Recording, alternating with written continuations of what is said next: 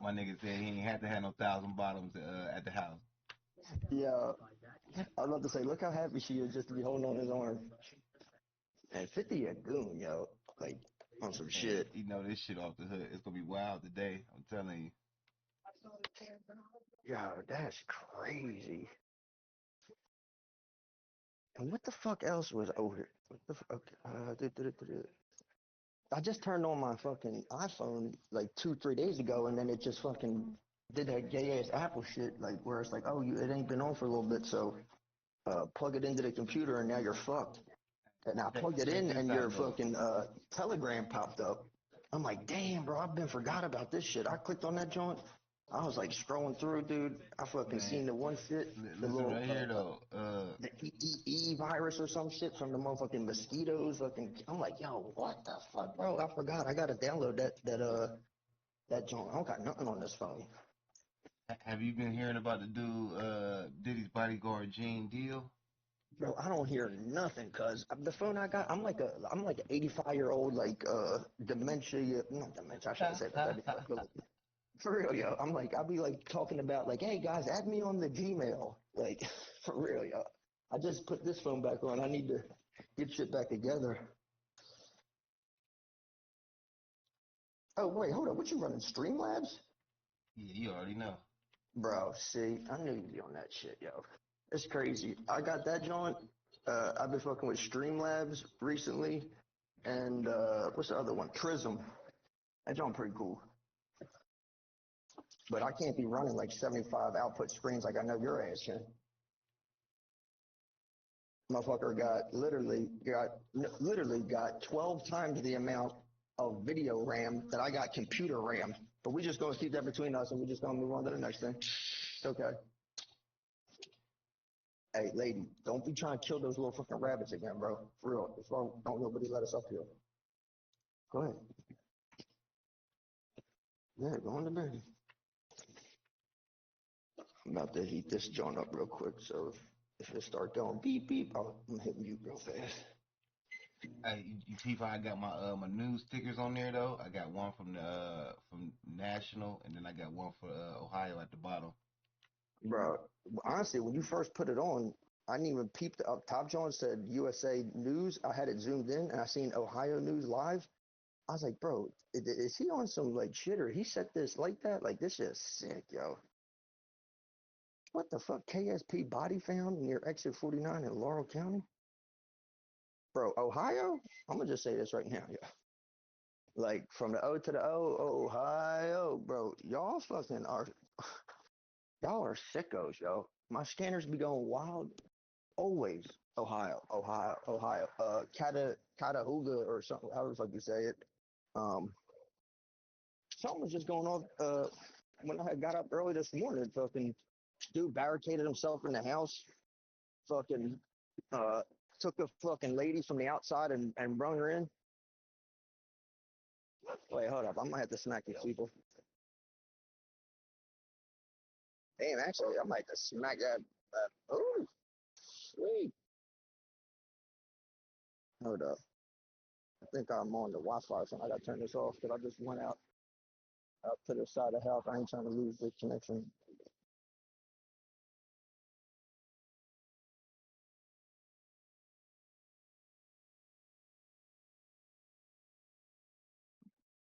Okay, there we go. That should. Wait, no, it ain't. Damn, man, hold up. I'm gonna click off this and click back on because now I don't fucking hear nothing. Oh, my thing lighting up. All right. No, hold on. I'm gonna just click off and click on it.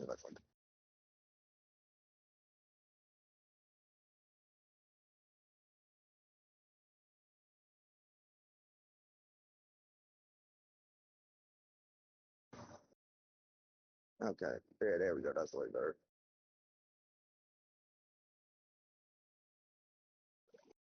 Bro, yeah, it's a dog, yo. That's what they do. They bark, especially if you're acting like that. Nah, you cool. I thought you was trying to throw something at her or trying to fucking do something to her. You're cool.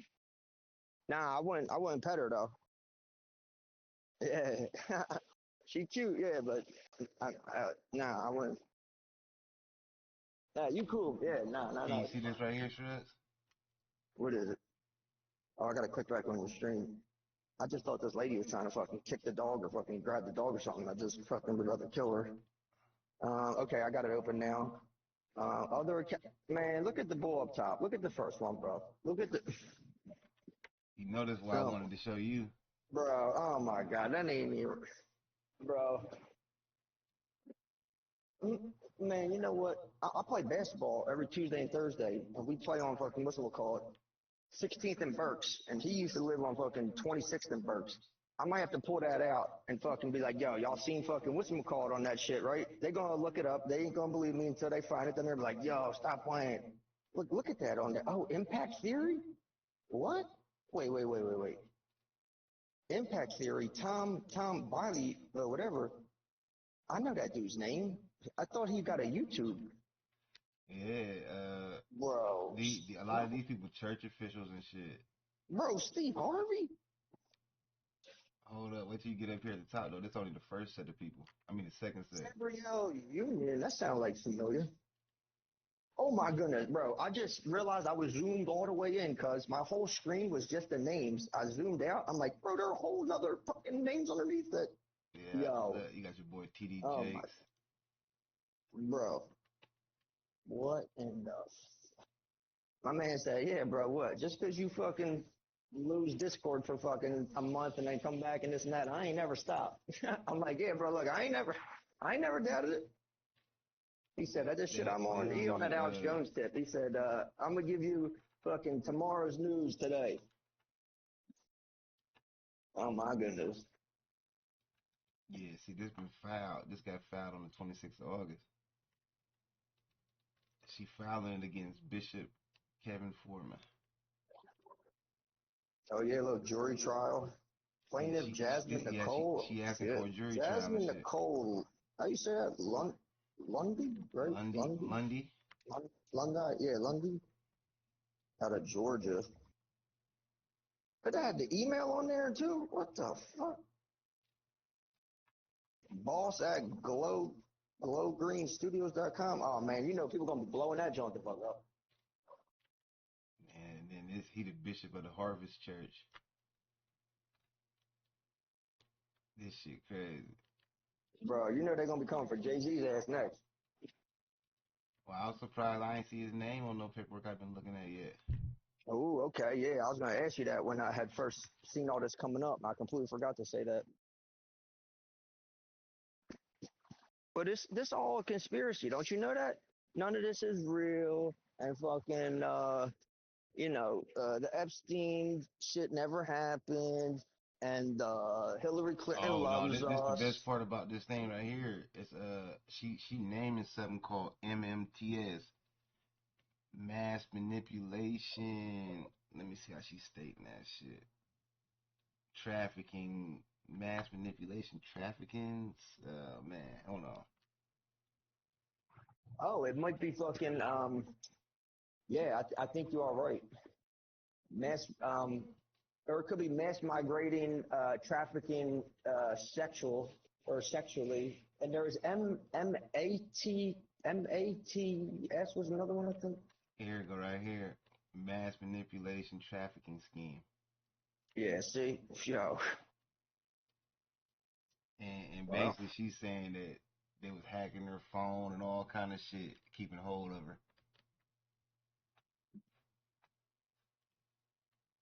And bro, that's why I was trying to figure out, like, damn, how the fuck did Diddy's name get into this shit? This shit crazy.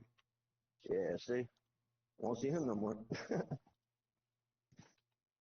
Or we probably will. Now hold up though, let me show you this other shit.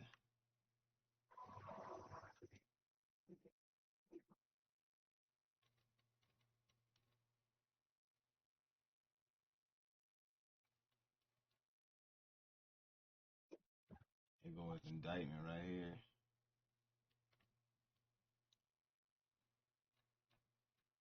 And that's something when you had posted yesterday. I looked at the like first two and the bottom like two Oh because yeah, no, I was with my old friend. that was the unsealed indictment, bro. No, this right Yo, here, this see, is bro, we on the same page. this part of his you know how they like bring the charges on you or whatever. Yeah, yeah, yeah. This part of that right here.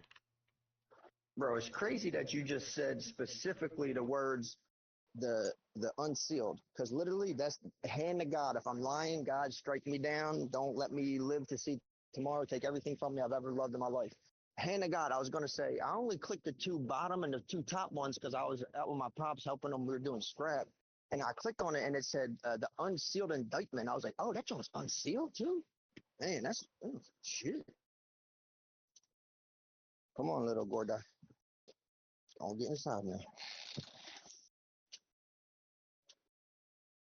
bro. See what happens when the bull be trying to drain that swamp. You know they denied him bail too and shit. Stop. Yeah, he's still being I held did right not know that. now. This the letter right here that they wanted to use to keep him from getting out of bail. Hold And on, I gotta blow my screen up and do it sideways. It's only fucking. I hate when this don't do this. Oh, there we go. I just reset it. All right. I might be getting a phone today. Oh yeah, there we go. I don't know what the fuck I just did, but it just made the whole thing even bigger now. Judge Tamoff. I ain't even gonna try and say that. Tarnowski. But yo, yeah, you better man than me, but I can barely read my own damn name. Returned to a 3-count indictment. Crimes related to his decades-long pattern of physical, sexual violence, multiple victims, his use of force, threats, and coercion to enact his will, protect his reputation, and fulfill his sexual desires. Oh yeah, won't see him no more. Yeah, I'm gonna go through this shit later on, but the trial cracking right quick. Let me get this shit up. Bro, yo, look, like I said, do whatever you gotta do. Don't feel like you gotta blah blah, like whatever. You gotta go and fucking, yo, bro, I gotta go do this and like be like a normal person and live my life. You do it, yo. Don't feel like you gotta sit here, dude. No, because just because I'm here, shit. Look at that bull up there. He cracking up. We live now, boy. Let's go. Yeah. You know who funny as hell? Who cracked me up? What's his name? Fucking I can't now remember his fucking name. Yo. We've spoken about previously, Miss Uh, Smith. I was watching a clip of him the other day. That Little we still fucking need to resolve the fuck the is bull's issue name, of bro? whether Damn. that person is going to be shown on film. I ain't never even knew him until I started watching this trial. The dude that just be And clowning the fucking like prosecutors and depending shit. on the one witness we've been discussing all week, Your Can't Honor, remember the bull's who name. has the condition. Yes, That dude's funny as and hell. lastly would be They said to him, depending on the status of so how did you Understood. know We about the discussed gun? How did yesterday you the know it was illegal to possibility have it? He that said, man, Mr. Zachary because I knew I wasn't supposed to testify still pending supposed to be appointment having it, but it ain't my gun. I took it off him when and if he because is I released knew. from the hospital. All right, so with regard to AS,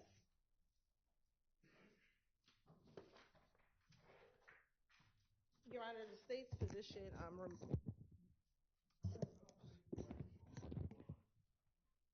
you need to talk into the mic. Yes, I'm talking into. It is working. She's just not close enough to it, and it's attached. So you're going to have to just pick one up and use that one.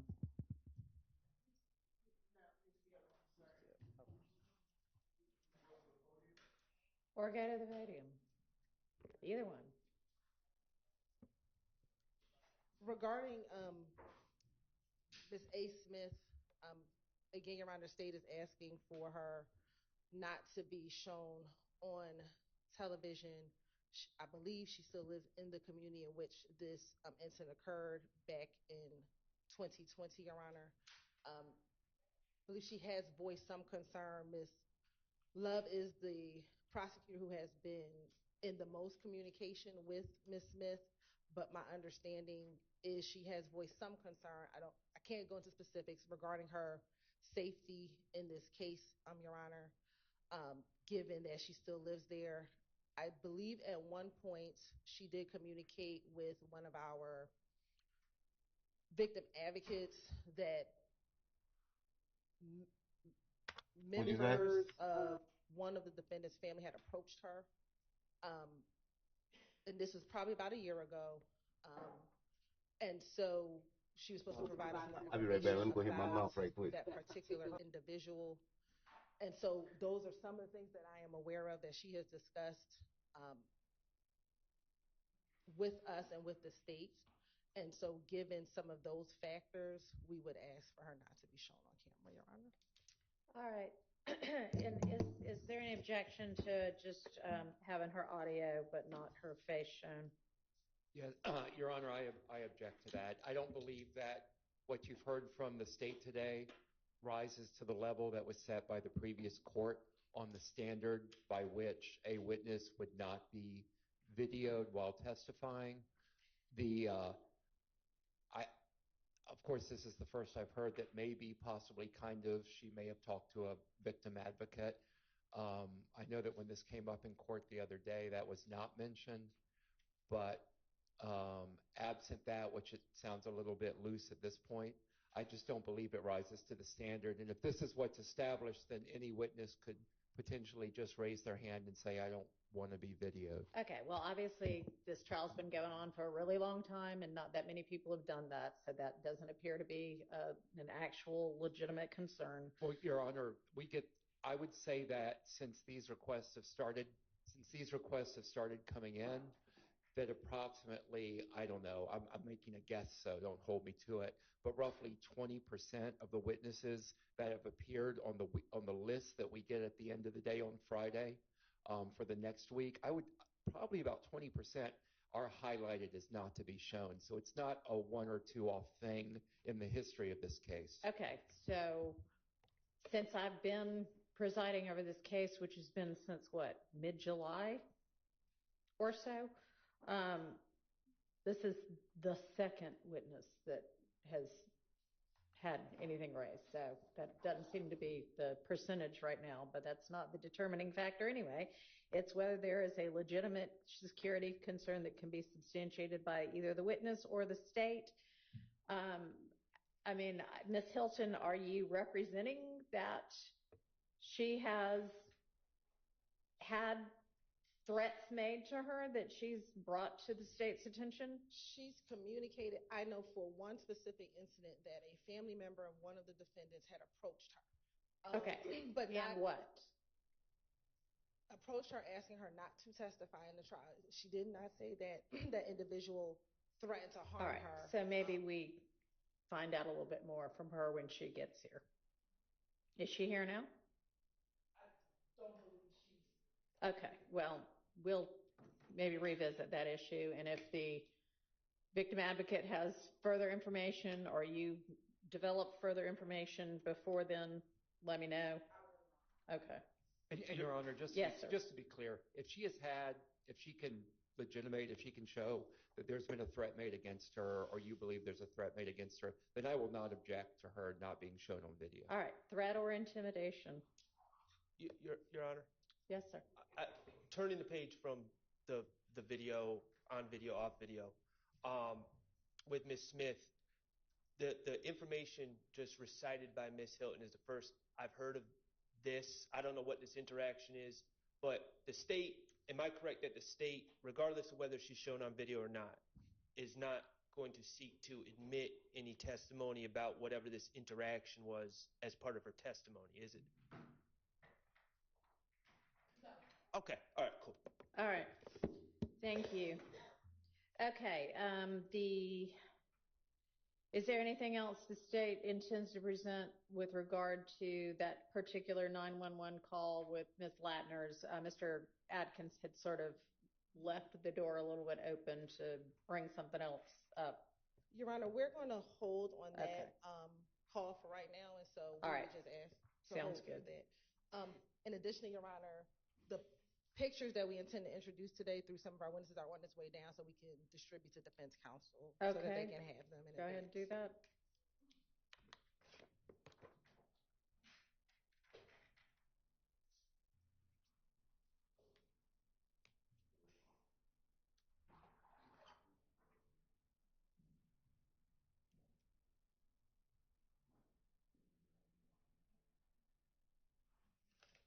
All right, and then I wanted also to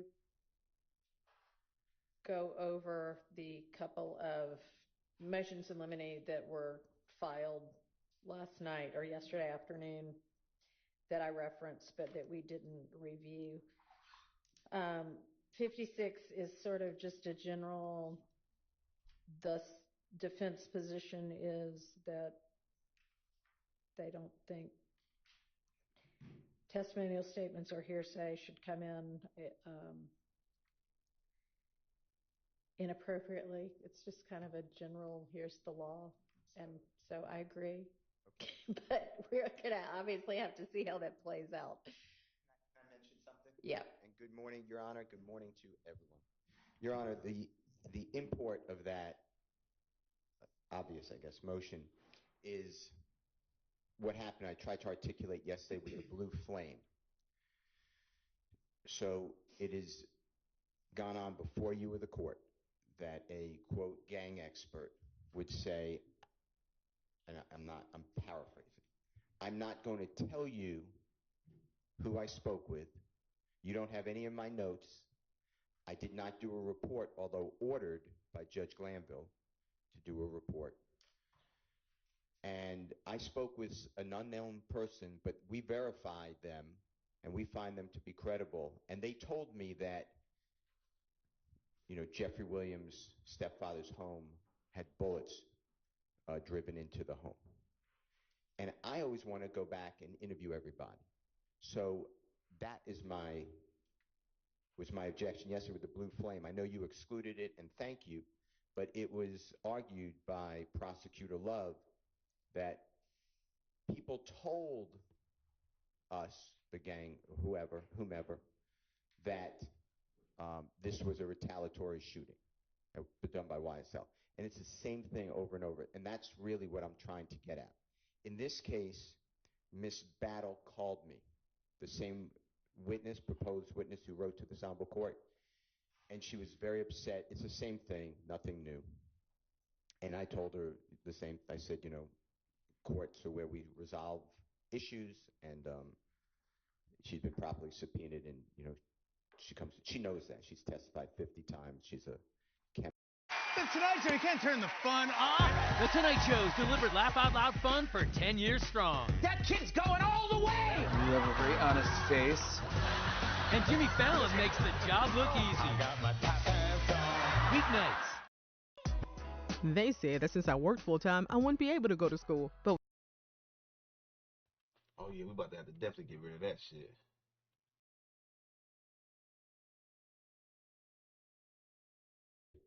of tenants, this person rented the apartment, and then have a gang expert come in and say, well, we interview people, and her boyfriend is this known gang member with IF.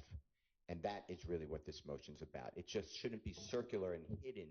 We should have the authority to go out and interview the people and have the same information the police are relying on to make those representations. And if they don't give it to us, then clearly to me it's hearsay and confrontation clause.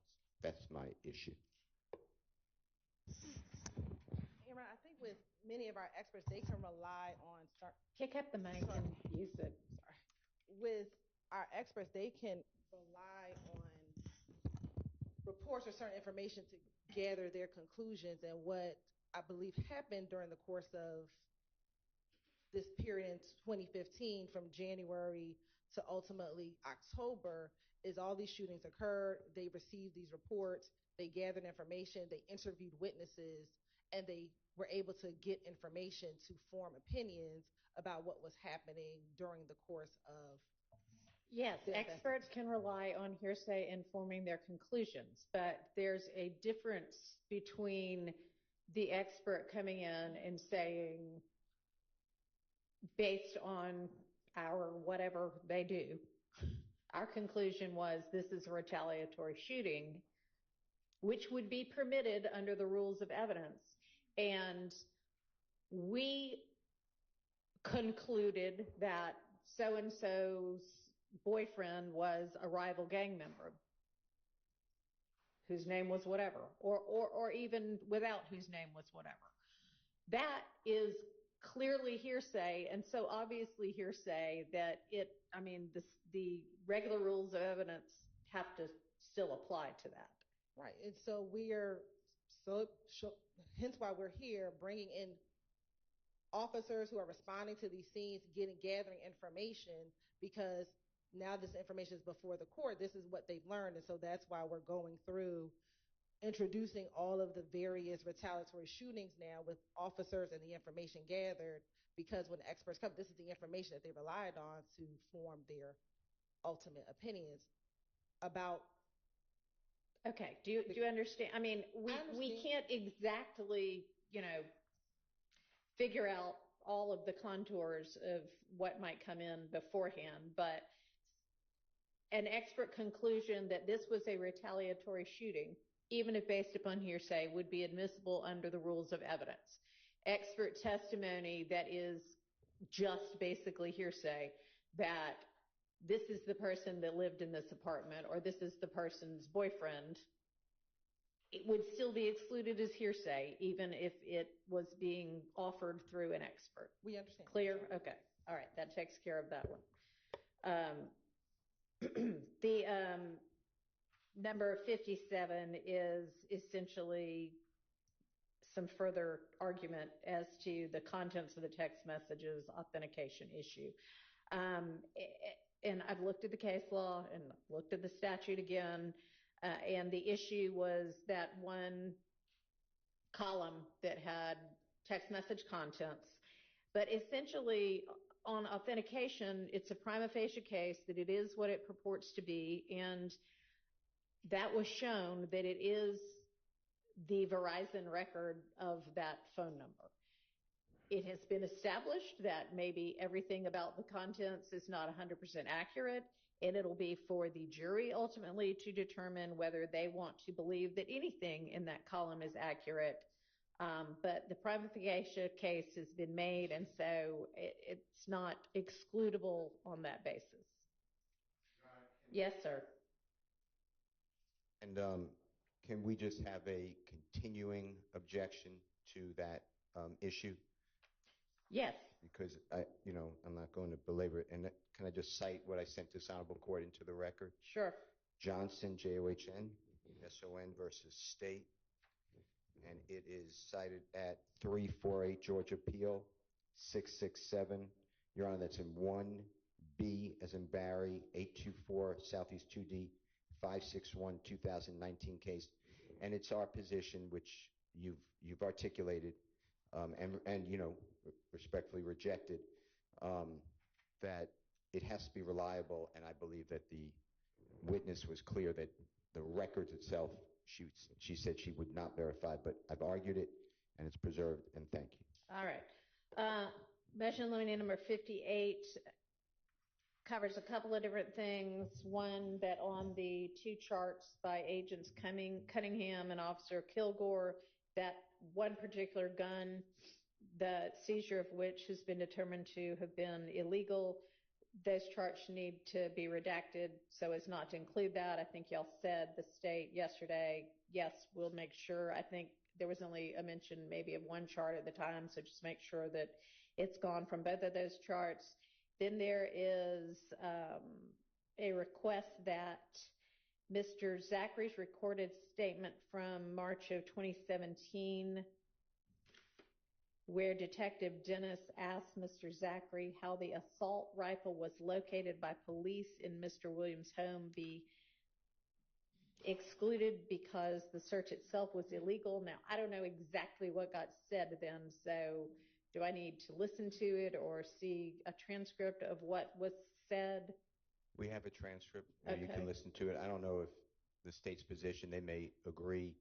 It's a 2017 statement, Your Honor, March 3rd, if it comes in. I'm just preempting it. And the search that's been deemed illegal of Mr. Williams' home is July 15, 2015.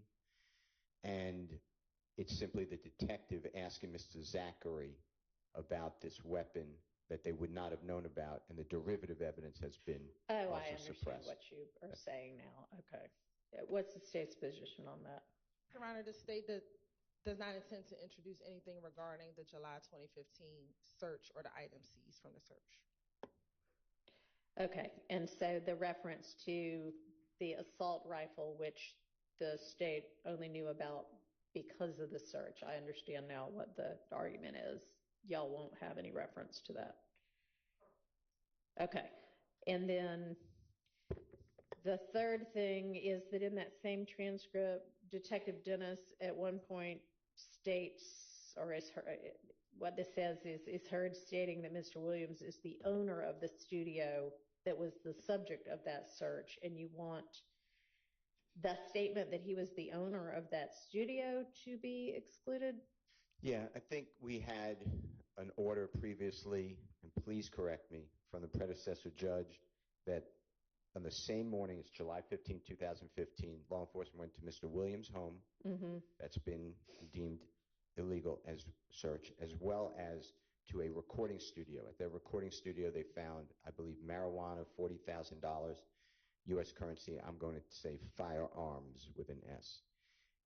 It has been previously said that search of that studio is not related to Mr. Williams or anyone on trial directly. It was another person named RICO, and his last name is evading me.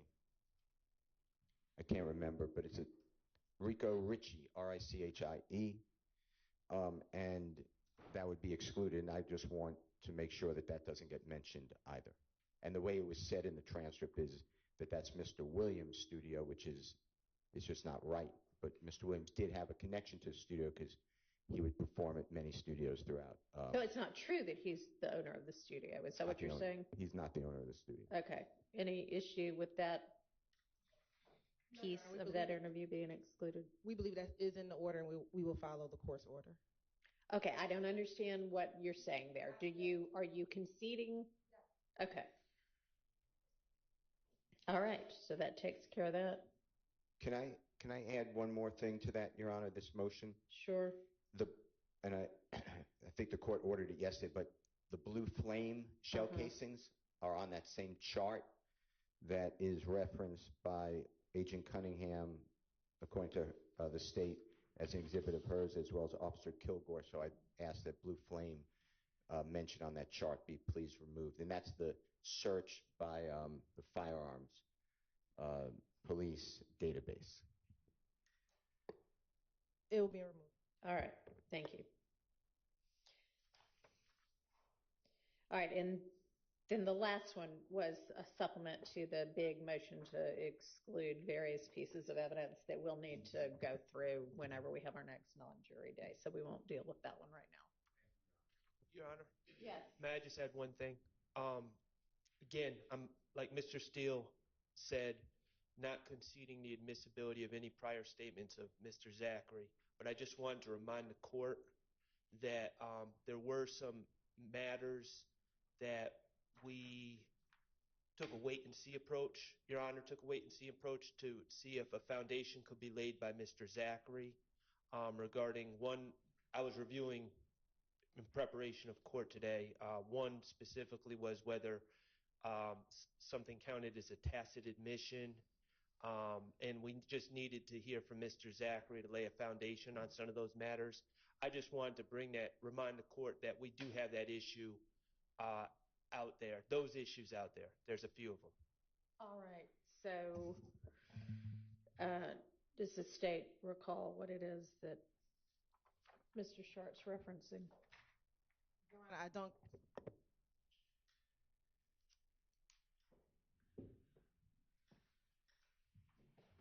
I unfortunately do not, because I don't think I was here when the Quindarius Zachary statements were reviewed. Mr. Atkins and Ms. Love were here, and give me a moment, I can reach out to them to see. All right, well, I guess until he shows up here, it won't become an issue anyway, but maybe circle back on that when we've got a different prosecutor in the courtroom, when and if we get Mr. Zachary. All right, thank you. Okay, do we have the jury? Not everybody, okay. Your Honor, yes, sir. For 3 minutes? Yes. Before that's done, we'll wait. Can I ask a quick question? Okay. I apologize, Mr. Weinstein. Your Honor, the state was kind enough to point me in the right direction for the witness list, and they said, I think the Honorable Court is on that email, so they said that Miss Bailey, Bailey, Miss Galloway, Galloway, and Miss Chavo, Chavo, or E rather, ES, Chaves, Chaves. We're not on any witness list. If we could get contact information and if the state could make them available for us to interview, that would be helpful. I'm not moving to exclude, the witness for not being on a witness list unless the court wants to do that, but I would like to speak with the witnesses. Yes, Your Honor. All right, how soon can y'all do that? All right, it looks like these are all like APD employees. Let me just reach out to my investigative team. We should be, hopefully if they still work with the department, we should be able to get that pretty quickly. All right, anything else? All right, will you?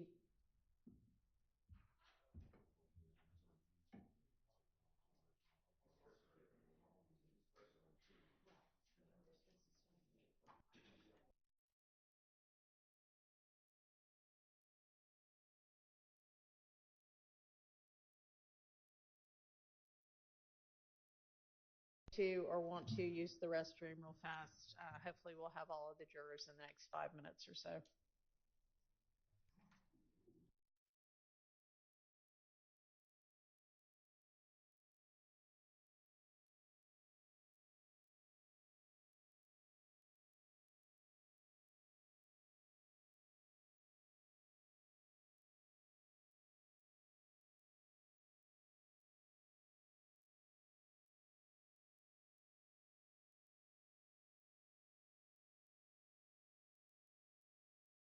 We're sitting here waiting on the jury to pop up, man. So everybody get yourself together, wake up for the day. Make sure you up, paying attention. A lot of bombshell shit came out when I was uncovering some shit last night. A few more different kind of allegations upon Diddy's ass. Got somebody named Jasmine put some shit down against Meek Mill, Rick Ross, Joe Osteen, and everybody, man. It's going crazy.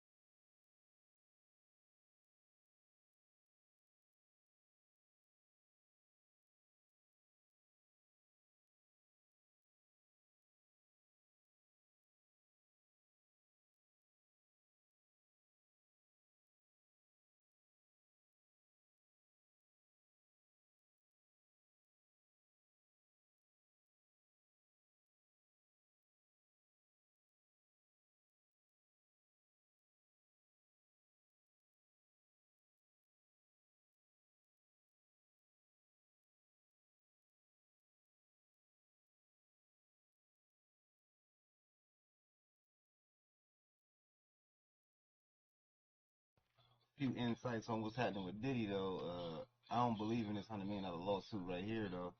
The dude that did it from jail. His name Derek Lee Smith. He basically won the case by default because Diddy ain't know to show up for the case, I'm guessing.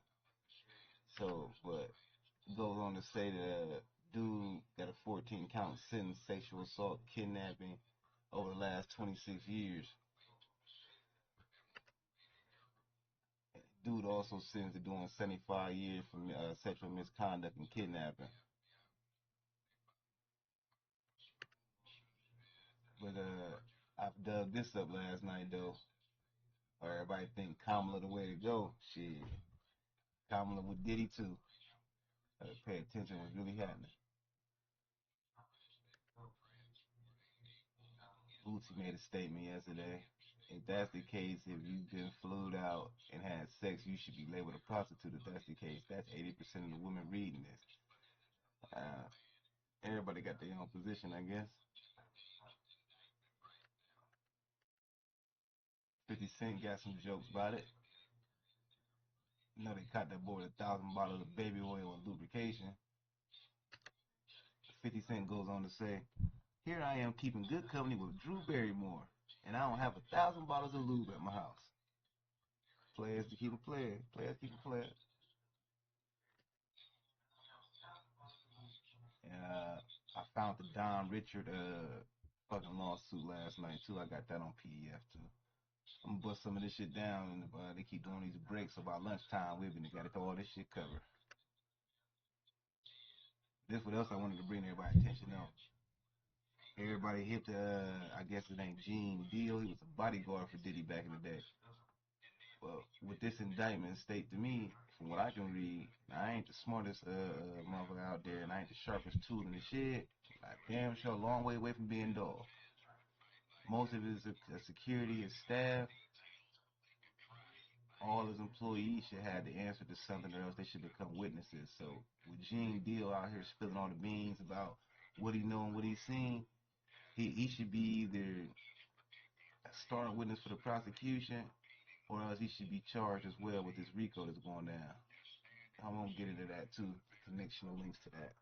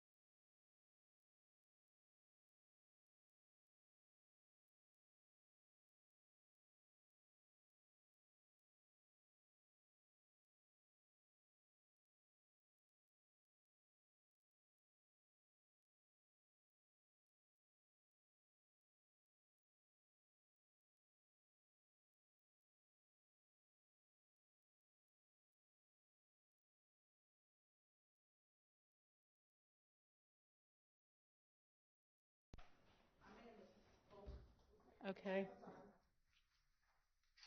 Earlier, when we were talking about A. Smith, and I talked about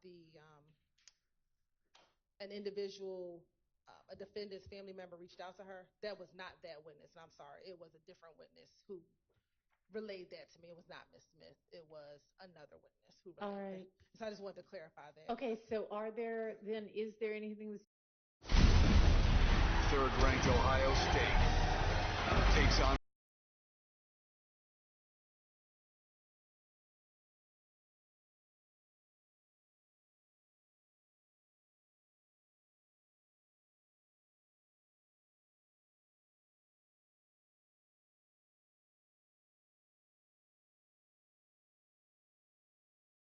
her, she says distress.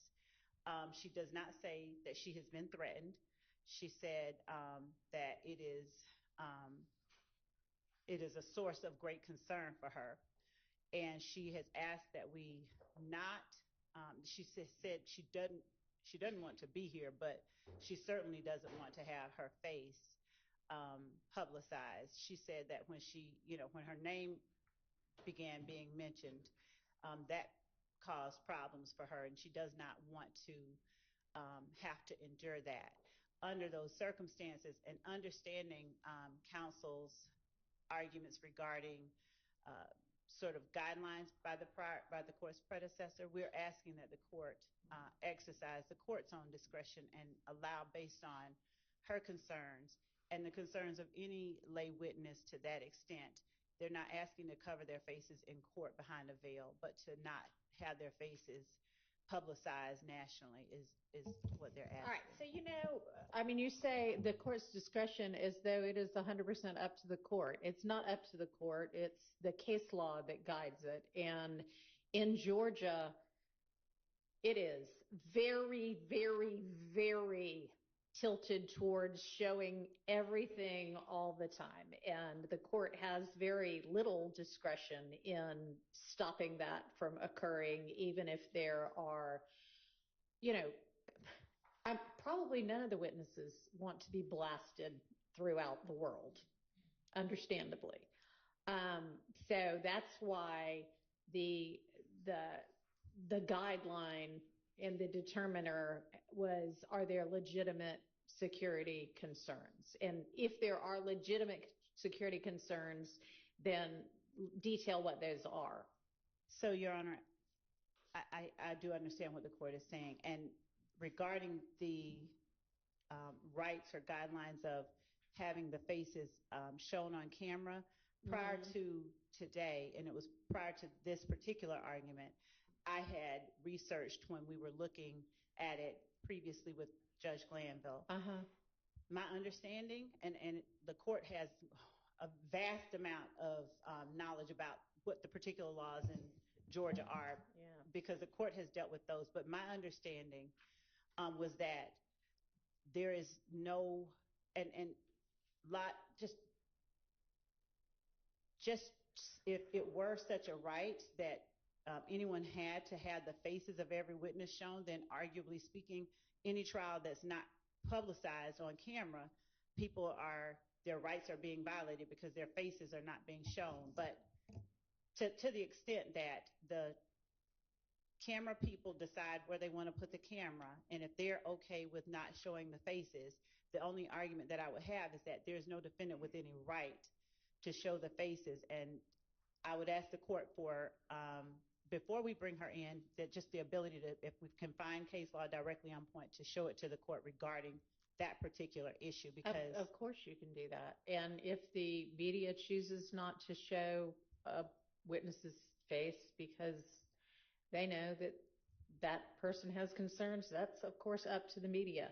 I mean, frankly, this court is open. Anybody can walk in here anytime they want to and watch the proceedings. But that's just not really the way the Georgia courts overall have perceived the whole televising and videotaping of court proceedings. So sure, I'm happy to consider any kind of case law that you want to present. Thank you. And obviously, if the media wants to focus on somebody else during that time, that is wonderful. But Unless you present to me either case law that covers it or legitimate security concerns, I can't order them not to. Thank All you. right. Thank you. Okay, so are we now ready for the jury?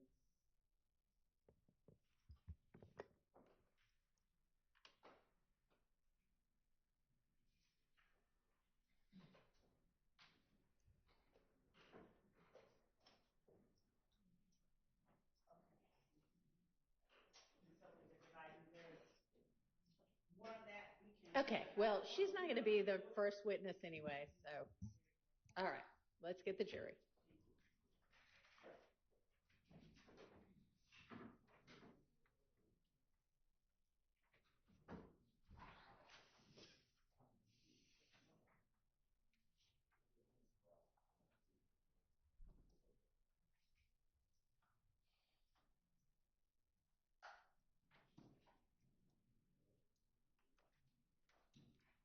He brought me one from the jury, right?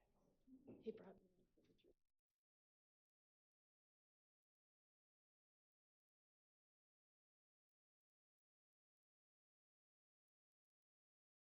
All rise for the jury.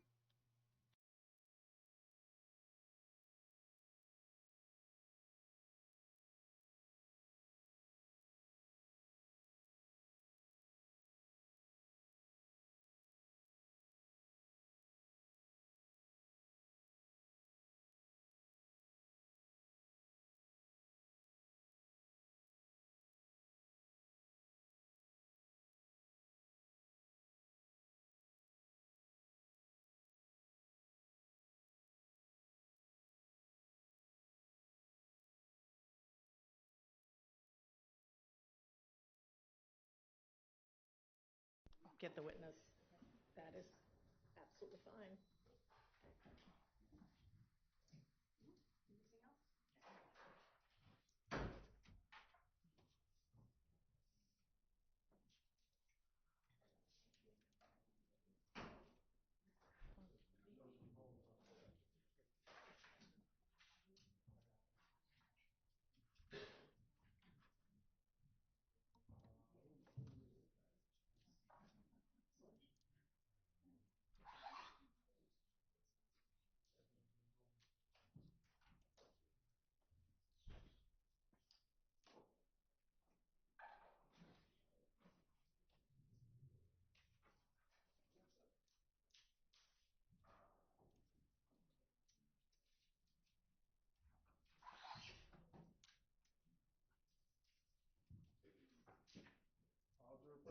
Thank you so much. Your Honor, state calls crime scene tech Alfred Turner to the stand. All right.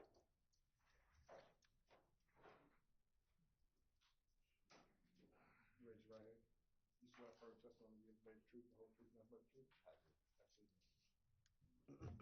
State and spell your first and last name for the court dial into the mic, please. You pull it down. Okay, it's Alfred Turner, ALFRED TURNER. And welcome back. Hey. Seems like we just saw you yesterday. So we're not going to go over your background since you were here earlier this week. I just want to jump to back in 2015.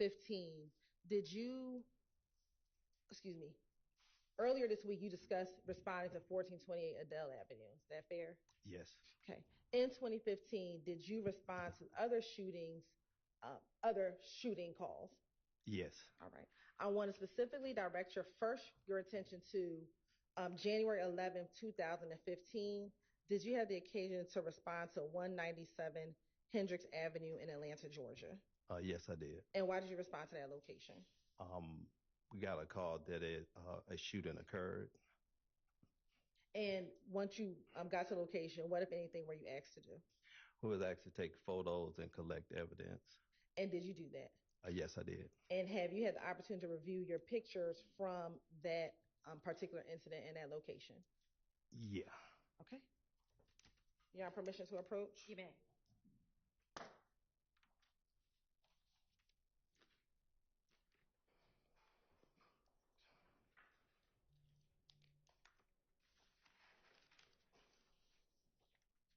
I'm showing you what's been marked as 1 triple DA through 17 triple DA. And were you sent those pictures yesterday evening? Yes. Okay. And as you're flipping through, did those pictures fairly accurately depict the scene at 197 Hendricks from January 11, 2015? Yes, they do. Your Honor, this time the state would like to tender State's Exhibit 1 triple DA through 17 triple DA into evidence. Those are admitted. Permission to publish, Your Honor. Okay.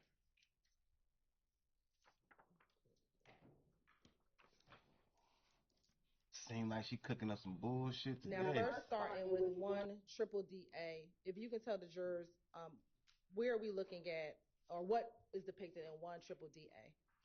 It was just an overall photo of Hendricks Avenue.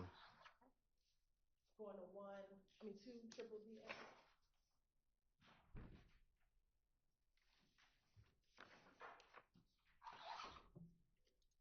Looking at 2 triple DA, was this the home that was the focus of your investigation? Yes, it was. All right. Looking at 3 triple DA, and now 4 triple DA, and 5 triple DA. What, if anything, is depicted on 5 triple DA? That's for damage to the screen of the window of that residence. Okay. Now looking at 6 triple DA.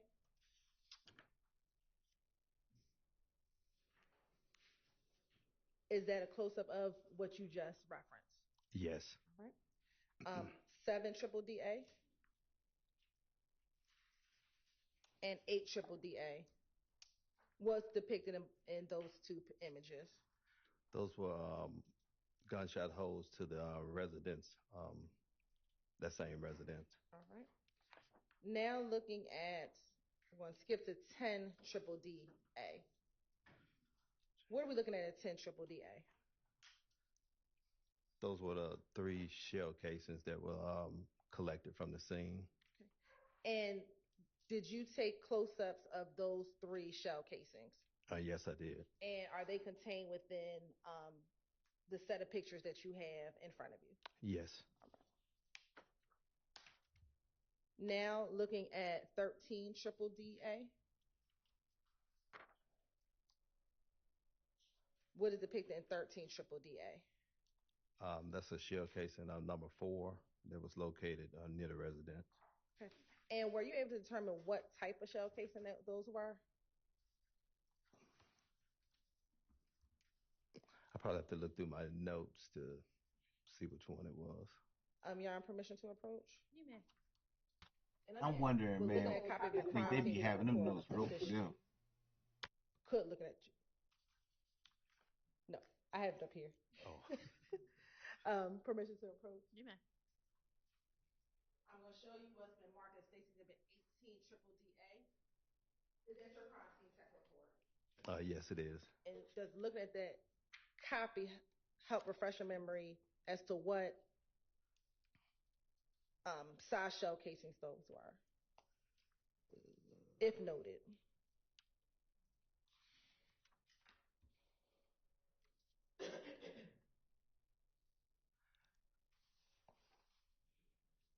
He ain't got no fucking notes, man.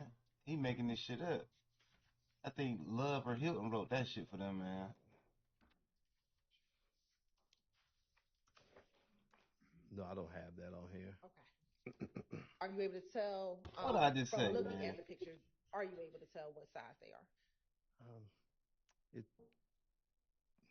And if not, that's okay too. No. Okay. Now, in that year, did you also have the occasion to respond to 198 Stanhope Drive on January 26, 2015? Yes. And do you recall why did you respond to that location? We were dispatched that a shooting also occurred at that location, and it had damage to vehicles.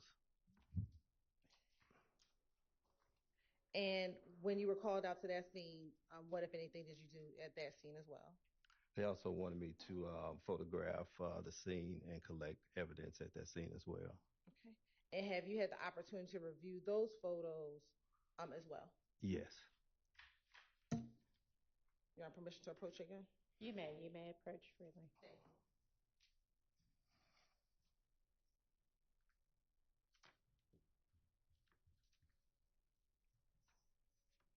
I'm showing you those that marked as 1DDD through 29, 1DDD subsection C through 29DDD subsection C.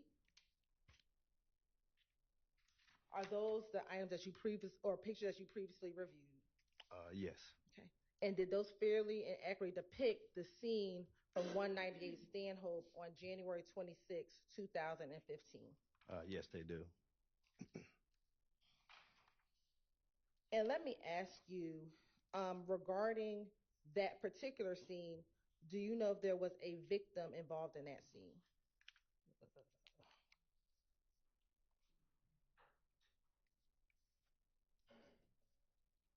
I'd probably have to look on my notes to see. Okay.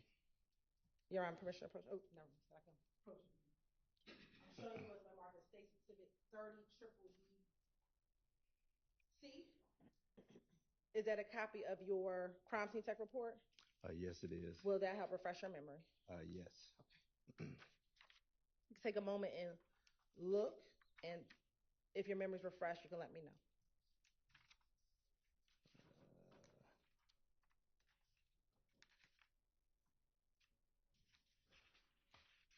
Yes, there was a victim. And who was that victim? I believe it was Trevante Turner. All right. And I believe I admitted it, but if not, Your Honor, say what like the tender States Exhibit 1DDD C through 29DDD C into evidence. Okay.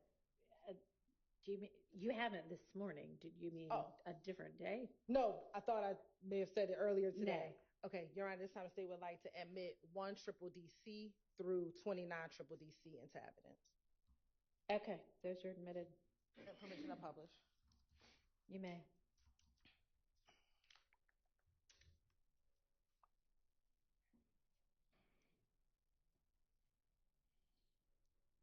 Now, first looking at 1DDD C, tell the jurors what are we looking at in 1DDD C. That was the vehicle that they were that we were dispatched to take photos of multiple gunshots. Okay. Looking at 2DDD C and 3DDD C.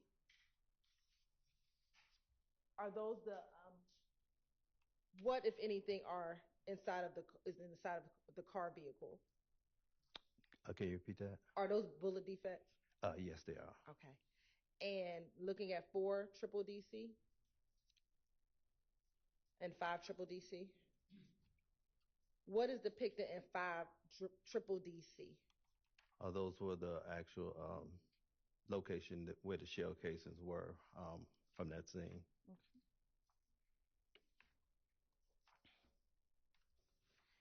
And did you take individual pictures of all of those shell casings?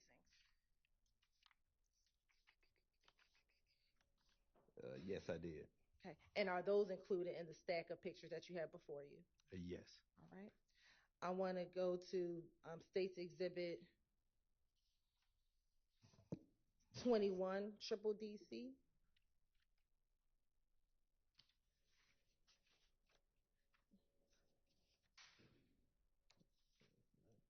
What is depicted in 21DDD C? That's a photo of a vehicle parked at the residence, and it also had multiple shell gunshot damages to it. Looking at 23DDD C and 24DDD C. Is that the damage that you were referencing? Yes. Right. And now looking at 25DDD C. What are we looking at 25DDD C? That's a residence of 186 Stone Hope. Okay. And did that also sustain damage? Yes, to the window. All right. Looking at 27 triple DC and 28 triple DC. Is that the damage to the window that you were just referencing? Yes. And then looking at 29 triple DC. Was that also a defect to the window? Yes. Right. And after taking pictures, did you collect those shell casings? Yes, I did. And when you collected those shell casings, what did you do with them? They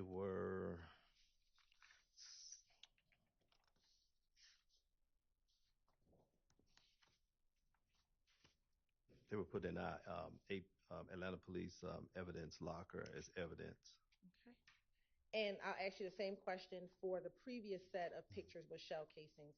Did you collect those shell casings from 197 Hendricks? Yes. And what, if anything, did you do with those shell casings once collected? Those were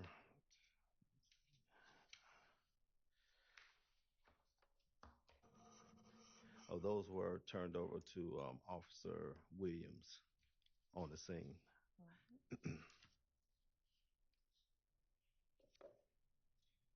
Now, as a crime scene tech, do you sometimes report to the APD homicide cage to take pictures? Yes, I do. And when would you respond to the homicide cage in order to take pictures? It's usually after the vehicle has been moved from the scene and actually stored in the homicide cage. Okay.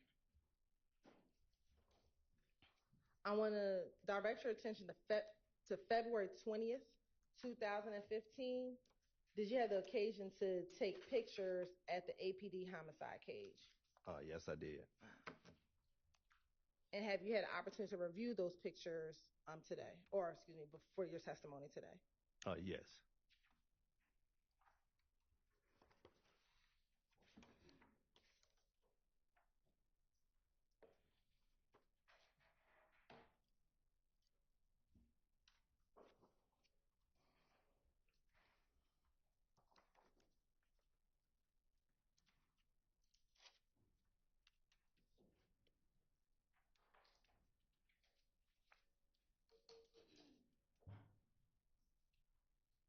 I'm going to show you what's been marked as State's Exhibit 1 triple D to 11 triple D.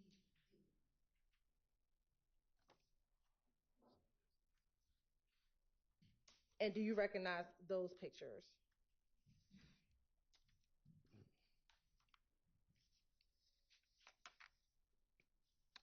Yes, I do. And how do you recognize those pictures? These were the photos that, excuse me, that was taken at the homicide cage. And are they a fair and accurate depiction of the picture that you took at the homicide cage on February 19, 2015? Yes. Your Honor, this time the state would like to tender State's Exhibits 1 triple D through 11 triple D into evidence. Those are admitted. And Crime Scene Tech Turner, did you of where that car derived from? On 40 Maury Avenue. We're looking at a copy of your police report, Crime Scene Tech report, help refresh your memory as to the exact address. Yes. I'm going to show you what's been marked as 12 triple D for identification purposes. Is that a copy of your Crime Scene Tech report? Yes, it is. Okay. And does that help refresh your memory to the address of where the car was taken from? Yes. And what was the address? It was 114 Maury Avenue. And what is the date of the incident? When did the incident occur? These mushrooms make you feel better. The date of the incident or the date that you took pictures?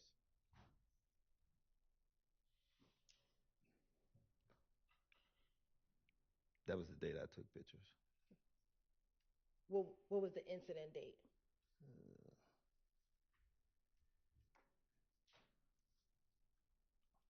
I'm sorry, 2020, 2019. Yeah, I don't think he can see with them thick ass glasses on. I don't know how he investigated shit. incident date.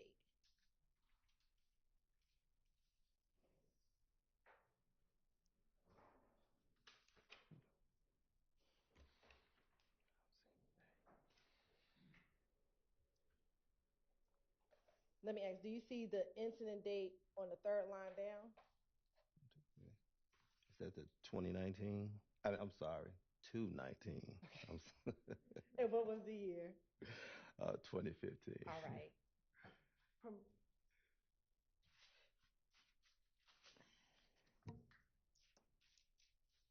And Your Honor, permission to publish 1 triple D E D. Triple D D. You may. Okay. What are we looking at 1 triple D D? That's just a rear photo of the vehicle. And 2 triple D D? And now we'll look at 3 triple D D. What was being depicted with the placard for number 1 and 3 triple D D? That was a photo of a cell phone. Okay. Now looking at 4 triple D D. What was being depicted with placards 2, 3, 4, 5, and 6 and 4 triple D D? But first, it was a photo of the back seat inside the vehicle, and I believe there were shell casings on all those. Okay. And did you take individual pictures of those shell casings?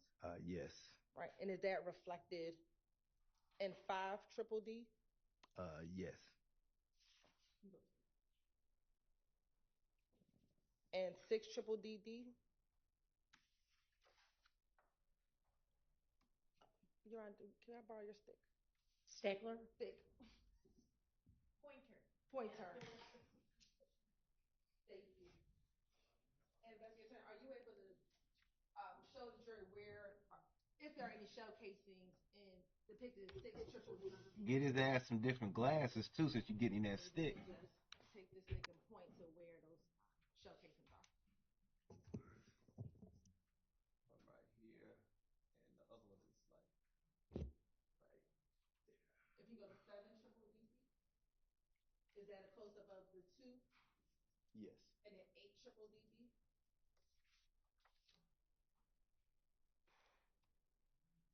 There's actually 3 here. 1, 2, 3. All right. And 9 triple D? Were those shell cases depicted in 5 and 6? Yes. And 10 triple D? Were those shell casings depicted for placards 7 and 8? Yes. All right. And 11 triple D? Is there a shell casing depicted in 11 triple D? Yes. Okay. And where is that shell casing? It's 2 here and here. All right. And then lastly, and that's it. Thank you so much. Now, crime scene tech, are you able to tell me, and we'll start with triple D, the incident number for triple D? Number 12, I'm sorry. Looking at your crime scene tech report, are you able to tell me the incident number for 114 Maury? You wanted the incident number? Yes, please. That's 150503213.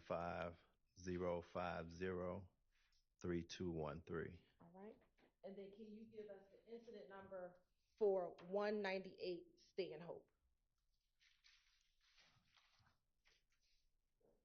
That was 150262801. And then lastly, could you give us the incident number for 197 Hendricks? 150110392. All right. Now, with the shell casing that you collected from the homicide cage from the car in triple D, what did you do with those shell casings?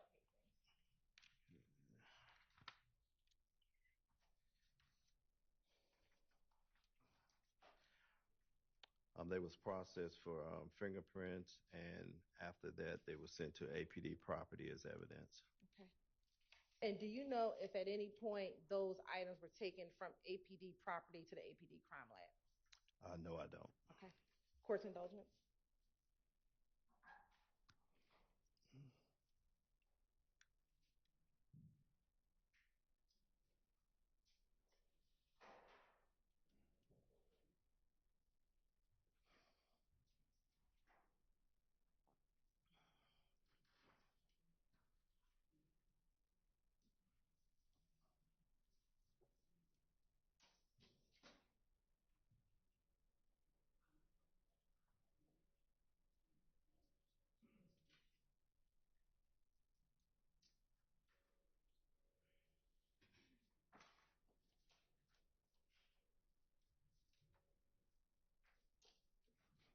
Last question for you. So, Prosecutor Turner, when you package Use the mic if you don't mind.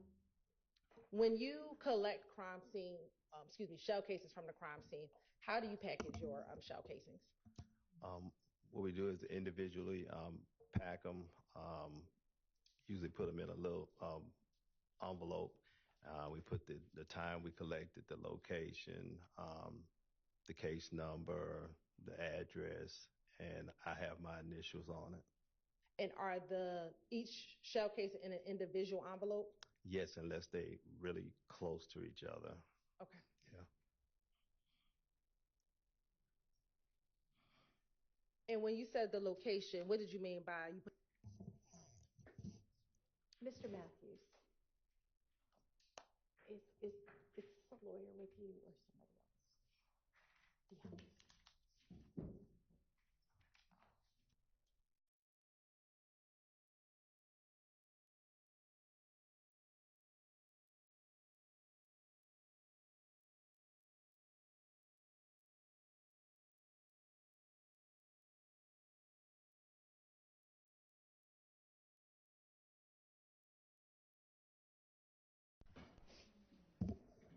That was just Mr. Matthews is wanted in a different courtroom during our next break. That didn't have anything to do with this case.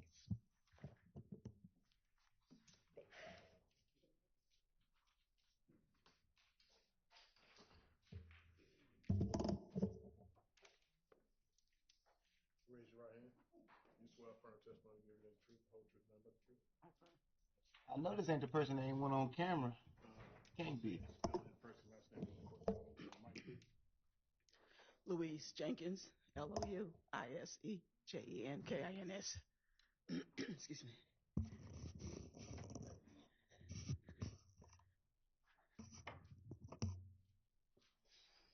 Good morning, Ms. Jenkins. How are you doing? Fine, and you? Doing well, doing well. Are you currently employed? No, I'm retired. Happily? Happily. What was your last job? Atlanta Police, crime scene. What year did you retire from APD? 2015. What year did you start with APD? 1985. Can you tell the jury a little bit about your experience when you started working for Atlanta Police Department? I started at criminal records and I did dispositions and I went to court to take dispositions and then I did warrants. And from there, I started crime scene in 1987. How did you end up working in crime scene? It's all in the same department, and I started taking notes and started studying fingerprinting, and I got interested in it, and then I started in fingerprinting. And did you ever become a crime scene technician? Yes, I did. Can you explain for the jury your experience as a crime scene technician? We go to court. We had to go to take classes, and we do collect evidence, process, fingerprint, photographs, go to court, and we take our crime labs to either GBI or Atlanta Police Crime Scene. Now, did you have any law enforcement experience in any capacity before working with Atlanta Police Department? Not in law enforcement, but I work for State Revenue Department, and I also work Atlanta Braves Security. Okay. How long did you work with Atlanta Braves Security? About 10 years. Did any of that time overlap with it when you were with the Atlanta Police Department? Yeah, some of it did. Now, were you a crime scene technician from 1987 until you retired? Yes. And I want to turn your attention, Ms. Jenkins, to April 28th, 2015. Mm-hmm. Did you ever have the opportunity to respond to 1903 Drew Drive? Yes, I did. Can you tell the jury what you did in relation to that location? It came up as a vandalism, shots fired, and I went and I took photographs of the scene on the outside and inside, and I collect evidence from the outside, and I turn it over to the officer on the outside on the scene, and I collect a projectile and 2 bullet fragments from inside, and I took it to our Atlanta crime lab and turned it into them. Do you typically process the scene from the outside in? Yes. And I wanted just to show you one photograph that's already admitted to publish 62 Lima Lima.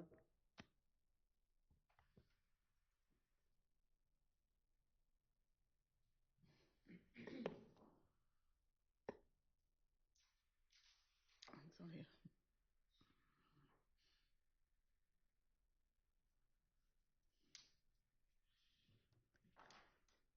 It's going to come up here, and okay. if technology works for us, machine. Do you recognize that photograph, 62 Lima Lima? Yes. And is that the 1903 Drew Drive we were just discussing? Yes, it is. And why is it, or can you explain for the jury, the responding officer collected the shell casings that were outside and you collected the ones that were inside? Is there any reason behind that? Well, it came up as a vandalism. So usually when we have a call like that, we can also turn it, the shell casings or whatever, to the investigator on the scene. Anything mostly on the inside, we collect and we'll turn it into our crime lab or the GBI crime lab. And what protocols did you follow when you collected the shell casings? I photograph, numbered, and collect them in envelopes, label each one of them, and I put them in a bag at the end of collecting everything, and I turn it over to the officer on the scene. And for the projectiles, that you collected from inside, what protocol did you follow with those? We collect overall of the whole place first, and then we collect each items, and we number them, and then I collect them and data them, and send and take them up, and then send them to our crime lab. After you processed 1903 Drew Drive and collected those projectiles, did you have any other involvement with this specific crime scene? I did not. One brief moment, Your Honor.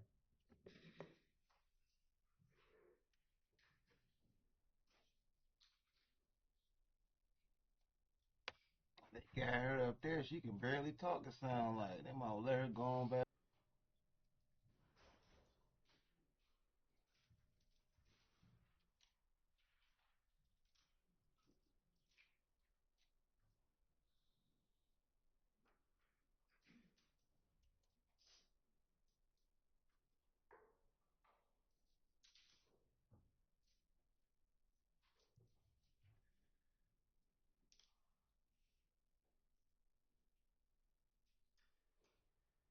Ms. Jenkins, I'm just going to show you a few photographs from, I'm going to publish, yes.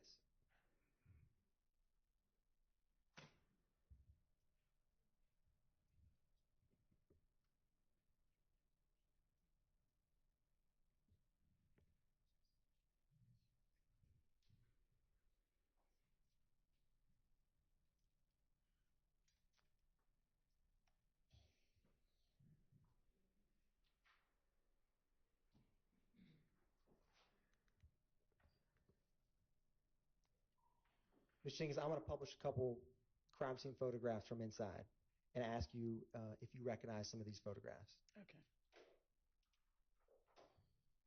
And I'm publishing State's Exhibit.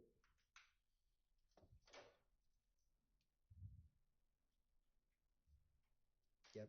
Previously admitted 22 Lima Lima.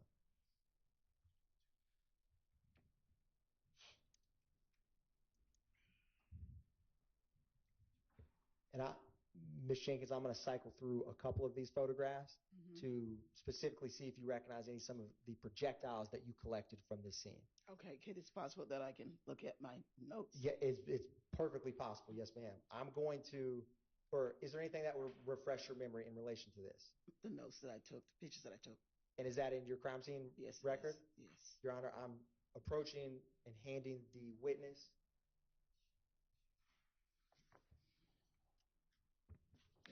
And Ms. Jenkins, once you review that, if your memory's refreshed, just look up at me. Okay.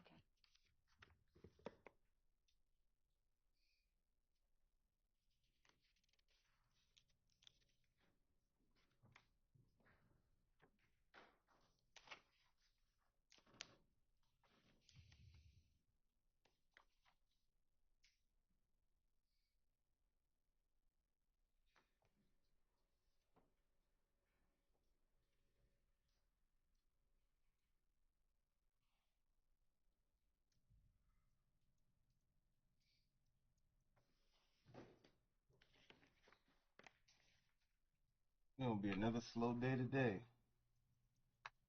They ain't got nothing happening.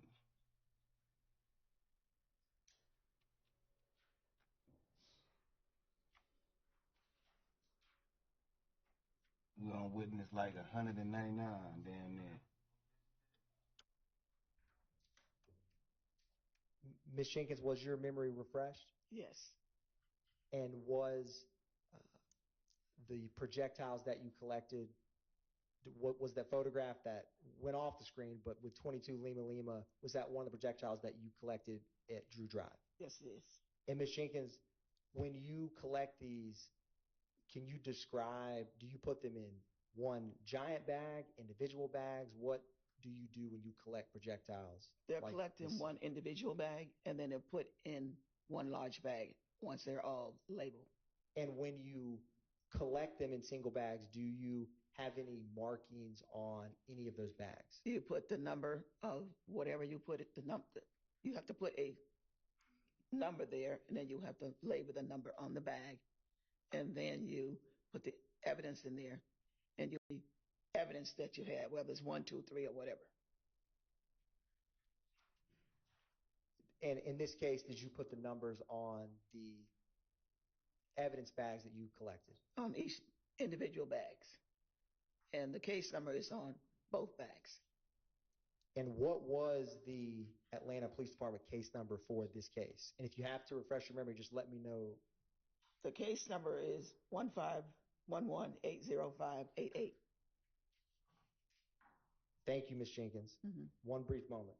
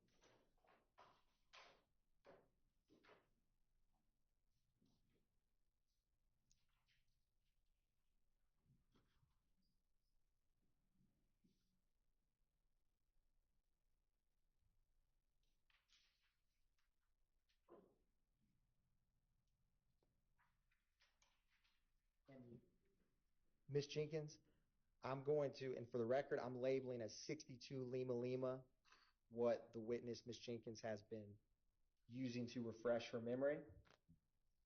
And Ms. Jenkins, can you describe what it is that you have been using to refresh your memory?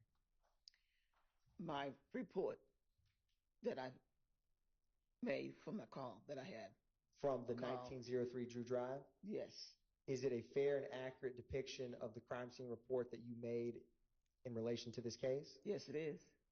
Your Honor, at this time, the state would tender 62 Lima Lima into evidence. It's admitted. Thank you, Ms. Jenkins. No further questions by the state, Your Honor.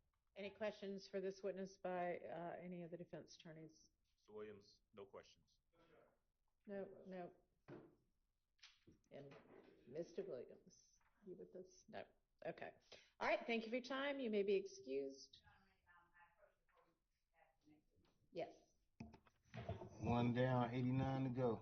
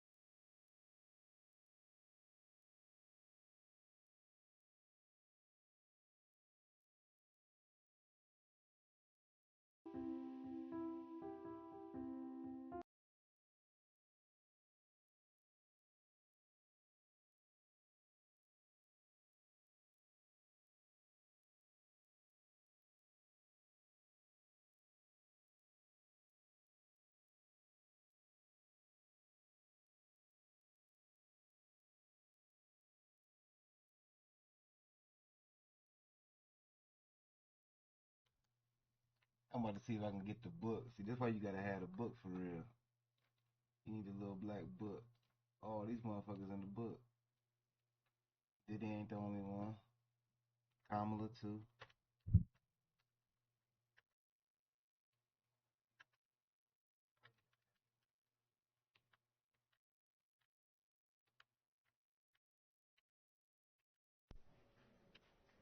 Hold up, they back.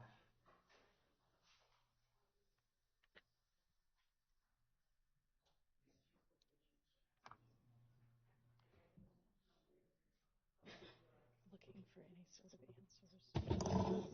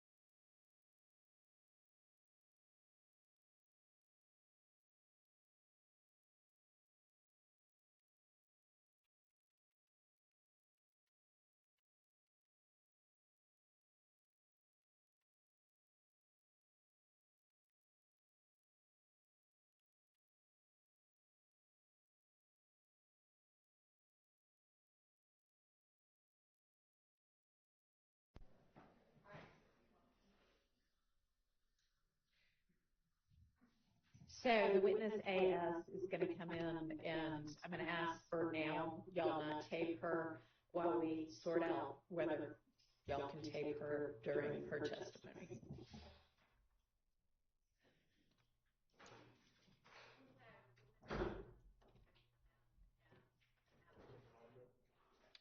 Yeah, audio is okay.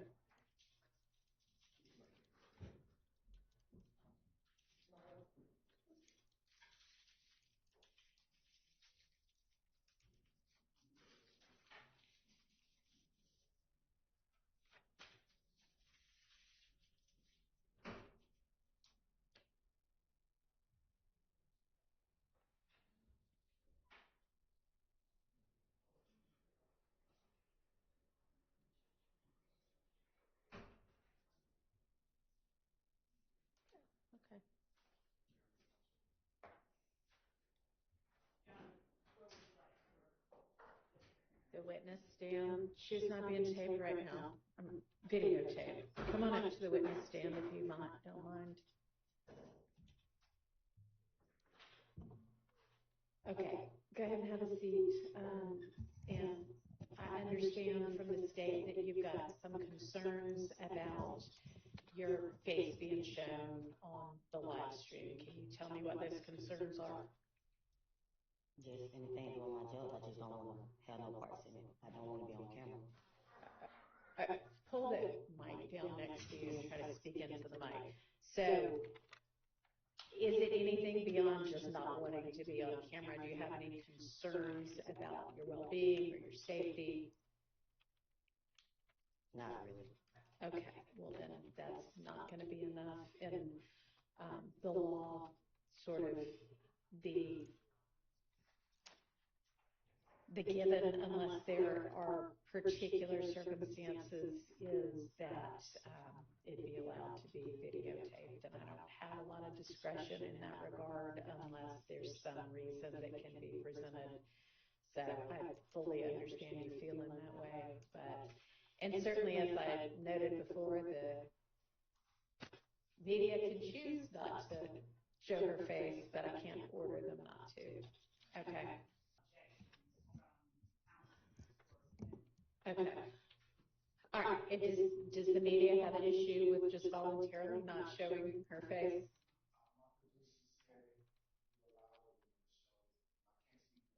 Okay. I'll say this, and also what the media had agreed to is that if they had an objection to not showing the faces, they were going to come on the Monday after Ms. Hilton provided them. So she provided us to the police lab. I'm gonna relocate Benegato.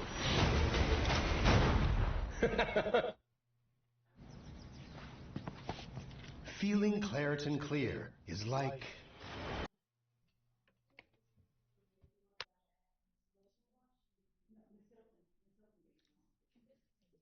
We can't really hear you. Speak up a little bit.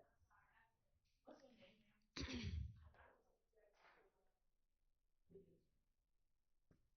can't even hear what you said. She objects to about the videotape. My producers texted me and said they would like to show it.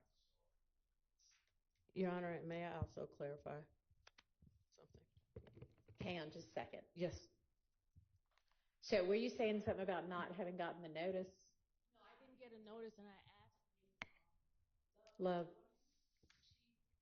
She ignored me, and then she wasn't here. Okay, so who sent the email last week? So, Your Honor, I sent the email last week. Miss Sylvia was not on that email. All right, we'll put her on all the future emails. But she did ask for it on Monday, and I forwarded to her on that Monday. On Monday, okay. And well, she did receive. If you'll go ahead and add her to the distribution list for all the future ones. And we will continue to follow the procedure that had been put in place previously, that the objections, if there are any, need to be made the Monday morning after the Friday emails. Yeah, and Your Honor, I don't believe that representation made by the state is accurate, that the media are the only people that have the opportunity to object to this. That's not what she was representing. I think we had not objected before. Ms. Westmoreland, you wanted to say something? Your Honor, I believe it's been clarified. Okay. Turning the page again. I just want to make sure that Ms. Smith has been instructed as a witness. My concern is that there's always rumors, and I just want to make sure that Ms. Smith knows that she's only to testify about things that she actually has personal knowledge of. All right. Ms. Love, I think you know what Mr. Shart's referencing. Have y'all had a discussion about? All right. Okay, so does any defendant want to, I think in the future, the test is supposed to be, you know, is it within the requirements of due process to cover or exclude? And a lot of these cases are about a defendant objecting to coverage. or the media objecting to coverage. And so if the defendant or the media objects, I need to hear the basis for the objection, and then I'll make a determination based on all the different factors that are set forth in Rule 22. But anyway, I haven't really heard.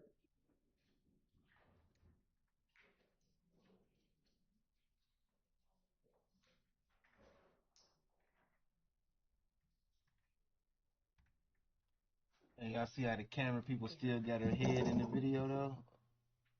You can see her right there with the red braids when she swung by.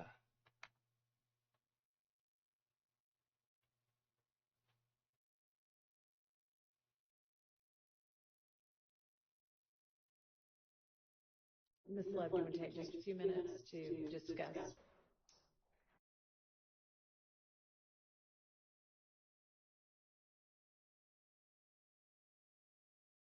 Objects, I need to hear the basis.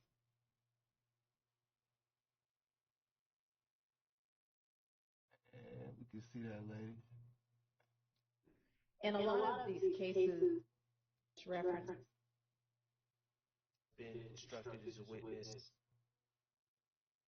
Referencing, have y'all had a discussion about?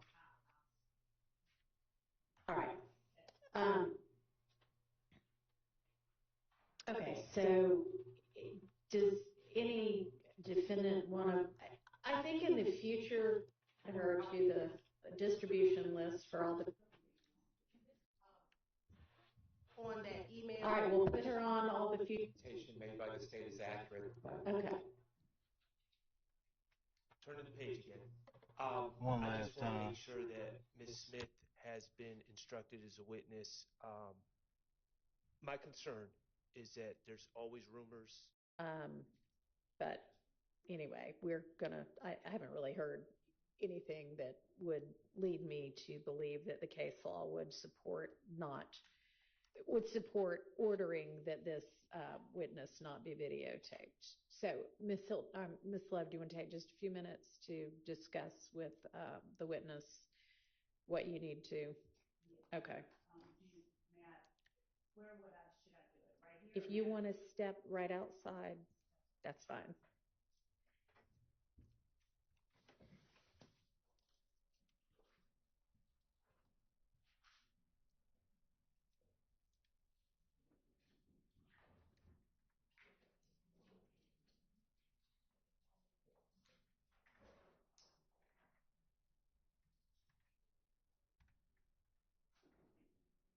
Yeah.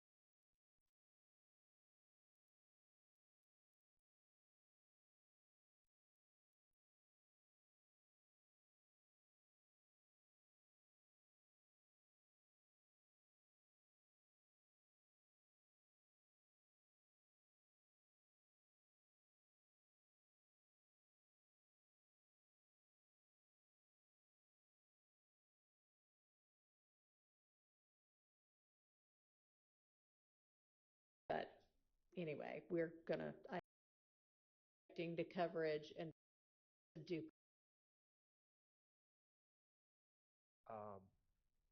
My concern. In the future, the objecting, any defendant I think in the was that they had not.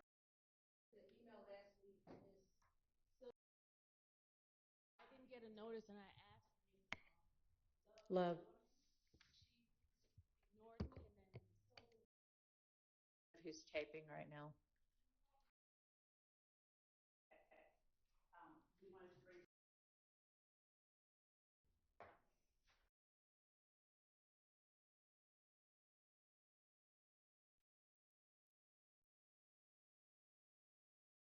About your well-being or your safety, about your well-being, and certainly, as I noted before, I fully understand you feeling that way.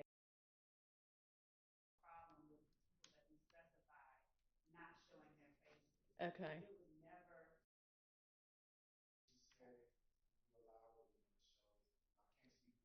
Okay.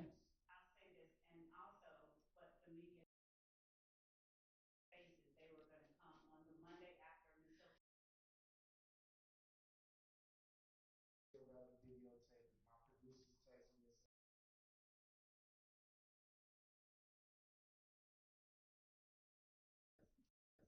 Y'all can tape her during her testimony.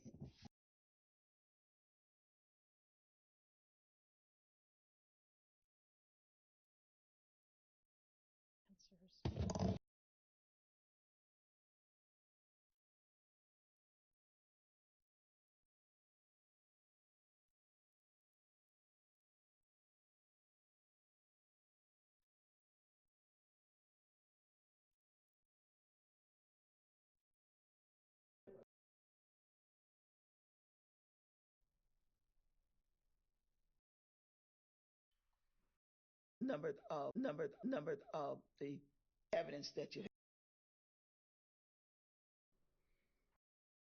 Record I'm labeling as 62 Lima Lima.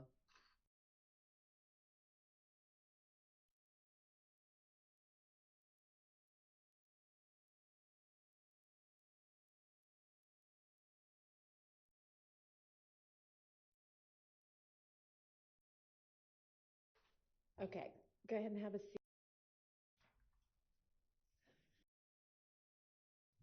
on that email. All right, we'll put her on all the future emails. But she did ask for it on Monday, and I forwarded to her on that Monday. On Monday, okay. And well, she did receive. If you'll go ahead and add her to the distribution list for emails. Ms. Westmore. Or the media.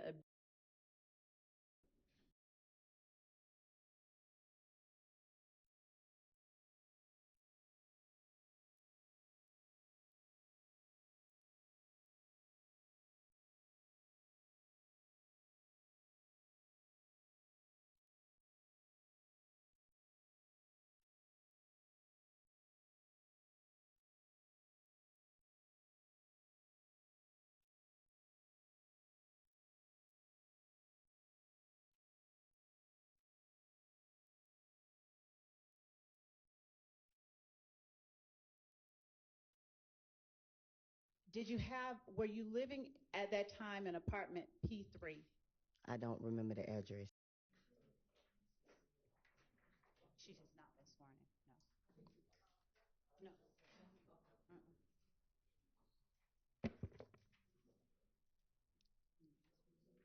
Is it okay if she uses? Is she gonna tell any of the truth? Let's find out.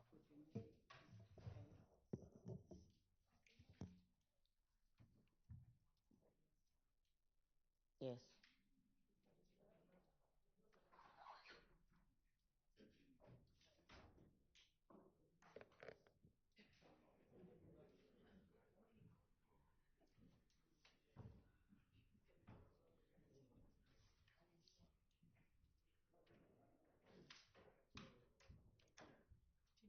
Facial expression, she nervous.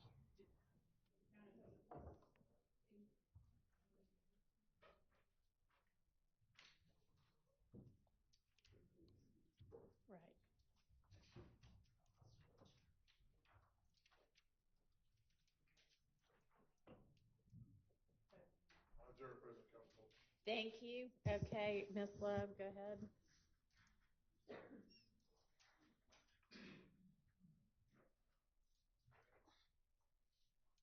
Can you stand up to be sworn, please? You swear affirm testimony you give the truth, the whole truth, nothing but the truth? I do. Now, I need you to state your first initial and your last name. Spell your last name for the court. A. Smith. Would you spell is common spelling for Smith? Simth. Okay. Thank you, and good morning, Ms. Smith. It's still morning. Good morning. All right. Ms. Smith, would you tell the jury where it is that you're from? Atlanta, Georgia. Born and raised. Born and raised in Atlanta? Yep. All right. And on January the 28th of 2015, did you live in Atlanta? Yes. All right. What was your address? I don't remember the address. Off Cleveland Avenue. Do you recall during that time living on Springdale Road at 2905 Springdale Road? Yes. All right. Now, were you living there with anyone or were you living by yourself? By myself. And is that an apartment, a house, Townhome? A townhome. All right. And you said that it was off Cleveland Avenue? That's what I said. Okay. Ms. Smith, were you living at that time in apartment P3? I don't remember the address. Okay. Do you recall having a neighbor by the name of Gilberti Mack? I do. All right. And do you recall whether you asked Mr. Mack to put cameras on his house? Can't tell nobody put a camera in their house. That's their house. It is. Do you recall whether you ever requested that of him? I didn't. All right. Now, back on January the 28th of 2015, how long after that date did you live in those townhomes? Left. Did you leave on that particular day or the next day or shortly afterwards? I wasn't there before that. Okay. Now, when you say you weren't there before that, what do you mean? I just wasn't home. Oh, you mean you were home on January 28th? If that's the date, I wasn't there. Okay. When did you move out of those apartments? I don't remember the exact date. The day they said I had to leave. Did anything precede your having to leave? A shootout. All right. Now, when you say a shootout, what do you mean? You weren't there, so what do you mean? And the jury hasn't heard this, so please tell them what you mean when you say a shootout. I mean, I had to go there. I got a call from the rent office saying that my house got shot up. Okay. And was that at night? Do you recall? I think so. All right. And so when you go on scene to see what's going on, what do you see? Bullet holes. Where do you see the bullet holes? I don't remember exactly what a bullet holes was. As far as not specifically remembering them, what I'm asking is, are they inside your home? Correct. All right. Do you recall whether the window or the door was hit or something different? No. All right. Now, when you got there, were there police inside your home? No. Did the police go inside your home with you? With me, no. Did they go inside your home? I'm sure they did. All right. Now, when you say a shootout happened and after that you left, do you know how long it was after that that you left? No. All right. At the time that you lived, and I don't want to get too much into your personal business, but at the time that you lived at that apartment complex off Springdale Road, did you know a person by the name of Kelvin Watts? Of course. Okay. And what did you call him? Shell. Okay. Shell, did you also call him Lil Kel? No. Okay. Did you ever call him by the short name Kel? I just told you, Shell. I understand. So at the time, around January 28th of 2015, or before, had Shell been hiding out in your house? Sustained. Had Shell been staying at your house at all? We was dating. Okay. How long had you all been dating? A few months. All right. Now, she ain't coming to help them. You were dating. She ain't coming did in to Shell help. stay at your house sometimes? He visit. He didn't stay. Okay. Did he ever hide out at your house? He visit. I just answered your question. I understand. Did you ever tell police on January 28, 2015, that Shell had been hiding? Objection, Your Honor. I just answered your That calls for question. speculation. Overruled. And Ms. Smith, I'm not going to keep you up here very long, but I'm going to ask you a specific question because the jury, Your Honor, if I may just be a little. Overruled. I'm going to ask you questions so that the jury who doesn't know the answers, so that you can answer for them, okay? Did you tell the police that night that your friend Kelvin had been hiding out at your place? I did not. Okay. Do you remember talking to police that night? No. Right. Do you recall the name, or do you recall an Officer Collins being the officer that responded to your scene? I do not. Do you recall what the officers looked like? I do not. Okay. Do you recall talking to anyone about your friend Kel in the presence of officers? No. Okay. Do you recall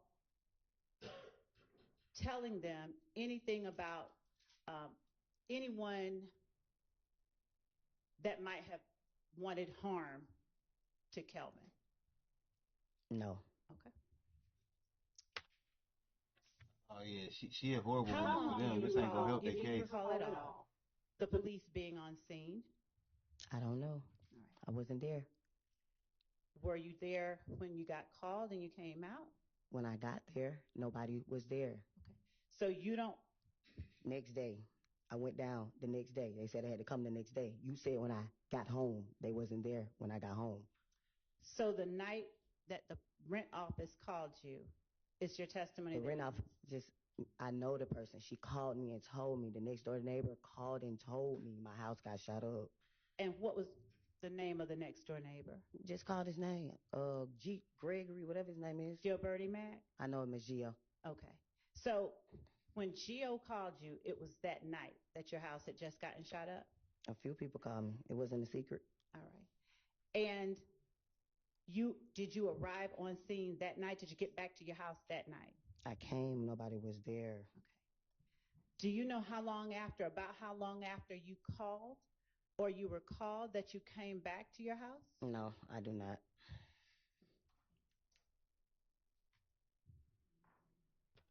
Damn, Miss Love, get out the way of the camera. Did you know any members, and I know this sounds like it's obvious, but do you know any members of your friend Kelvin's family? Did you know Donovan Thomas? I did. Okay. Were you close with him? Yes. All right. And were you able to observe Kelvin's interaction with him? I wasn't. Okay. Do you have any knowledge of whether Kelvin was close to him? Nope. I do not. At the time, did you know an Antonio Sledge? Of course I did. Why do you say of course you did? Because I dated him. All right. Were you dating him at the same time you were dating? I wasn't. Kelvin, how long before your house got shot up did you stop dating Antonio Sledge? A couple of months. The same time I just told you when I started dating Kevin. Okay. And what did you call Antonio Sledge? Monktoon. Monktoon? Yeah. All right. How long had you known Monktoon by that time? Been on Monktoon since I was like 15, 16 years old. Okay. How long had you known Kel or Shell Kel at that time? Not that long. Okay. Now, at what point do you now recall speaking to the police at all about shooting at your house? I don't. Do you recall ever communicating with the police in any way? I just told you. I went down the next day. You just asked me that. Okay. Who did you talk to when you went down the next day? I don't know. Where did you go down to? The headquarters. All right. Do you recall an investigator, Dennis? I just told you. I don't remember nobody's name. Okay.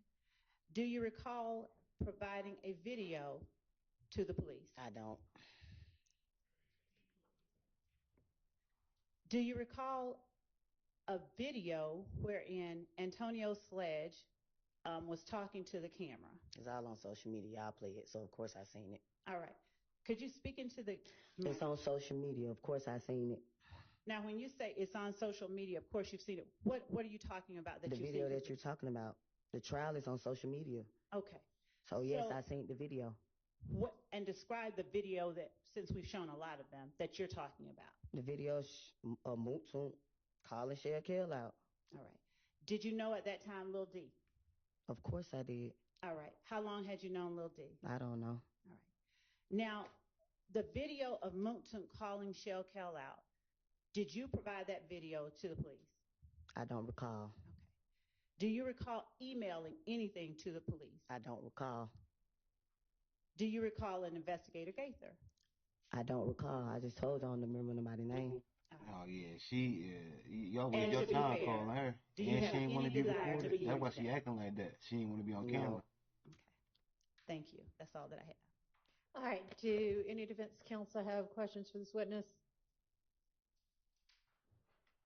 Not on behalf of Mr. Stillwell. Thank you. On behalf of Mr. Williams, no question. None, none, none. All right, thank you, you're excused. Call your next witness. Man, listen, that's the fastest they ever in and out of the witness in their life. They pissed her off. All right.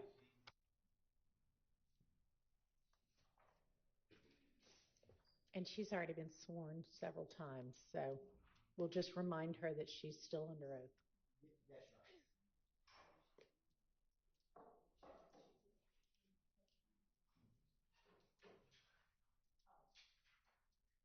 And Your Honor, Ms. Latner was previously testifying, and so our understanding was that she was finished. She was testifying in the Burns court, Your Honor. But I believe that she was Okay. outside, so we'll verify. Okay.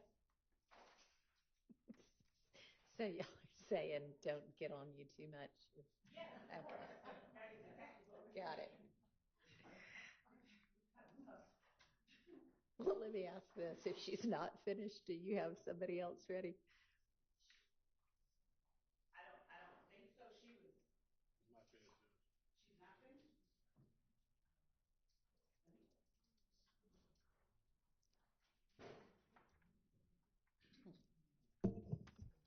And do they got another witness, y'all? I don't know. They running thin, it look like. And talking about they got 100 people.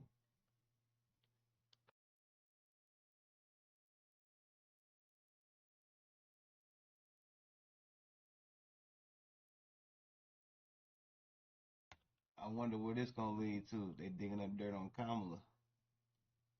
I better find y'all standings for the vote. Might actually matter this year. About 30 minutes ago, they said 20 minutes, so we are checking now. Okay, well, you don't have another witness out there? I believe we do, Ms. Hilton. Then let's just do another witness.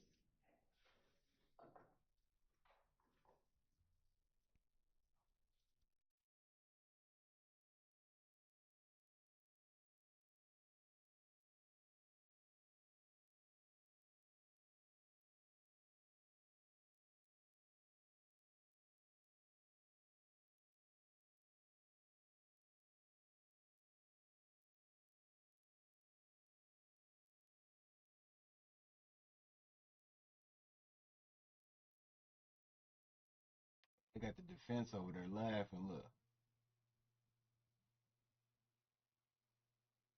And it's looking bad for the state, look. All the cops laughing. It's looking bad for the state, man. Keep a cool face, thug. Keep a cool face, baby.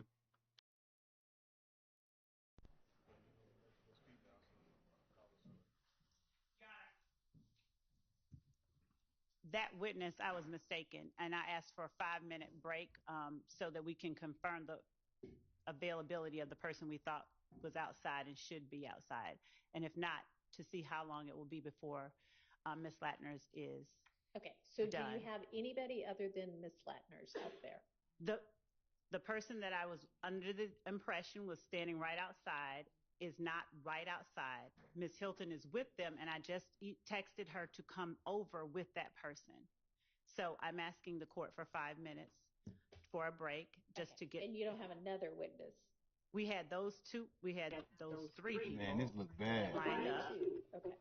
So if you know that one witness is going to be testifying somewhere else, then make arrangements to have, I think that maybe Ms. Hilton out there. So let's just get that next witness out.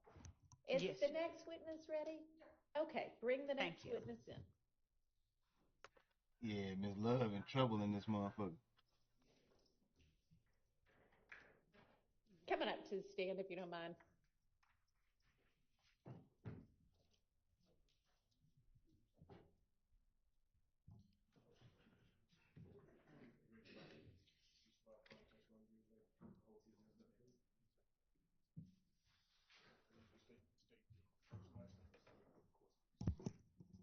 Ryan McGovern.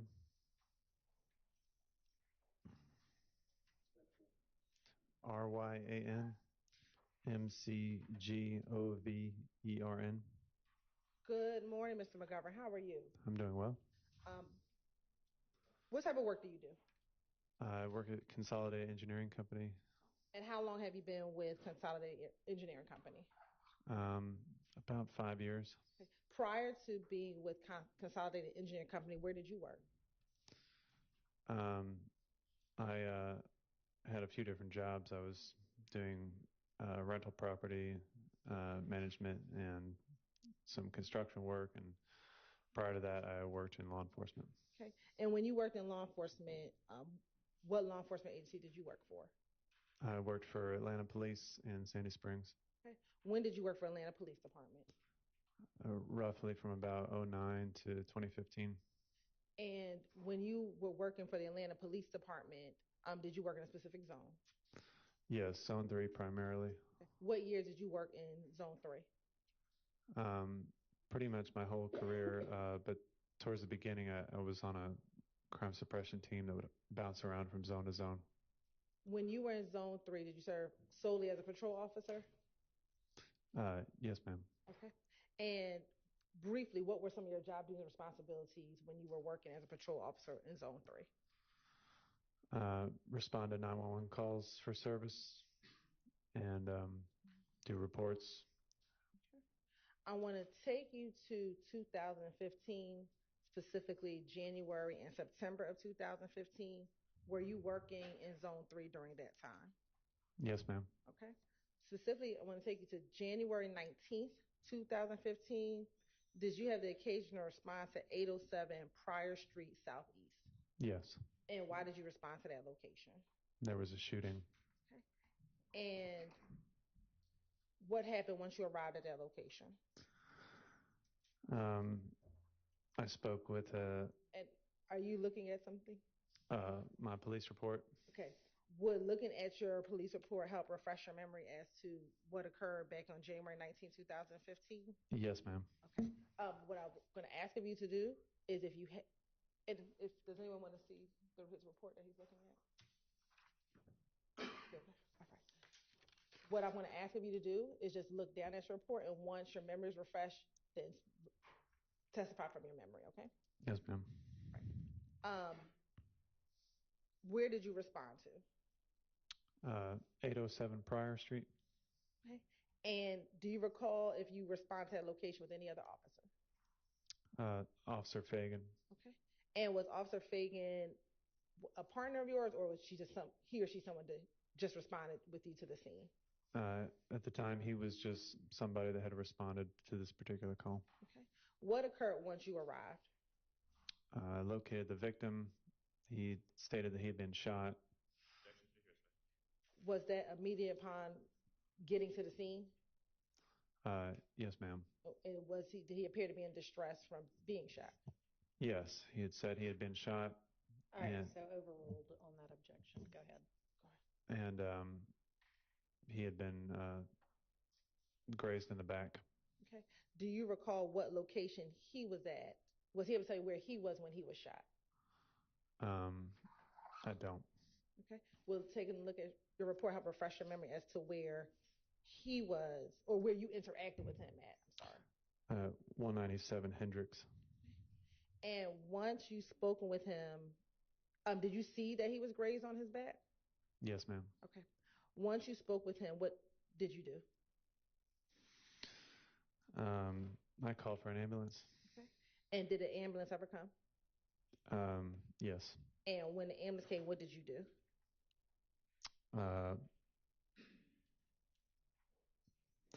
Followed him to the hospital and then spoke with him there. All right. And once speaking with him at the hospital, did you ever return to the scene? Did you ever return back to 807 prior? I don't believe so. Okay. Let me, as we're looking at anything, help refresh your memory as to whether or not you returned back to 807 prior. Yes.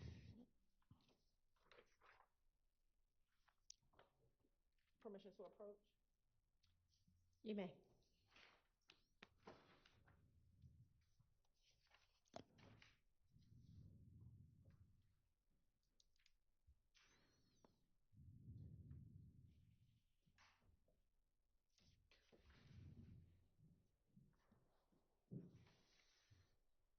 I'm going to show you what I'm going to mark as statement 19 triple D E.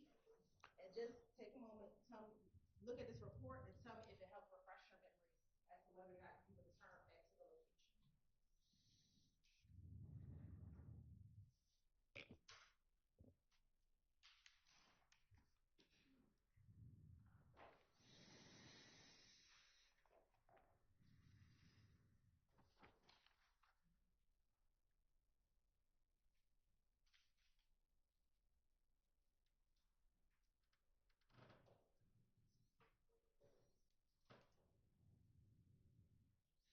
Yes, I did return to the location. And when you returned, what did you do? I met back with Officer Fagan, okay, and I gave him some new information regarding Terrence Reese. All right. And was Officer Fagan the primary officer for the crime, for the actual incident location? Yes, ma'am. All right. And after reporting back to Officer Fagan, what the information that you learned from Mr. Reese, did that conclude your involvement as it related to this case? Yes, ma'am. All right. I want to transition you to September 13th, 2015. Were you still working with Zone 3 in September of 2015? Yes. Okay. And in September 2015, did you have the occasion to respond to 322 Glen Street Southwest?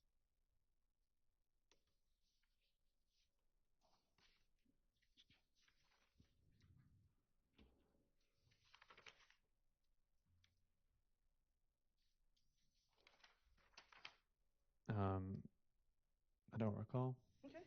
I'm going to approach with State's Exhibit 18 Triple D E. Tell me if you recognize State's Exhibit 18 Triple D.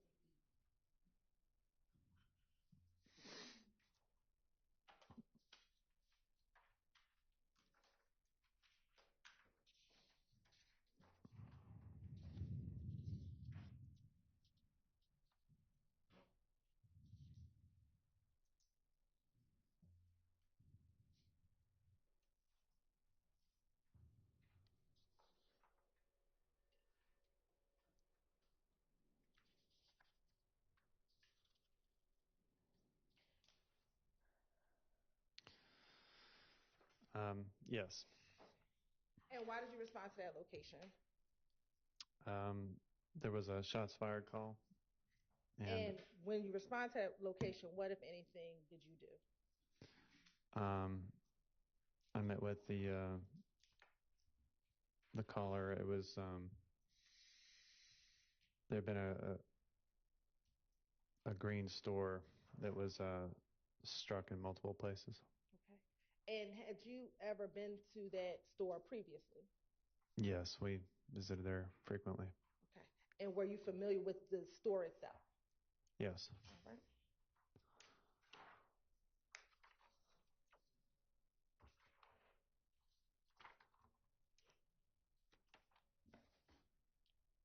I'm going to show you what's been previously marked as State Exhibit 1 Triple DE to 5 Triple DE. Tell me if you recognize what's in 1 Triple DE to 5 Triple DE.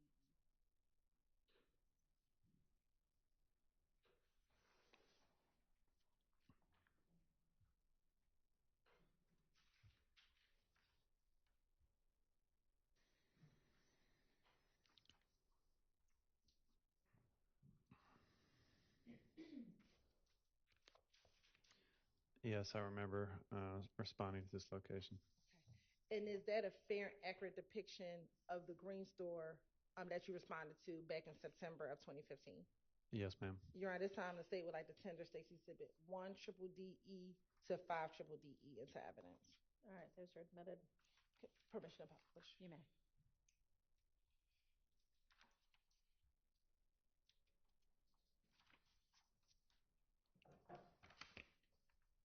Now,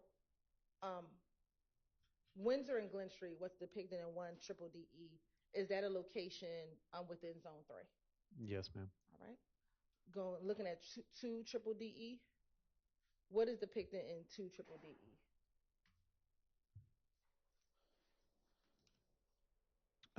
That's the green store that was shot up. Okay. And it's 3 triple DE, 4 triple DE, and 5 triple DE, just different angles of the green store? Yes, ma'am. Okay. And once you arrived on scene, did you see any of the defects that were inside of the green store, or outside the green store, excuse me? Yeah, there were bullet holes. All right. Was there any other damage to anything else at the store?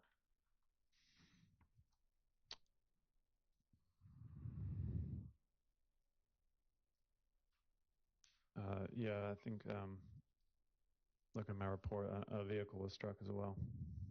And what type of vehicle was struck? A silver Chevy Malibu. Okay. And once you observe both the building, the defects of the building and the car, what, if anything, did you do while on scene? We roped off a crime scene and notified supervisors, and evidence was collected. Shell casings. Without telling what anyone said, did you speak with any witnesses while you were on scene?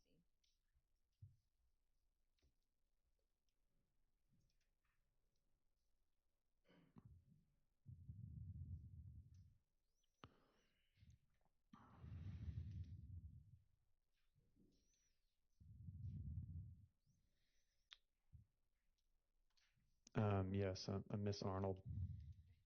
And was she able to provide you some information about a potential victim in this case? Yes. And did she give you a name of the potential victim? Objection, Your Honor. Calls for hearsay. Sustained. Were you able to watch video surveillance of what occurred? Yes, there was some video footage. And were you shown the video surveillance footage? Yes. And did you put in your report what you saw in that video surveillance footage? Yes, I did. What was on the video surveillance footage that you saw? It appeared to be a drive-by shooting with Shannon as the intended target. Suspect vehicle appeared to be a reddish maroon four-door sedan with tinted windows outlined with chrome or silver. The vehicle passed by once and then circled again and let off some shots. The video footage shows that Shannon... Well, without saying any names. It's fine. It's fine, Your Honor. Okay. All right. Continue. Shows that Shannon fled the scene and did not appear to have been shot, although it's possible could have been hit with debris of the broken windows. Okay. And at any point, did you try to determine if anyone had gone to the hospital, if there were any victims that went to the hospital?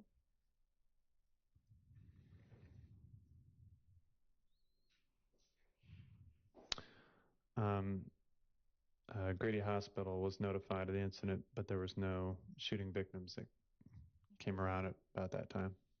Did you ever call out any crime scene techs to come and collect the evidence from that scene?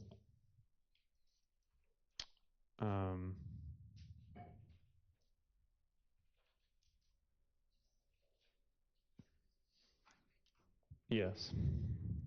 And who was the crime scene tech that you had come out to the scene to collect evidence?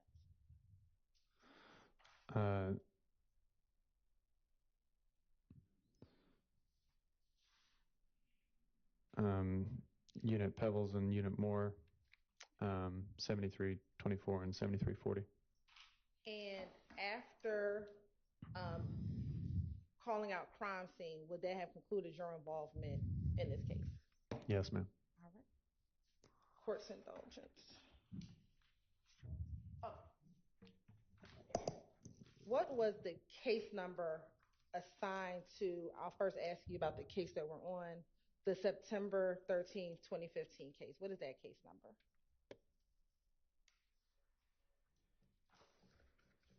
And, I'm sorry, the incident number. Oh,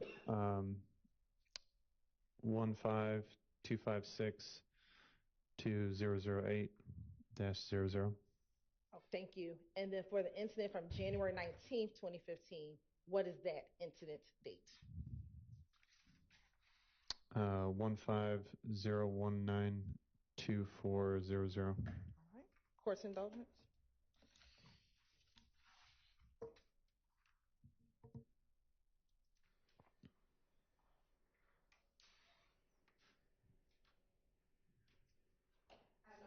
All right, thank you. Any defense questions? All right.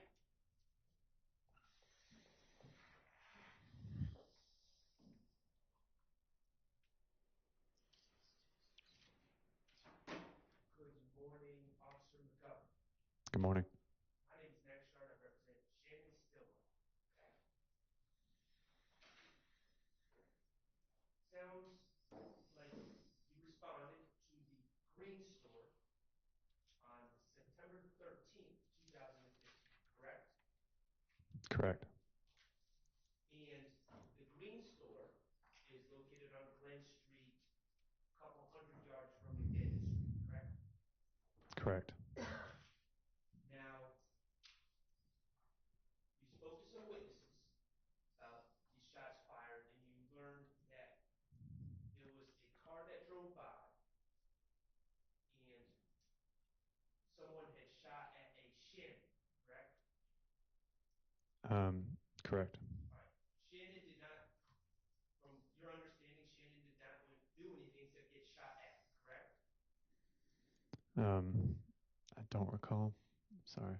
Well, did the report indicate that Shannon had done anything other than get shot at? Nope. So, did you look for witnesses? Yeah. And you spoke to a Miss Arnold, correct? Correct. You also, and this Green Store is also known as Mommy's Neighborhood Grocery, is that correct? Sorry, I don't remember. Could you look at the pictures of that Green Store? Is there a sign? Is there signage that indicates the name of the store? It says, well, it's partially busted out, but neighborhood grocery, I assume, is what it says. Okay. At 322 Glen Street. All right, great. And did you, after speaking to Miss Arnold, did you look for surveillance video at this Green Store? Yes, sir. Okay. And why did you look for surveillance video? I assume it would just be standard procedure to gather as much evidence as possible. Okay. Surveillance video doesn't lie, does it? No, sir. All right. You thought it was very important as part of your investigation into this incident to obtain that surveillance video, correct? Mm-hmm. Okay. And you spoke to a Maricelis Ayuso, is that correct?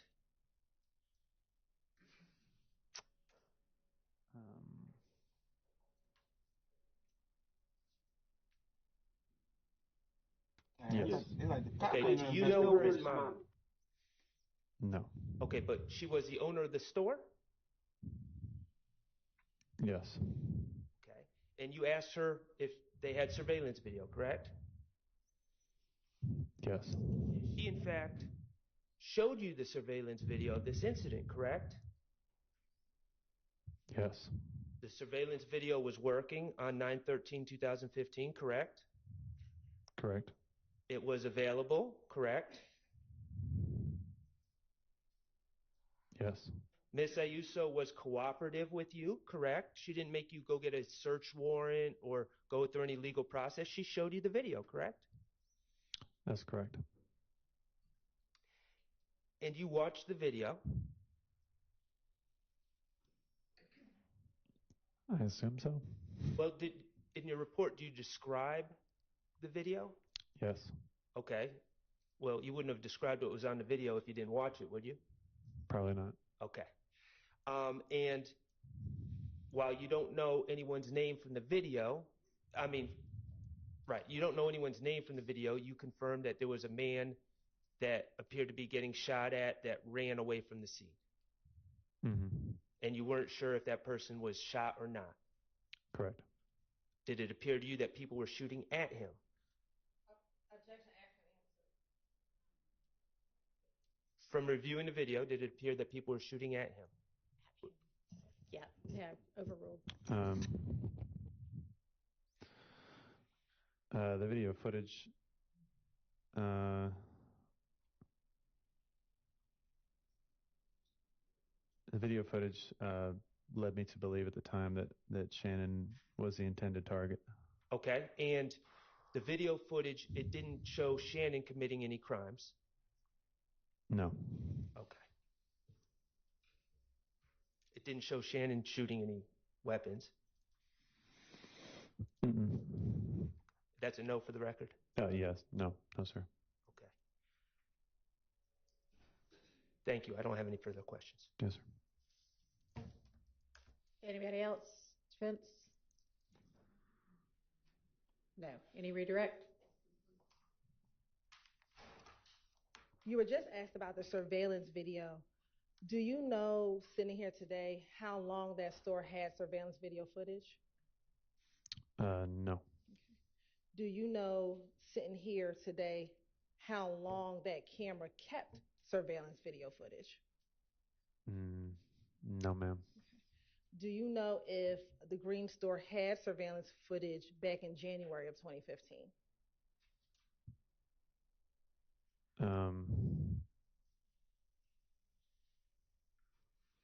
I don't think so. I'm not sure. You're not sure? I'm not sure. All right. Thank you. No further questions. All right. Okay.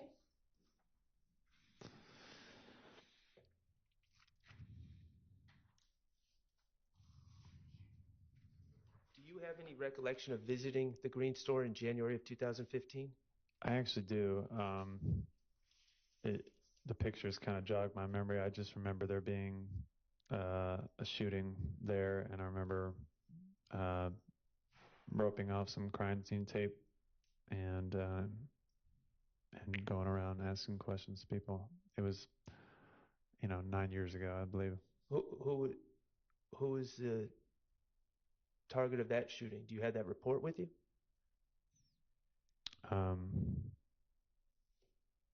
Which report are you referring to? This thing 9 years ago, January 2015.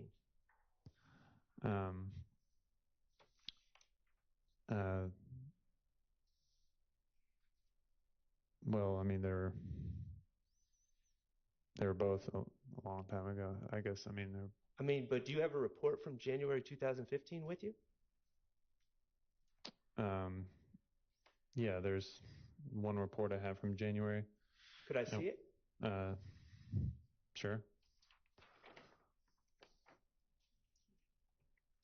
And there's another report from September of 2015.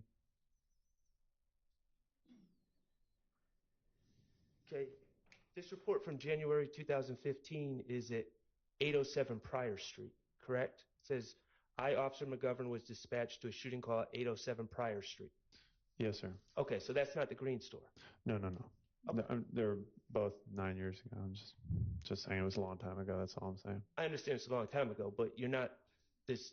I visited a location in January 2015. As you're recalling, you're just referring to this document that the DA's office gave you, correct? Yeah, that's my police report. Okay, and but you visiting 807 Pryor Street, not the Green Store. No, the Green Store was this one. Right.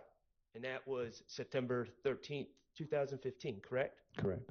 Okay, so I'm asking, just to clear this up, do you have any recollection of, you don't have any recollection of visiting the Green store in January 2015. You're referring to Prior Street. No. I have a recollection of visiting the Green store for a shooting, whatever month or date it was. I don't recall. Okay, so you have no idea what, as sometime as a police officer, you visited the Green store before, other than September 13th, 2015. Well, I remember more than just visiting. I mean, we visited it quite frequently, but I remember that particular store had gotten shot up, and I remember roping off some crime scene tape and interviewing some people. Okay, all right. I'm going back to September 13th, 2015. Mm-hmm. When you sought out the surveillance and obtained the surveillance, you thought it was important enough to put that information in your report, correct? Yes, sir. And you did put it in your report, correct? Yes, sir. All right, thank you. May I approach this? You may. Thank you.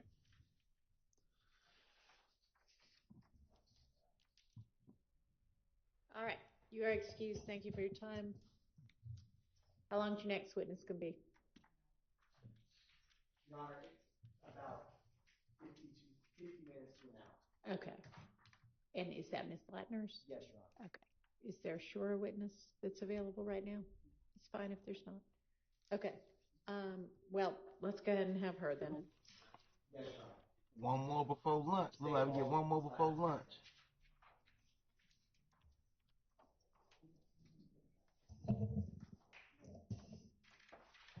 She needs to speak up more quickly.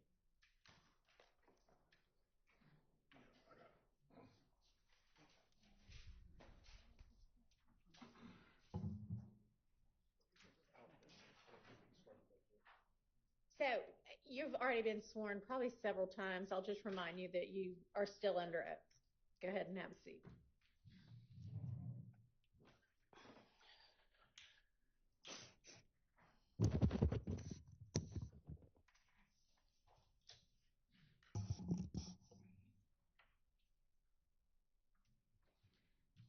Good morning, Ms. Latner. Good morning.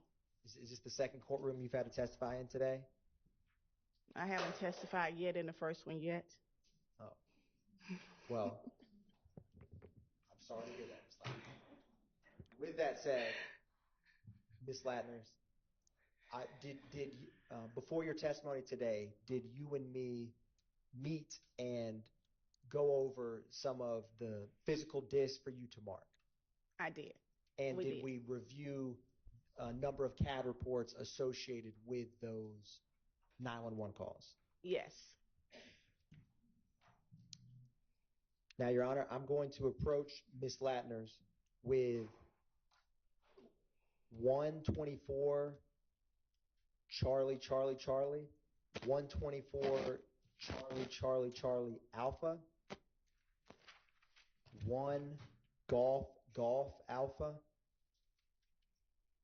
1 Juliet, Juliet, Charlie, and 1 Juliet, Juliet, Delta, 2 Tango, Tango, 2 Tango, Tango, Alpha, 1 Oscar, Oscar, 2 Papa, Papa, and 2 Papa, Papa, Alpha, and 1 Romeo, Romeo, 1 Romeo, Romeo, Alpha, for the record. All right.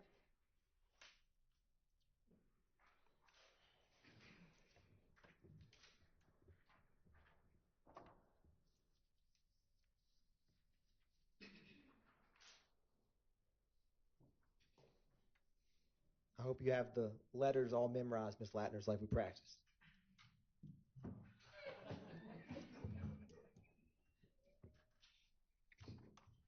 Now, Ms. Latner's, once you can take a minute to review those, and if and when you recognize those, just look up at me. Thank you, Ms. Latner's.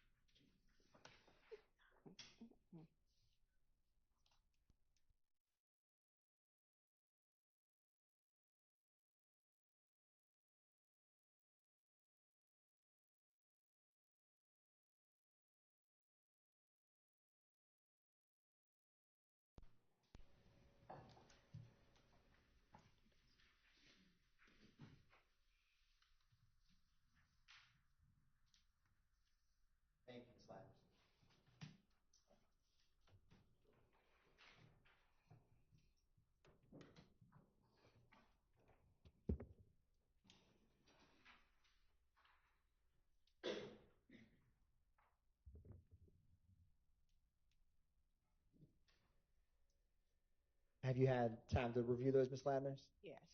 And are they a fair and accurate depiction of the various CAD reports and 911 calls that you reviewed prior to testifying here today? Yes. Your Honor, at this time, the state is going to tender into evidence 124 Charlie Charlie Charlie, and as well as Alpha, 2 Tango Tango along with Alpha, 1 Oscar Oscar, 1 Papa Papa Alpha, or excuse me, 2 Papa Papa and 2 Papa Papa Alpha, 1 Romeo Romeo and the accompanying Alpha, 1 Juliet Juliet Charlie and 1 Juliet Juliet Delta, and 1 Golf Golf Alpha. All right, those are admitted. Thank you, Your Honor. Now, Ms. Ladners, I'm going to... Hang on a second. Yes, that's certain. Absolutely. Thank you, Your Honor. Right. And publishing State's Exhibit 124 Triple Charlie.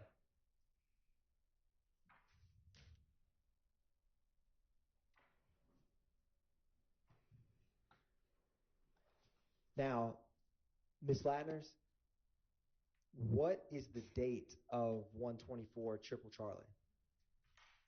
January 28th, 2015. What is the call type that this call came in as? Shot fired.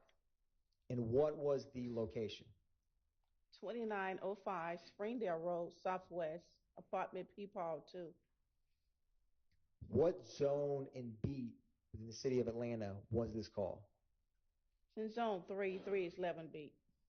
And for the record, what is the APD incident number associated with this call? 150280046. Was this officer generated or 911 call? 911 call. What time was this call placed? 12:14 a.m. hours. What time was the call received? 12:16 a.m. hours. When did officers first arrive? 12:48 a.m. hours. And what time was this call cleared? 06:10 a.m. hours. So officers responded around midnight and left around 6. Is that accurate? Yes. Who was the primary officer who responded to this call? Christopher Collins.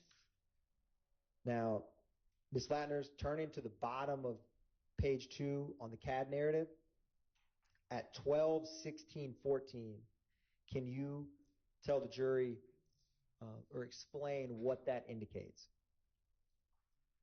It has what the caller told the operator, caller advised someone just shot up a home. Caller advised rapid fire is going on. And what is the third stanza of 12:16:14 as depicted in the CAD narrative? Repeat that. Right beneath what you just read, Ms. Ladners, what is the last call out after what you just read? Bullets coming through her home. And after bullets coming through home, what does it read? Caller possibly has a recording of the continuing bullets.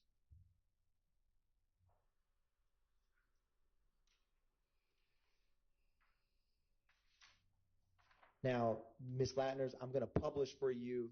You have before you 124 Triple Charlie Alpha.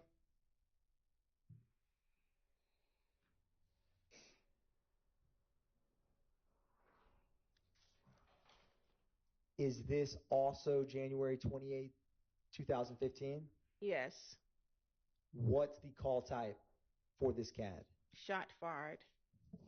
Is the address different or the same from what we just discussed? Same address for different apartments. Number. On what time did this call come in? 12:17 a.m. hours. Is that close or far in time from the CAD report we just discussed? It's close. What time was this call cleared and reflected in the CAD? It was cleared at 12:19 a.m. hours. If you turn to the CAD narrative, this second line from the bottom at 12:19:13 a.m., what does that indicate? It advised that the call advised the 911 operator heard about 5 shots in the area, no further. And Ms. Latners, what was the disposition on this CAD report? The operator stored the incident because she found an incident before that, so she just relayed the calls to that incident. Is that a possible explanation for why this CAD reflects such a short cleared call time? Yes. Now, Ms. Latners, I'm going to publish 1 Golf Alpha.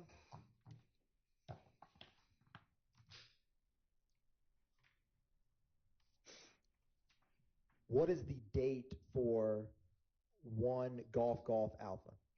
January 26, 2015. Is that 2 days before the call we just discussed? Yes. What is the call type that this came in as? Person shot. What is the location of this call? 1007 Hill Street, Southeast, apartment A, Adam. What zone and beat is this CAD report? Zone 3, beat 304 is beat. Was this citizen or officer generated? A 911 call. And who was the 911 caller? It says resident Freddie Reed. What time was this 911 call placed by Ms. Reed? It shows 21:33 p.m. hour, which is 9:33 p.m. hours. What time was the call received by APD dispatch? 9:33 p.m. hours, 51 seconds. When did officers first respond to 1007 Hill Street? 9:35 p.m. hours. And what time was this call cleared? 4:04 a.m. hours. Who was the primary officer that responded to this call? Alicia Lucas. Allison Leduc? Is that? Allison Leduc, right. Leduc? Yes. What are on the left under that, Ms. Latners? All of those section units, what do those indicate? You indicate the different units that went out of the location.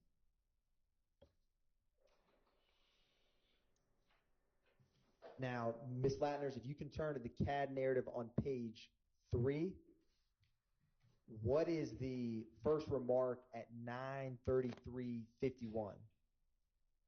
Female advised they shot up her house and she was shot in the leg.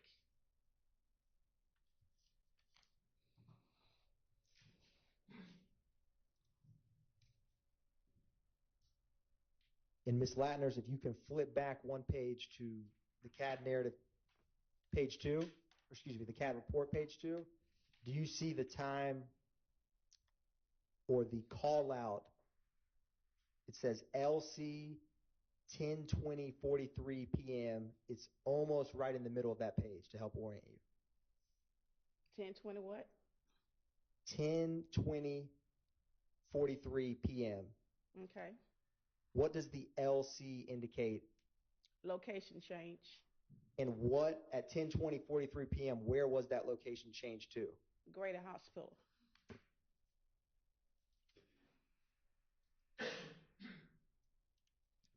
And Ms. Latners, turning back to page 1, what was the disposition for this case or this CAD? 17. Is that indicate a report? A report was made.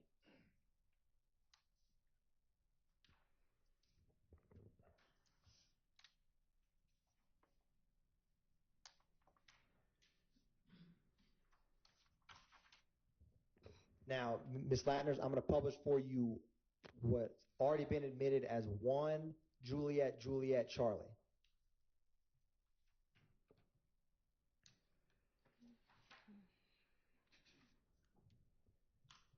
What is the date for this CAD report?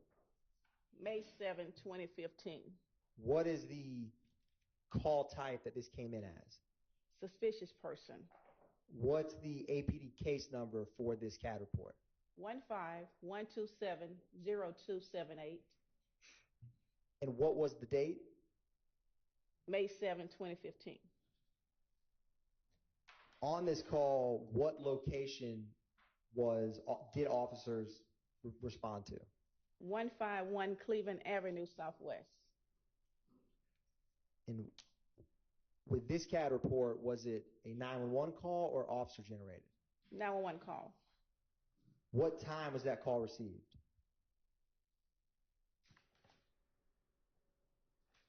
It received at 2:05 a.m. hours.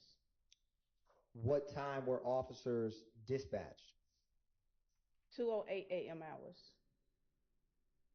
And how quickly did they arrive? What time did they arrive? 0:10 a.m. hours. And what officer was the primary unit that arrived on the scene? It shows 1312 Baker. What time was this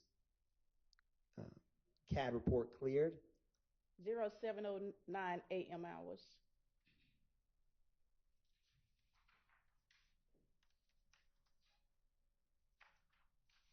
And Ms. Latners, if you turn to page 2 of this CAD narrative, at 2:08:03,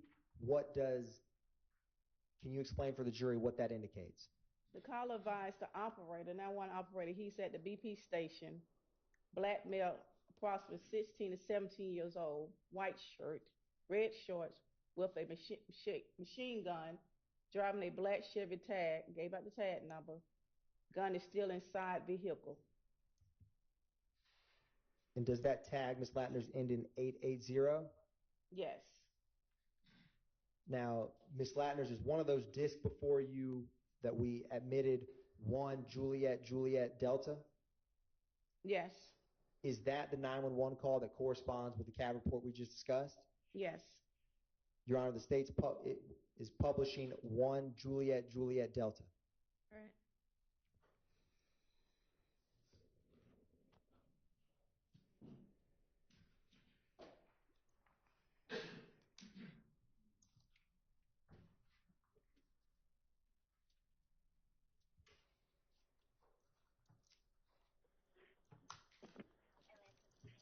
Atlanta 911, operator 6587. What is the address of your emergency? Hey, I'm up here Chef at the BP gas station. The address is 151 Cleveland Avenue. Got a black four-door Chevrolet. I was walking out the store. Okay, I got out like with a... Sir, is that Cleveland Avenue Southwest or Northwest? I mean Southeast or Southwest? Okay. Southwest. Okay. 151 Cleveland Avenue Southwest, and you said it's a BP gas station? Yes. Okay, do you need police, fire, or ambulance? Police. Okay, what's going on now? It's a young guy with a white t-shirt on, red short, just got the car like with a machine gun for no reason. I'm walking out the store. He on a black four-door Chevrolet. Tag number is Peephole S-Ray Lincoln 8880. I don't know what he's trying to do, but he walked to the store and he put the gun back inside the car, like the feeling of the driver, but he got the gun laying on the back seat. Okay. So I felt like I was about to get shot down coming out the store. He at the counter now. Okay, and you said he was driving a Chevrolet? Yes, ma'am. What color? Black. All right, and is it a truck or a car? It's a car, and it looked like he was about 16, 17 years old. Big old gun. In the store talking to somebody, we can get somebody out here on ASAP. You know, they can catch him before he pull off. Okay. But that's a big old gun. I want my call to be anonymous because I don't know him and he don't know me. All right. I mean, that's a big old gun he got. And is he still inside of the store? Yes, ma'am. As we speak, he's still inside the store. Okay. And people ain't shit, man. Mind your motherfucking business. You should have no reason to be scared. All right, and the machine gun is still inside of the car? Yes, ma'am.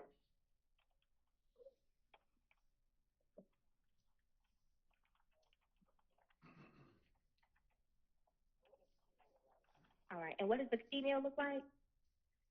I didn't get a good vision. I just saw wild hair on her head. It looked like a female from behind. And is Is she black or is she black, white, Hispanic?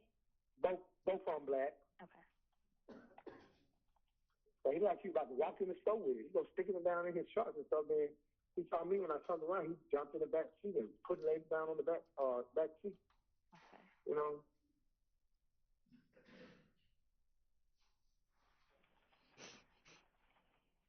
All right. Hold on 1 second, sir.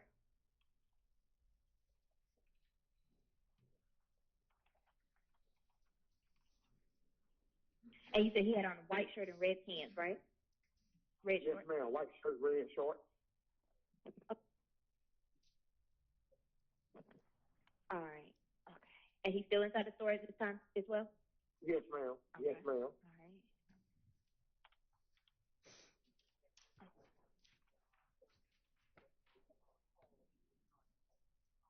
And you said when he saw you, he put the gun in the backseat of the car, but at first he was sticking it in his pants, like he was taking it inside the car. Right. Okay. Right. And me and another guy had said, man, what the, excuse my language, but both of us had said, man, what the hell he called himself to do? Okay. All right. And he's still in the store now, right? Yes, ma'am. Okay. And the car's still sitting out there. All right.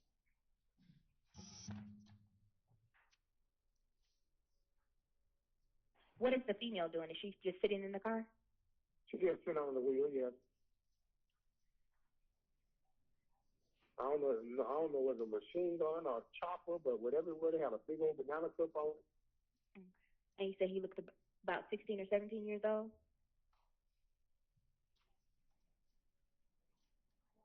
Hello, sir? Hello, sir?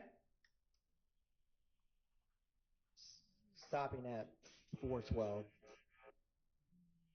Ms. Ladders, did we also, or do you also have before you a 2 Tango Tango CAD report? Yes. With 2 Tango Tango, the state's publishing 2 Tango Tango for the jury. What is the date for that CAD report?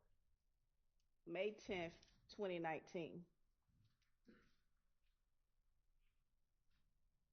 And what did that CAD report come in as in terms of the call type or description?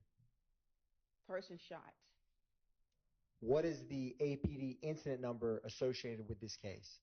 191302224. And what was the location for this May 10, 2019 CAD? 1600 Prior Road, Southwest Atlanta. What zone and beat is that location? Zone 3, 305's beat. And was this a 911 call or officer generated? 911 call. What time was the call placed? 9:35 p.m. hours. How quickly were officers able to get dispatched to that location? Maybe a minute. And when did they ultimately arrive? 9:40 p.m. hours. What type of response time was this person shot call? 10 minutes. What time was this call cleared? 12:29 a.m. hours. Now, at the top, Ms. Ladners, what is the disposition and code number for this incident? You have code 10, which they impound the vehicle. 17 and 23, they did a report and they arrested someone. Is 23 the arrest? Yes. Now, Ms. Ladners, if you look at the bottom of page 1 in the column, is that, as you had discussed, all of the different units that responded to this call? Yes. You turn to page 2, Ms. Ladners. At the bottom, at timestamp 10:03:38 p.m., what is indicated at that time? Advised 3304 location change en route to Grady. And if you turn to page 3, Ms. Ladners, towards the top at 10:19:09 p.m., what is indicated at that time? Advised 3304 at Grady Memorial Hospital in trauma room number 4. And at the bottom, Ms. Latners, of page 3 at 12:29:26 a.m., what does that indicate? Advised 3306 cleared the call on the 50. His pull-in was code 101723. Which is the impound arrest and report? Yes. Now, Ms. Latners, turning to page 4 of the CAD narrative, what is the note at 9:36:21 p.m.? Male possible shot. Subject got into a green sedan, green Audi sedan. And immediately below that, what is indicated? Black male, gray Kia, doors open, gray Kia sedan, license plate, Charlie John Baker 1950. And a few minutes later, Ms. Latners, at 9:38 p.m., what can you explain for the jury what occurs at that time frame? Now, the 7300 unit advised a person on fleet on foot towards the apartment complex. What does it, do you see no further 78 Sierra? No further 78 on the subject. And what does that mean in CAD parlance? They have no more description of the person. Now, 1 minute later, Ms. Latners, at 9:39, No further 78 on the subject. what is the CAD call out at that time frame? Advised left vehicle on prior near three-way grocery store. And about 4 minutes later, a couple lines down, Ms. Latners, at 9:43 p.m., what occurs at that time? Vehicle is shot up. And do you see the unit number 7171 also at 9:43? Yes. What does that unit advise at that time? 3303 advised shot in the neck. Someone shot in the neck, alert, conscious, and breathing. And 3 minutes later at 9:46 p.m., what occurs at that time? 3303 advised suspect exit vehicle possible towards Amer Drive. And Ms. Latners, 4 minutes later at 9:50 p.m., can you explain what occurs at that time frame? 3309, which is overtime unit, advised Pride and Thornton shut down. They're trying to shut down an intersection. And when it says MARTA notified, is that MARTA police or something else? That's the MARTA bus line. When we shut down a location, we advise the MARTA bus station that we're shutting down the locations. Now, Ms. Latners, about 9 minutes later at 10:01 p.m., unit number 6181, what occurs at that time? They request K9 units out to the location to do a search with the dogs. At 10:08, what does it indicate when it says GAT on scene? That's a specialized unit that's doing a search with the dogs, and it's more like an undercover unit. Understood. And about 6 minutes later, Ms. Latners, at 10:14, from unit number 6181, what occurs at 10:14? One of the unit 6181 advised at least 3 people fled from Grayford Fusion and at 10:14 hours. And 6 minutes later, Ms. Latners, at 10:20 p.m., what occurs at that time frame? Unit 3304 advised victim has 2 gunshot wounds to the left shoulder. And 4 minutes later, where it starts with the word tracked, what does that indicate? 1892, which is a red dot unit, he advised they tracked someone running at the fence line in the back of the apartment. And 1 minute later, what is the updated CAD report indicate at that time? He advised that Gibbon Road, subject possible jumped the fence. Now, Ms. Latners, also before you, do you have 2 Tango Tango Alpha, which is a CD? Yes. Is that the 911 call that corresponds with the CAD report we just discussed? Yes. Your Honor, at this time, the state is publishing 2 Tango Tango Alpha for the jury.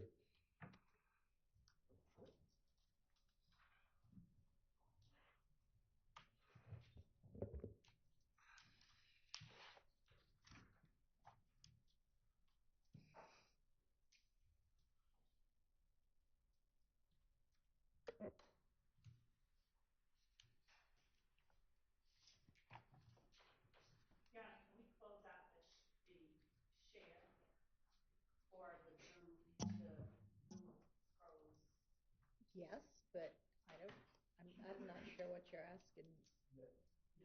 One brief moment, Your Honor. Okay.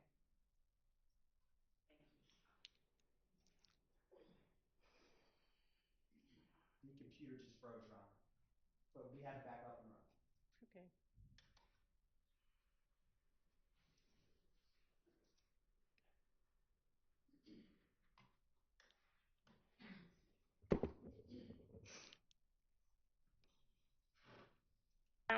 Operator 7300. Yes, there's some boys that just ran out of the car and they just shot fires. They just shot someone. What's the location? Got out of the car and ran. Okay, they shot someone or they were shooting?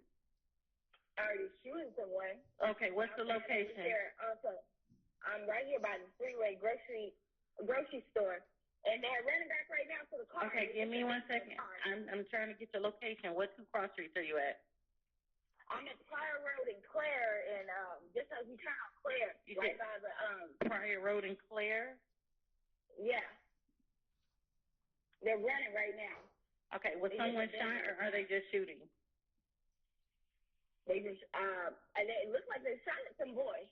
I don't know. I just ran past it. I'm by the car right now. What's the color, make, and model of the vehicle? It's an Audi, but I'm like away from it because What color is it? Like a gray or blue.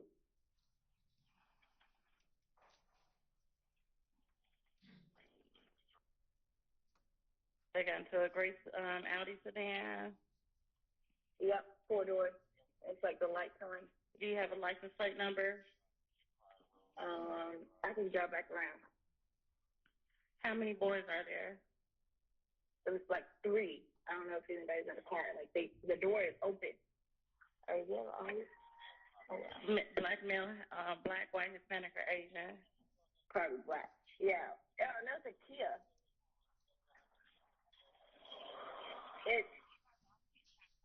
It's C. Hold on. Let me turn around. It's like a 3-way.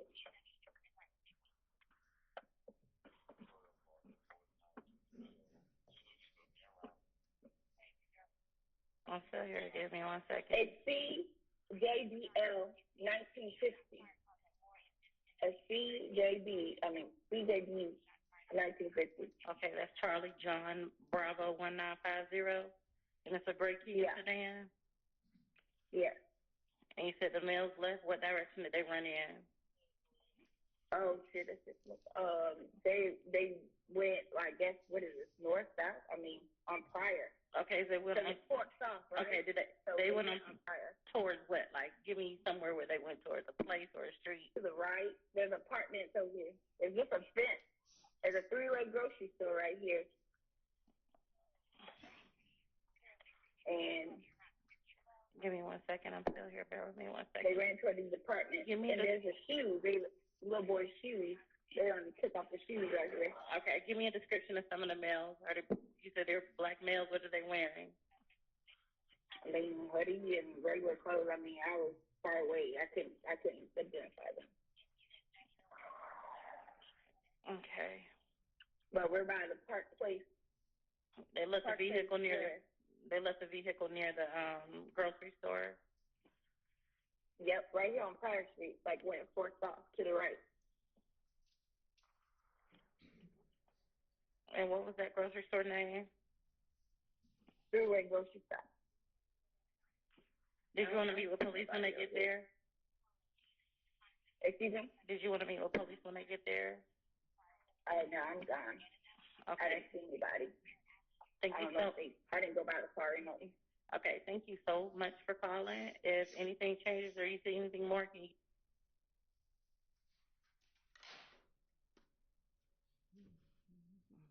Your Honor, publishing 1 Oscar already admitted.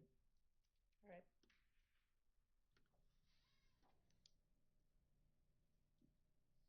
Ms. Latners, do you have before you a CAD report marked 1 Oscar? Yes. What is the date for that CAD report? April the 26th, 2019.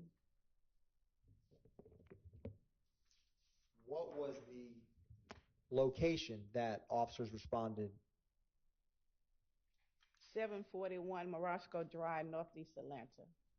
Now, was this a 911 or officer generated call? Officer generated call. What was the zone and beat for that 751 Morosco Drive? Zone 2, 211 beat. What time did the officer generate this call? 12:39 a.m. hours. And is the dispatch time the same time as when it was received? Yes. What time was this call cleared? 05:06 a.m. hours. And who was the primary, or who was the officer for this CAD report? Unit 1211, Ralph Sharp.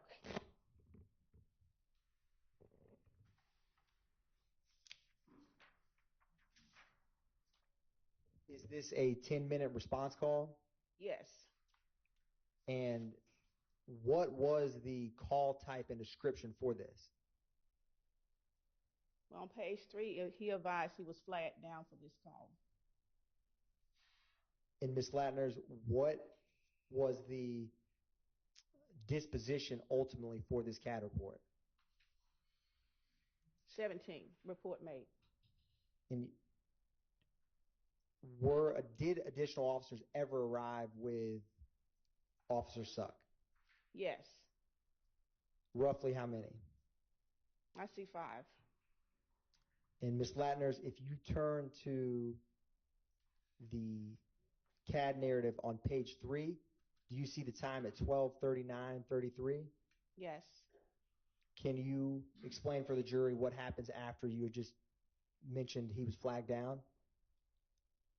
Unit was flagged down. 12 named assistant supervisor. He copied the call. Officer advised his dispatch at the time possible person was shot in the parking lot. In the parking garage. And does it give any description of what level of that parking garage they are at? The bottom level of the parking garage.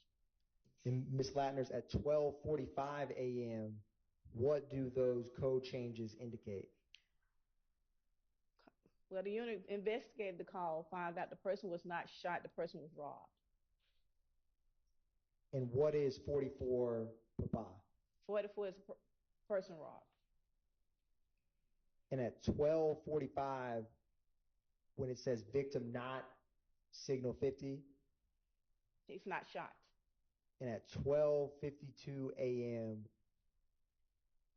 what is indicated at that time? Perp left in a black Ford Mustang.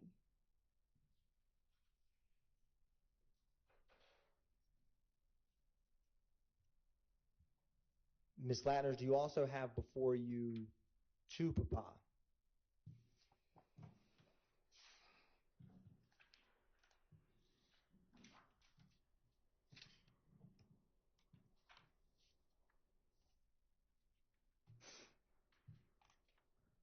What type of, or let me ask you this, what is the date for this CAD report and publishing to Papa at this time? October the 1st, 2020. What is the incident number for this case? 202752065. What did this call come in as? The call came in as a 44V, which a vehicle being carjacked. What did the call end as? As a 39, information for the officer. Can you explain for the jury what that means? Or Well, call came in as a 44V. The operator only can go by what the caller tells the operator. Once the officer get out there and investigate the call, he has the choice to change the signals. So he changed the signals to a 39, information for officer. now, Ms. Latners, what zone and beat was this call in? Zone 3, 303 speed. And what was the address?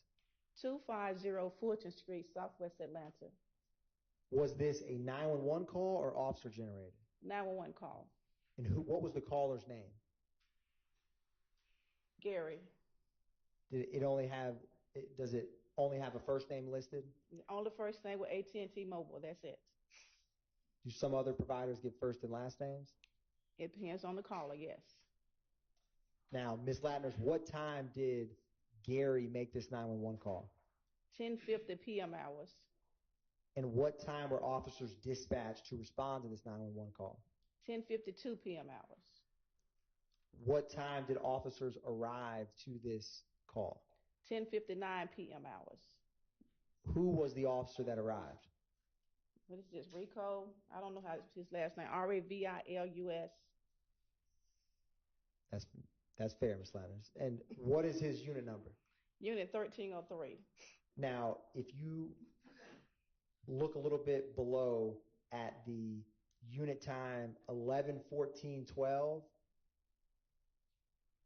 what does that indicate? 44V vehicle contract. And then at 11:26:25. They changed it from a 44V to a dispatch to a 12, which is information to the office.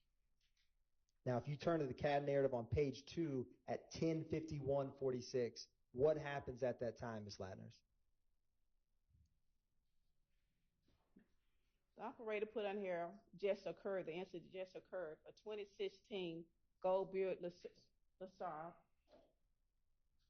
paper tag. Is that a gold Buick LaCrosse, Ms. Latners? Gold Buick LaCrosse. Then it has a paper tag. And after it lists that it has a paper tag, what is the next update in this CAD report?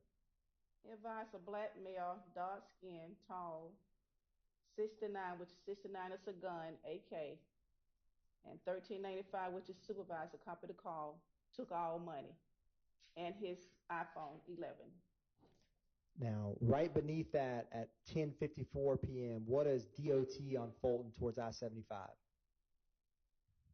That means DOT, they have DOTs out all times of night. They already out there on the location of 75. That's where DOT handle their stuff on the highway. Understood. Is that direction of travel? Yeah, it could be direction of travel. Now, what was the other DOT you were just talking about? The DOT units. Understood. Which one do you think this CAD report is reflecting?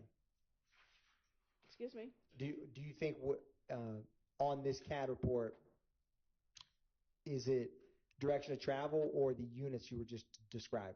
Direction of travel on Fulton towards I-75.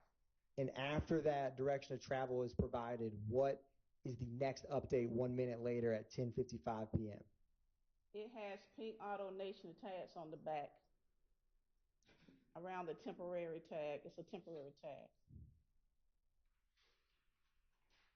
And Ms. Latners, a little bit later at 11:12 p.m., was any other units raised? The robbery units. And can you explain for the jury what it means when you raise the robbery unit? City of Atlanta have different departments, different officers in different units. We have robbery units, we have red dot units. So since this was a 44 vehicle, they raised the robbery units to handle this call. And Ms. Latners, a little while later at 11:26 p.m., what does the unit advise at that time? That the caller not cooperating with the unit. And 4 seconds after that update, is that when it changes from a 44V to a vehicle theft to a 39? Yes. Do you also have before you, Ms. Latners, the accompanying 911 call that is to Papa Alpha? Yes. And is this the 911 call from what we just described as the gentleman with AT&T known as Gary? Yes.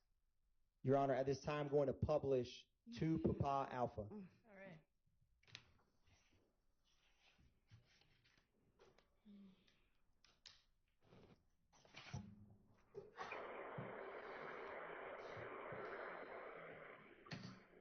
Atlanta 911. Yes, I just got robbed. Where are you? What's the address right here? 250. Who? 250 40th Street. What happened to you? Got everybody coming to you. What happened? I pulled up to meet my nephew homeboy, and him and his homeboy robbed me. Your nephew robbed you too? No, his homeboy. My nephew locked up. Okay, I pulled up to give his homeboy some money to put on his book, and he robbed me. I got you. Was it by gunpoint? Yeah. Okay, what's the apartment? They got my car and everything. They took my car and everything. Okay, so you were carjacked? Yeah. Okay, listen to me. What's your name? My name is Gary Holly. Gerald? Gary, G-A-R-Y. Gary, what kind of car you got? 2015 Buick LaCrosse. 2016? Yes, Buick LaCrosse. What color? It's gold. Okay, gold Buick LaCrosse. Anything hanging from the rearview mirror? Any special tires? No, it's brand new. I just got it a month ago. Got a digital tag on okay, it. what's the tag number? It's a digital tag. It's a paper tag. Okay, but that's tell me. I gotta know. Hold on. I'm gonna be looking for it. Anything else when you hang from your rearview mirror? No. Okay. The guy, now, since you came up to pay him, right? This is what I'm asking you. What did he look like? So I know who's in that car. He's short, black male. Who jumped in my car? The one that jumped in my car was dark and tall, like about 5'8". Black male? Yeah, hoodie on. Dark skin? Yeah. Okay, and he's tall? Yeah. What's he got on? I don't know, man. That's okay. No, you're doing good. You're doing good. So he had on a hoodie. Okay. Yes. You're doing really good. What about his my phone? Oh, good. Okay, that's good too. He took my other phone. He don't know I had my other phone in my pocket. That's what I'm talking about. Gary. You're doing good. As long as they didn't hurt you. He had a weapon, correct? Yes, they had an AK and the other one had a handgun. You serious? The one that got in your car got an AK? Because I didn't know when the police pulled him over. The one that got in your car, does he have an AK or a handgun? AK. One got an AK, one had a handgun. Both in the car with you, right? Both what? Both guys are in the car?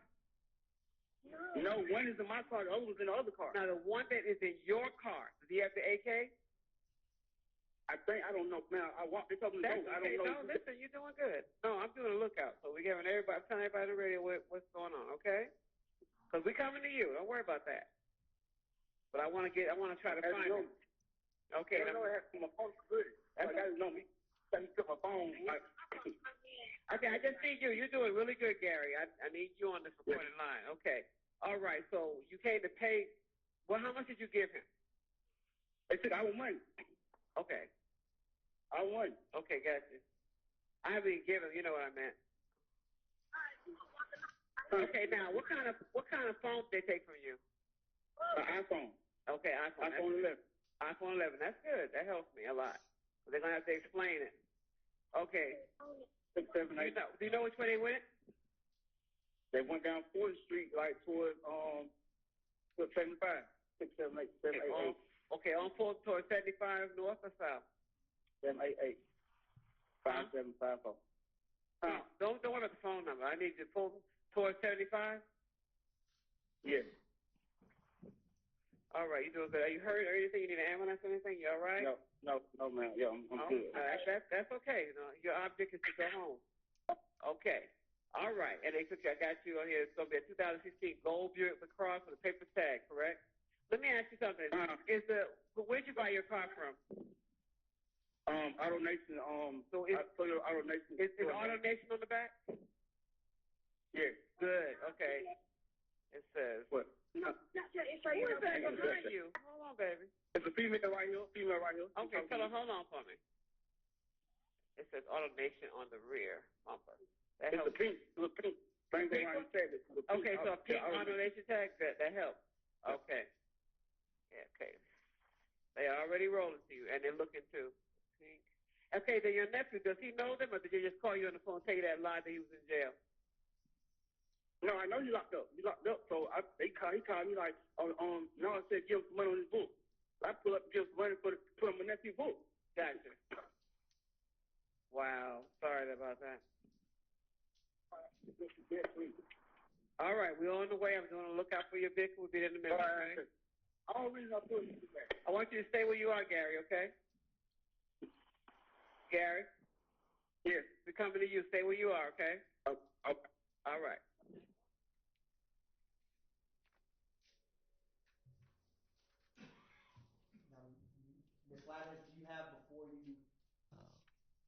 one final CAD report and accompanying 911 call?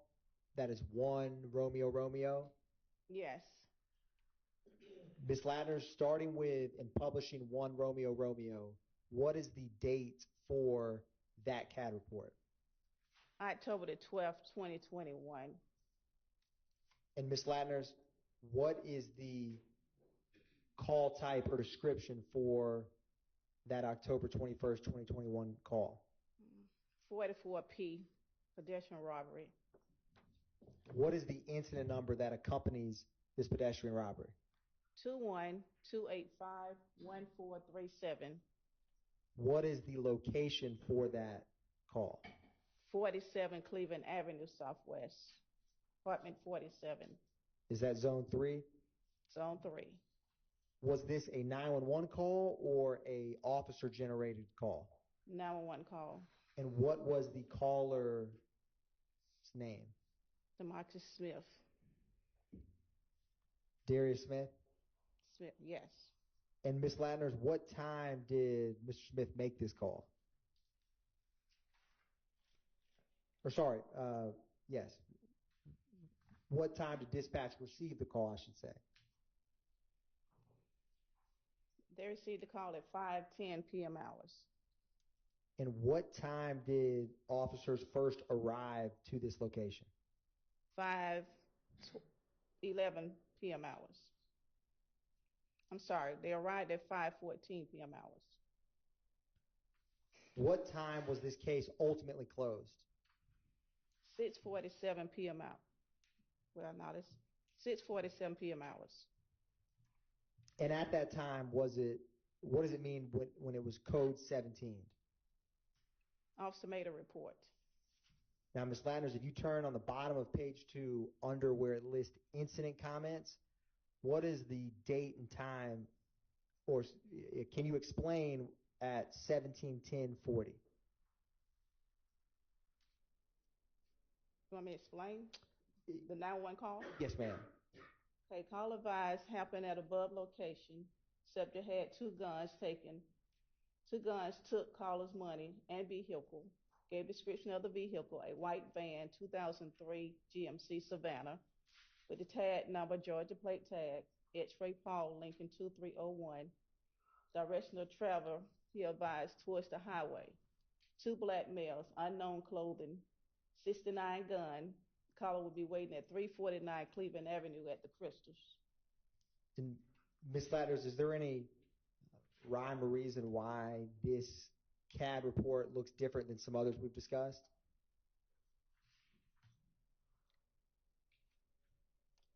Well, it all depends who print the CAD report out. Understood. If you were printing CAD reports, which do you like, this version or the ones we've discussed earlier this morning? Sustained. Your Honor, the state is going to publish one Romeo Romeo Alpha. Is that the 911 call, Ms. Latner, that goes with this pedestrian robbery? Yes.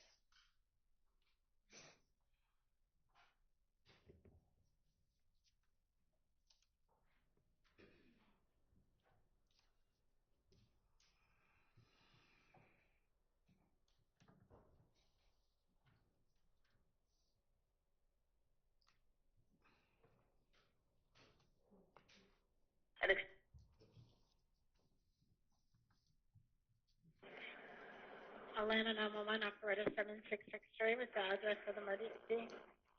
Yes, I had just been carjacked at Cleveland Avenue Park. They put guns on me, robbed me for my jewelry, my wallet, my phone. I'm sorry that happened to you. Is that Harper Park? No, it's Cleveland Avenue Park. The one on Cleveland Avenue by the library. That's where it happened at. Cleveland. They took my van. I have a white 2003 GMC high top van they took. Tag number X. Hold on, sir. I don't mean to be sounding like I don't share, but you're actually talking a little too fast for me to type it, okay? I'm still trying to get the address to where you are, okay? Yes, I left from there, ma'am. I left there. Okay. Where are you now? I'm right here on Ruby Harbor. I'm in the car. Got it. I'm looking for Well, y'all need to stay put for the police, okay? Are you able to, if it's safe for you to go back to where it occurred at? No, ma'am, I'm not going back there, ma'am. Okay. Do anyone know the address? Because I'm trying to pull it up, and I'm having a hard time. It's the same address as Cleveland Avenue Library, ma'am. All right, hold on. And they got my van, my wallet, everything. Yeah, but you don't need to follow them, okay? It's not worth your life. I know I'm not trying to follow them. I'm not. I'm just trying to get back to this location. When you say I'm trying to get back to this location, what location? I had to go back to Forest Park to get in the car with my brother, ma'am, so I can come back on this side to call you all because it was calling Clayton County Police. Can you just put a note in that they'll be on the lookout for my van, ma'am? Okay. And you said, what's the name of the park again?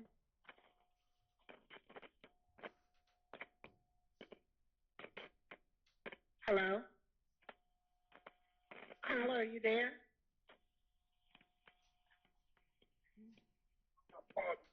Hello? Yes. Okay, listen. What's the name of the library? Cleveland Avenue Library. Cleveland Avenue. All right, I'm showing on Google Maps it's going to be 47 Cleveland Avenue. Does that sound about right? Yes, ma'am. Yes. All right, and you advise you do not need an ambulance. Is that correct?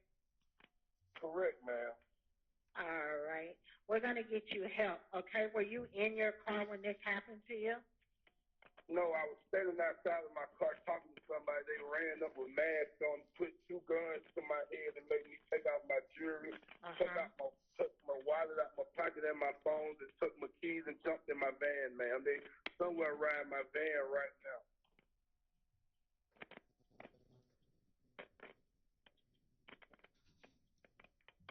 And your vehicle's a white van? Yes, it's a 2003 GMC Savannah. Tag number, X-ray, play. Okay, Larry. don't say it like that, okay? Wait a minute. X as in. Wait a minute. Is it the state of Georgia? Yes. All right, and go ahead with the tag number. X as in X-ray. P as in Paul. Okay. L as in Larry. 2301. And which way did they go in your vehicle? They went when they came out the park. They went to the right towards the highway. So I don't know if they went toward, jumped on the highway or whether. Yeah, I get it. And are these people black, white, or Hispanic? The guys with the guns. Two black males. Do you recall what they? Go ahead. No, I don't remember what they had on. One of them about 5'11", 5'10", 5'11". The other one's probably 5'5", 5'6" at the most. Where are you right now? Are you going to be on Ruby, Harper, and Simon Street or McCoy? Because they need to talk with you to get your report going. I'm going up Cleveland Avenue, ma'am. I'm going to the library? No, ma'am. Okay. Because this is like a lights and sirens call. They need to know where you're going to be at. You understand? Like the officer needs to come to you. You don't want to meet with an officer? Hello? Yeah, I could meet them at the Kroger parking lot right there by the Papa John's. No, I don't think you can go there because that's going to be on South Fulton, I believe. What's your name? Burger King on Cleveland Avenue. What's your name? Darius Smith. Darius. Smith. Smith. What's your phone number? The phone number that I'm calling from now is 678-914-7175. Okay, so I need to find out where are y'all going to meet with an officer, because now I got to Google the address to the Burger King, unless you know it.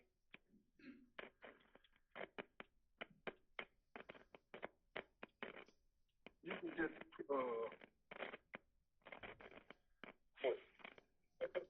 Yeah, the crystals on Cleveland Avenue. So you want to change it now to the crystals on Cleveland? Yeah. Hold on, let me Google that address. Kids along for y'all to keep the system. Well, do you have an address for 911? Yeah, 349 Cleveland Avenue, man. 349 Cleveland Avenue. Cleveland Avenue, southeast or southwest? I'm not sure if it's southeast or southwest, man. It's just crystals on Cleveland Avenue. The police been right across the street.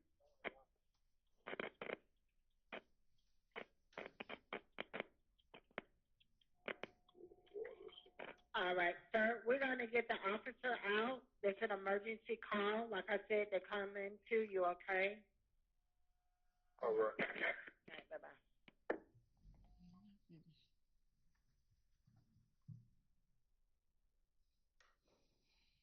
Thank you, Ms. Latners. Your Honor, no further questions by the state. Thank you. Defense attorneys have questions for this witness? Go ahead.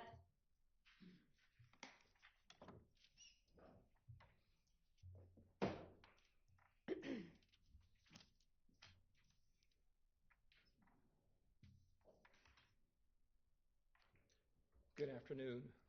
Good afternoon. Ms. Latners.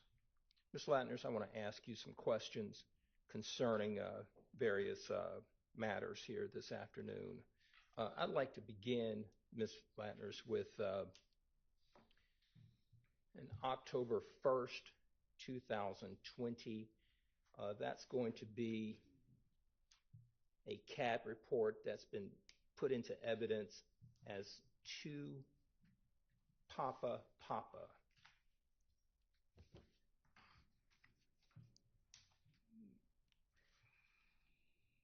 Do you have that one before you? October 1, 2020.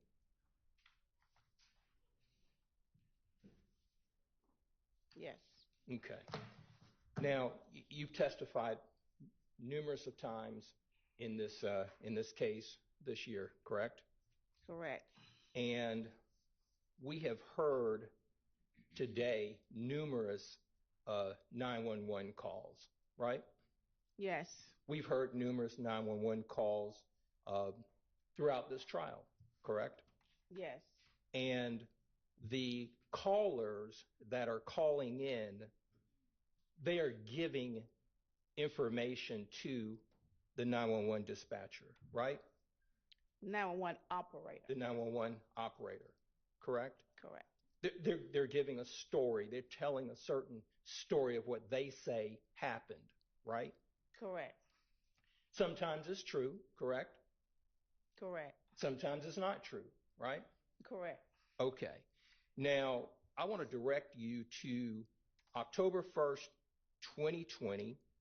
That call began at 22:50 hours. That would have been around 10:50 in the evening, correct? Correct. Nighttime in the state of Georgia, right? Correct. Okay. Now, I want to direct you to page 2 of that CAD report. Specifically at 10:120 at 10:51, it says, you've testified that would be a robbery or carjacking or something of that nature. Is that correct? 44 is a vehicle robbery, right? A vehicle robbery of a gold Buick LaCrosse, according to the report, right? Correct. The caller indicated that his name was Gary, correct? Correct.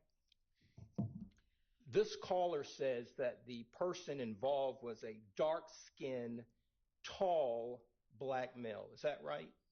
According to the CAD report? Yes. And according to the information that was given to the 911 operator, right? Correct. Okay. Now, during the course of this CAD report and the officers being out there, there was an officer who responded, right? Correct. And according to the report, the officer that responded was a Officer Ravillis. Is that right? Correct. Okay. This CAD report documents a time frame from 2250, 1050 hours, to 2326 when it says it's clear, correct? Correct. Little under an hour, right? Correct.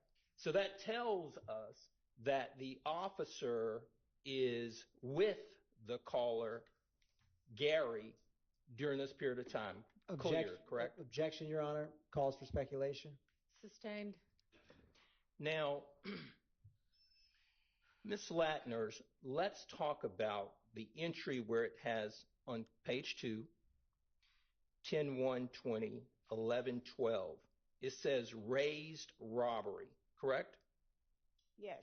That means that Officer Ravillas is raising up or calling a robbery detective. Is that right? That's right. Okay. Now, when that's happening,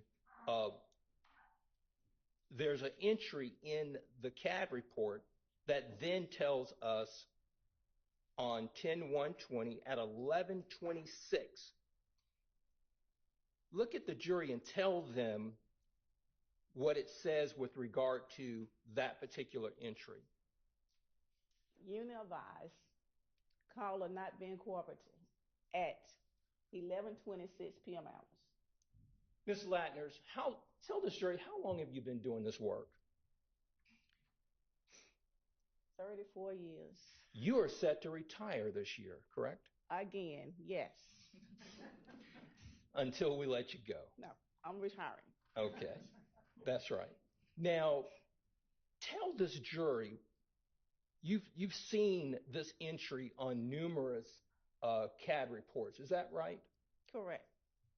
Tell this jury, based upon your experience, your 34 plus years of doing this kind of work, coming into a courtroom and talking to a jury and giving us information, caller not cooperating.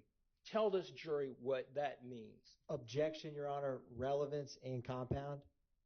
Sustained. I'll break it up. Ms. Latners, can you tell this jury, based upon your experience as a 34-year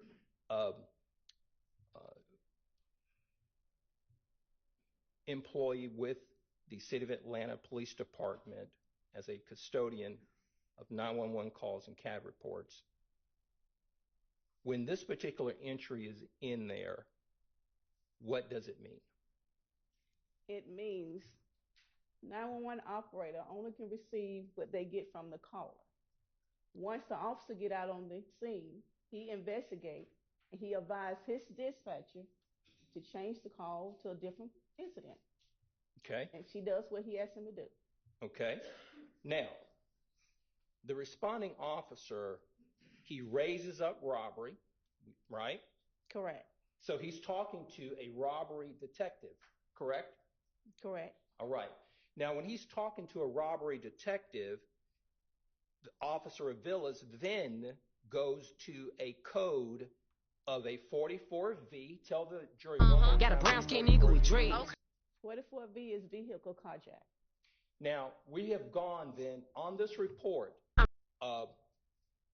within that hour from a vehicle robbery. Tell this jury what 39 means. Objection, Your Honor. Asked and answered. Overruled. I mean, it may have been, but I'm going to permit it. Tell this jury what 39 means. Information for the officer. That means that he gathered the information that he needed and he changed it to a 39. So the officer who's on scene, correct? Correct. On the scene with Gary, correct? Correct. On the scene getting information, correct? Correct. It starts out as a robbery of a vehicle, right? Correct. On the scene at that location, the officer and the raised robbery detective, they change it from an armed robbery to an information. Is that correct? Correct. And information is not a crime, correct? Correct.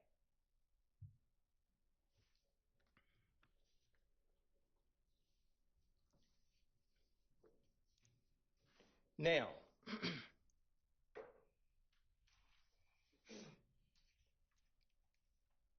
we heard a call, a 911 call, associated with the same 10/1/20 incident, correct? Correct. We heard it for the various number of minutes that it took place. We did not hear at any time the name Delmisha Coppage, did we? No. We did not hear that she was robbed, did we? No. We did not hear that her vehicle was stolen or carjacked or robbed, did we? No.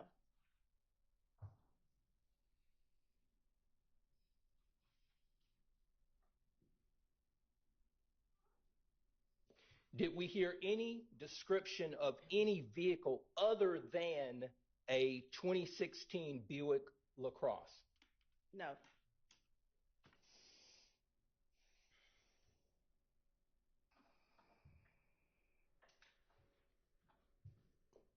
Did we hear any description in the 911 call other than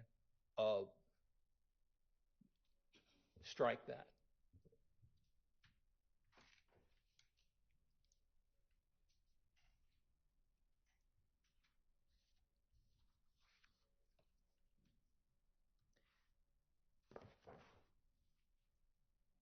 Ms. Latners, let's move to a different report. Ms. Latners, let's move to April 26, 2019. That's going to be one Oscar. You tell me when you have it.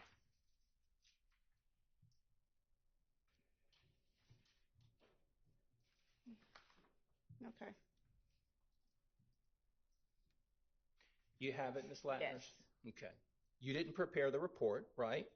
Yes. You didn't make any of the entries, correct? Correct.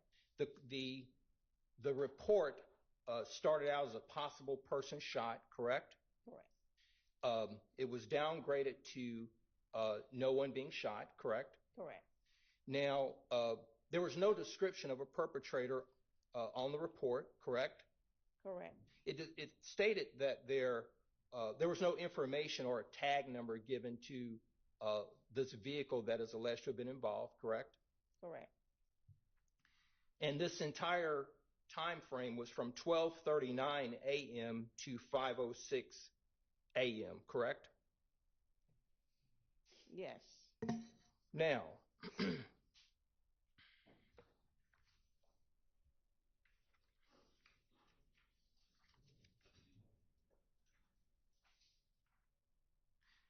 I want to direct your attention to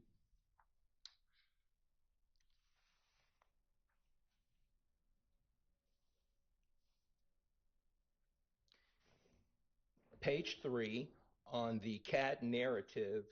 I wanted you to go down to April 26, 2019, 12:49 a.m., 7:07:08. You see that entry, Ms. Latners? It says gate code 478. Gate code 478. Correct. Can you tell this jury gate code 478? Tell this jury what that means. It means the apartment had a gate around it with a code. So that tells us that in order to get into this particular garage, it requires a gate code to enter, correct? Objection, Your Honor. Calls for speculation. Sustained. Based on your training and experience and doing these particular CAD reports and testifying about them, have you seen gate codes in other CAD reports? Objection, relevance. Overruled. Ms. Latners, you can You answer asked me, the have question. I seen it in other CADs? Yes, have you seen gate codes in other CAD reports? Well, it all depends on where you live and if the apartment have gates and have a code for it. Okay.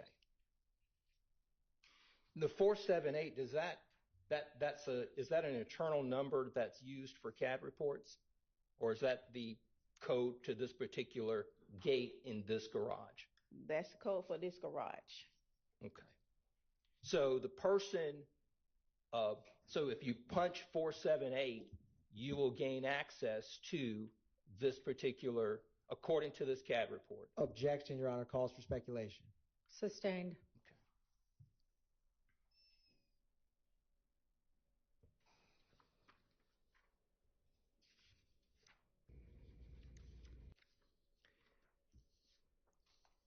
Did you see gate code in the CAD report that we talked about for the 10/1/2020 CAD report? No. Okay. And this was are you familiar with 741 Morosco Drive, Ms. Latners? No. Okay.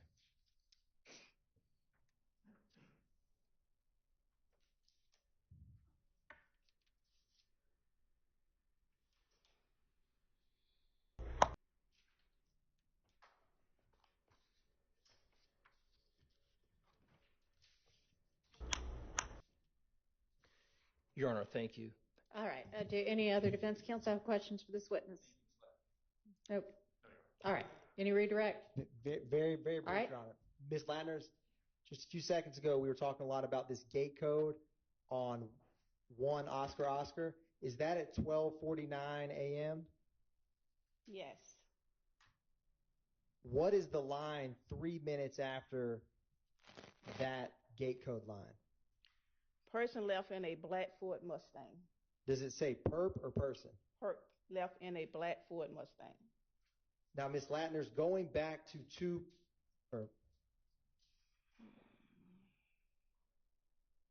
was there more than one person identified in a robbery?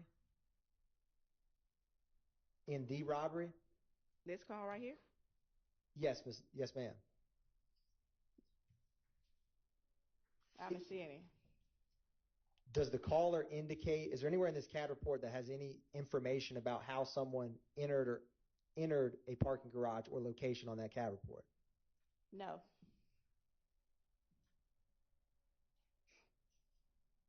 Is there any information at all about, is there anything else other than just that line of the gate code 478? That's it. Is there any information about whether you need a gate code to walk in? Well, no. If there's any information, overruled. Is there any information about whether that gate is broken? No. Is there anything in this CAD report that indicates whether the robber was visiting someone in the complex? No. And Ms. Latner's going back to Papa, when a call comes in on cross-examination, you were asked about some information is true, some information is false. Do you recall that? Yes. Is there any way to know when someone, before officers arrive, what's true or not true about what a 911 caller is stating? No. And from the 911 dispatcher's perspective, do you try to determine if what is being said is true or not true before you respond? It's not their job. And is the initial officer's perspective of an on-scene victim the end of any further investigation? You can answer that if you know that from your personal knowledge. Repeat the question. If an officer, do you remember on cross, you have discussed about the 44V being changed to 39 info for officers? Correct. In Atlanta Police Department protocol or procedure, if you know it, does that stop a case? Can no further... Overruled. Based on your own knowledge. Can you complete the question, please? Yes. Can further investigation by the Atlanta Police Department be done on a case where the initial officer changes the call to 39 info for officers? Overruled. Yes.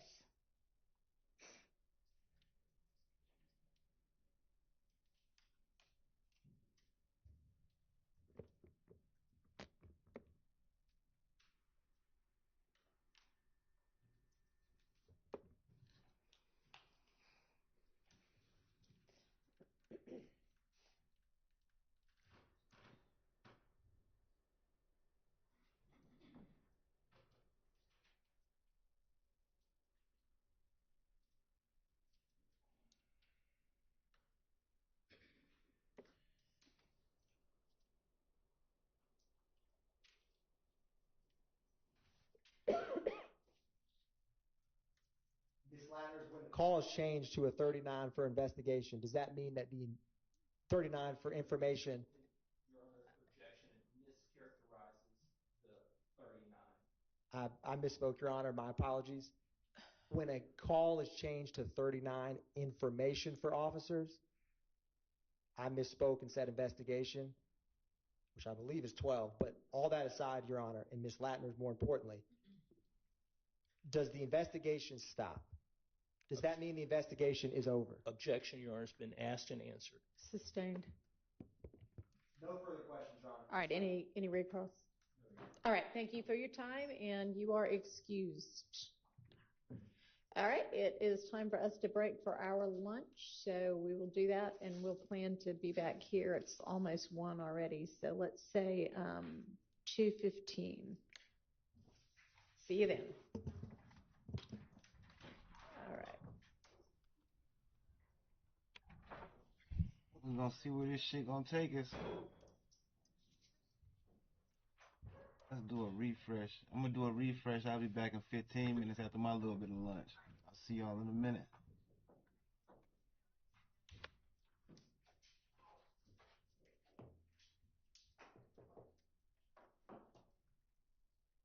All right, Sarah, we're back in a little over an hour and 15. Yes. I think Mr. Shad is here. Is it? Can we take it up after? I'm trying to get somewhere. Okay. All right. See you at 2:15. Thank you.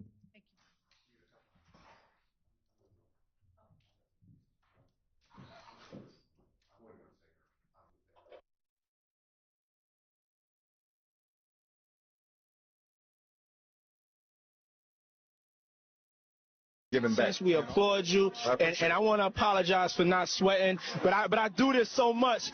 I'm so cool. I just want y'all to see everybody I'm interviewing is sweating. I'm not even touching my brow. I'm so cool, and I want to apologize. I ain't trying to make you look bad or nothing like that, but I'm just so cool. We a t-shirt. I tell you, if he was wearing one of those fancy designer clothes he's designing, he'd be sweating just like me. Yeah, I appreciate y'all. Thank you. And I just want to say how much I appreciate Puff Daddy for doing the kinds of work that he's doing, because he doesn't have to do this. But this is part of what is important about giving back. We applaud you, and I want to apologize for not sweating, but I do this so much. I'm so cool.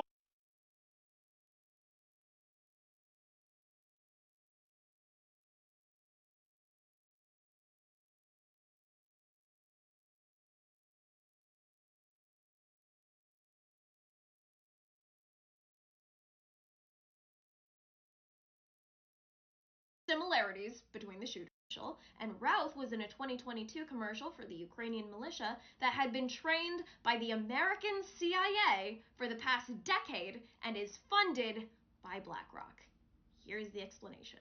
So for context, Ryan Routh was a construction worker in North Carolina that moved to Hawaii, has a house and a business there that wasn't making any money, so he was listed as unemployed. But he really cared about standing for Ukraine, so this former construction worker with no income, operating entirely alone, ran a website offering Americans $1,200 a month to fight for Ukraine, was illegally moving Afghani soldiers fleeing from the Taliban in Pakistan and Iran to fight for Ukraine, dropped everything for months at a time to fly himself to Ukraine, and flew to DC to lobby for Congress to recruit soldiers for Ukraine. He also has about 100 criminal filings, including a 2002 arrest for possessing a weapon of mass destruction, as most construction workers do, and he obviously still has weapons, and not only is he still allowed to vote, but to vote in North Carolina as recently as this year, even though he's a resident of Hawaii. And like most construction workers, he had a hunch where Trump would be on a Sunday afternoon and was waiting at the golf course for 12 hours ahead of time, even though Trump's schedule was off the record. The most probable explanation is tied to BlackRock.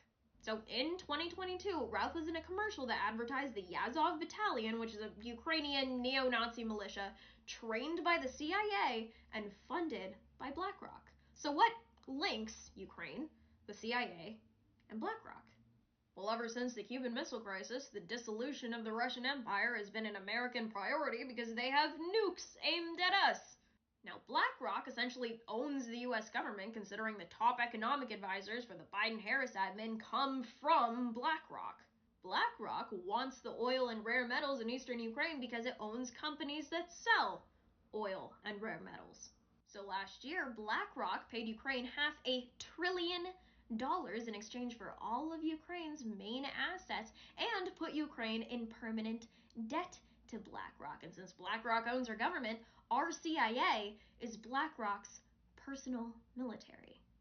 And troubled souls like Routh and Crooks are groomed to be useful pawns that exist to look like random eccentric people and take the sole blame for carefully crafted crimes like attempting to extinguish the primary threat to the mega monopoly that not only runs our government, but the world. Hence, after Crooks died and was supposed to be examined by the House Task Force, the FBI took the body and cremated it in secret. Not only law enforcement knew until 13 days after.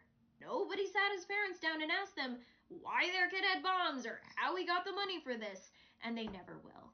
The crime scene was scrubbed. So if it wasn't obvious before, it should be obvious now that your government, the CIA, the FBI, the Secret Service are a unit. Not because they're all buddies and love each other, but because they're owned by the same people. So anyone that threatens them, regardless of party affiliation, is a target. So no wonder for years people have said Trump would be assassinated, and no wonder they refused to give Secret Service protection to a Kennedy. This is the mega monopoly versus the people, and always has been. But thanks to private media, we know that now. So the attempt to shut down any resistance is going to be stronger than ever. This is the totalitarians versus we the people. So fight.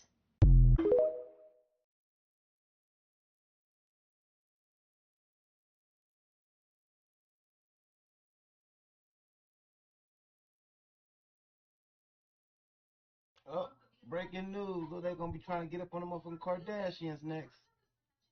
Let's see what we got right here.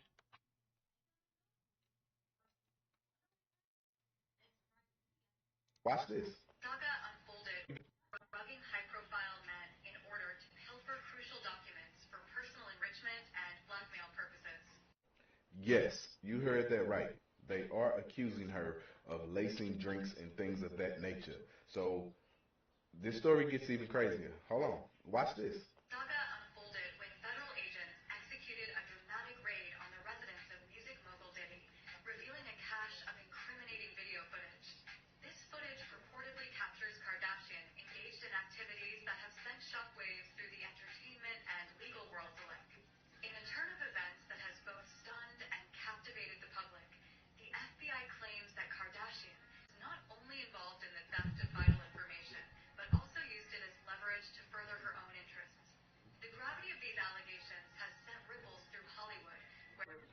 So at this point, it look like the Fed's been keeping up with the Kardashians just like us. So I'm going to keep my ear to the street and I'll let y'all know what I know.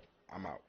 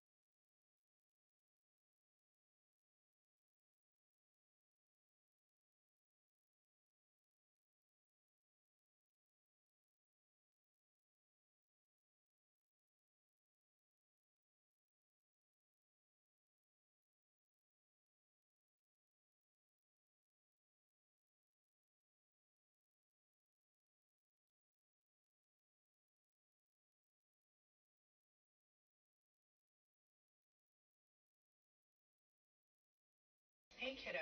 What are you doing? Just having a little drink before my car picks me up. Where are you going?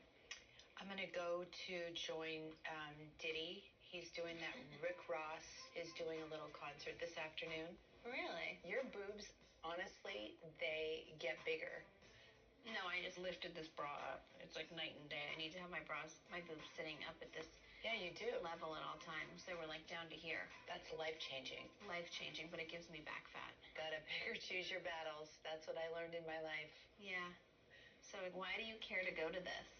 Because I was invited and I think it would be fun. When are you gonna act your own age? It's like rap crew, like Rick Ross and Diddy. Do you think this is like your crowd? I know a thing or two about rap music. Who's the boss? Me? No. Hey, kiddo.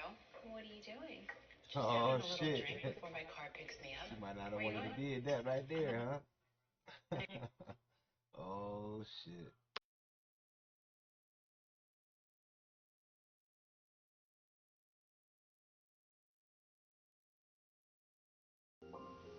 Lisa Haba and Greg Gutzler are the attorneys behind the U.S. lawsuit against Peter Nygaard. This is a very high-stakes case. I think this case is going to be complex because we have an international trafficking ring with its focus from New York City, from which it emanated, with tentacles all over the world, with hundreds of people that enabled, helped, and knew about this scheme. That is until a group in the Bahamas decided enough was enough. It got nasty enough for Mr. Nygaard, according to our allegations, to hire very dangerous men to kill us.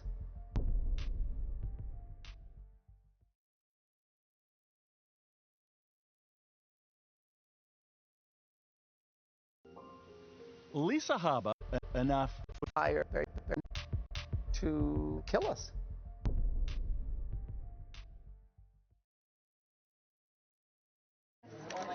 Yeah, perfect. That looks perfect. Okay, I think we're ready to start. Okay, here's where I lose a daughter. It's 2011, a big day for the Nygaard family. Peter Nygaard's daughter Aaliyah is getting married in Winnipeg. Family and friends have gathered for the celebration. Among them was the mayor of Winnipeg at the time, Sam Cates, and a high-profile guest from Nygaard's second home.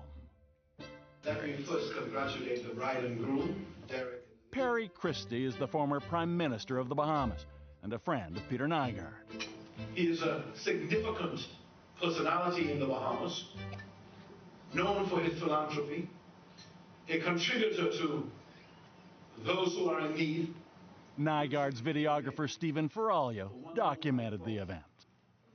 Nygaard knew Christie from years prior. Nygaard says that he helped get Peter's citizenship in the Bahamas, so they have a long history. He was having some difficulty with his residency, and I was introduced to him and facilitated the granting of that certificate that enabled him to be resident in the Bahamas.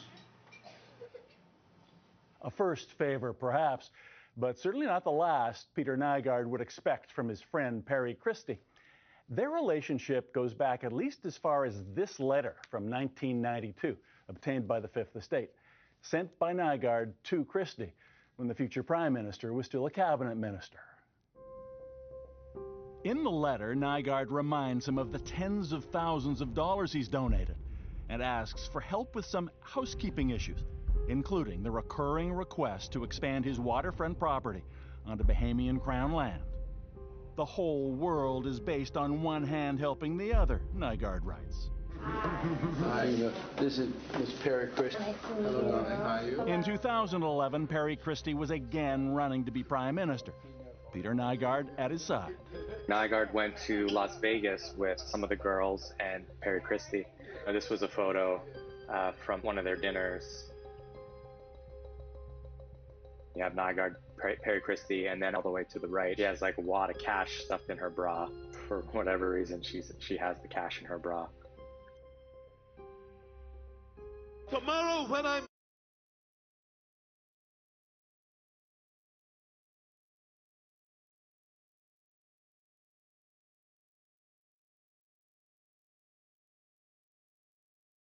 Nope, not the least bit surprised. Nope, not the least bit surprised. Victoria Sarnay says she was Nygaard's personal assistant for a time in the early 90s. The girls would come down in the morning looking absolutely dreadful, and saying, you know, can you get us out of here? Can you get us out of here? Really? And we'd say, no, we can't because we didn't bring you in, so you've got to go ask him for your plane ride back. No, not the least.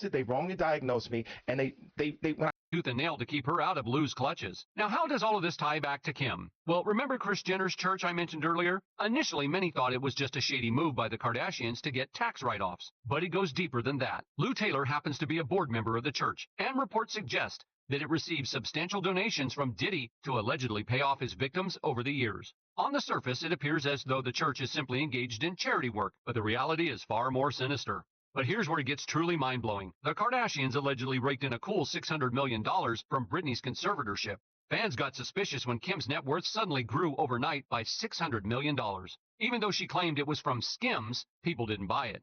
And it doesn't end there. Kylie Jenner also sold half of her makeup company, Kylie Cosmetics, for a very similar price. If you're following the conspiracy, that means the money could have gone from Britney's trust to Stonebridge to Panama, back to the U.S. through Kim's trust, and over to Kylie Jenner. Lou Taylor, the puppet master behind Kim's financial empire, has some seriously tangled ties. She managed Kim's money and is also linked to Kris Jenner's church, which allegedly dishes out payments to Diddy's alleged victims via Kim. Yeah, it's like a twisted web of connections, and we're just getting started. Hold on to your hats because here comes the juiciest twist yet. If we've managed to piece this puzzle together, just imagine what kind of tea the feds might be brewing. Rumor has it Kim's about to find herself smack dab in the middle of the RICO charges Diddy's facing. It's like a Hollywood blockbuster unfolding before our eyes. At this rate, Diddy might just bring down half the industry with him, and the Kardashian clan, well, let's just say their empire might be on shaky ground. Reports have it that Kim is panicking hard over being exposed like this, knowing she's in deep trouble. Fans are shook by this revelation, with many commenting on the incriminating information. Kim's time is up, and she's losing business with Hulu and others. Depending on the outcome of the trials with Diddy, it'll determine whether she can still be on TV or make endorsements. She's on borrowed time right now. Some think she'll go down with Diddy, and that will be that. In fact, one person wrote, that family would have done anything to become uber famous. That family is disgusting. Another person wrote, Kim allowed her mother to profit off that video with Ray J. Kim was a willing participant. All her businesses are shady. That's why they're going under. What fool in their right mind would buy makeup from someone that doesn't even apply their own makeup? Not to mention, literally, the night before she was to marry that basketball player, she had spent the whole night on the phone with Kanye, which explains why her marriage only lasted less than 3 months, because she wanted to come up with Kanye. She's trashy as they come. So why would you expect? Kim Kardashian's world is rocked when FBI agents storm her home in a dramatic raid that sends shockwaves through Hollywood. The timing couldn't be worse, as whispers of her connection to the infamous Diddy-Kim Porter case intensify. With every corner of her life under scrutiny, Kim finds herself at the center of a storm, facing questions about her past associations and the depth of her involvement. As the investigation unfolds, the reality star's carefully curated image hangs in the balance, leaving fans and critics alike wondering, is there more to Kim Kardashian than meets the eye? Long perceived as a gatekeeper to the elusive world of Hollywood's elite, Diddy has long been rumored to have played a significant role in the rise to fame and fortune of several prominent figures, including Kim Kardashian and Kris Jenner. Industry whispers suggest that beyond his reputation for throwing extravagant parties, Diddy has taken on the role of mentor, guiding individuals through the treacherous waters of celebrity status. These whispers suggest that his guidance extended beyond social connections and networking to the darker realms of manipulation and exploitation, where success wasn't earned through hard work and talent, but rather through backroom deals and questionable practices. It's a sobering revelation that the glamorous lifestyle Kim and Kris have flaunted for years may have been built on shaky foundations. The opulent mansions, luxury cars, and designer wardrobes may have been acquired through means that are now under intense scrutiny. For Kim Kardashian, whose rise to fame began with a leaked sex tape and a reality TV show, these allegations strike at the heart of her public persona and the empire she has painstakingly built across industries from cosmetics to fashion to social media influence. What began as rumors of lavish parties at Diddy's mansions has now escalated into a full-blown investigation into potentially sinister activities, including sex trafficking. Reports suggest that these events may have involved coercion, exploitation, and even underage participants, painting a stark contrast between the luxurious surroundings of Diddy's sprawling Miami and Los Angeles estate.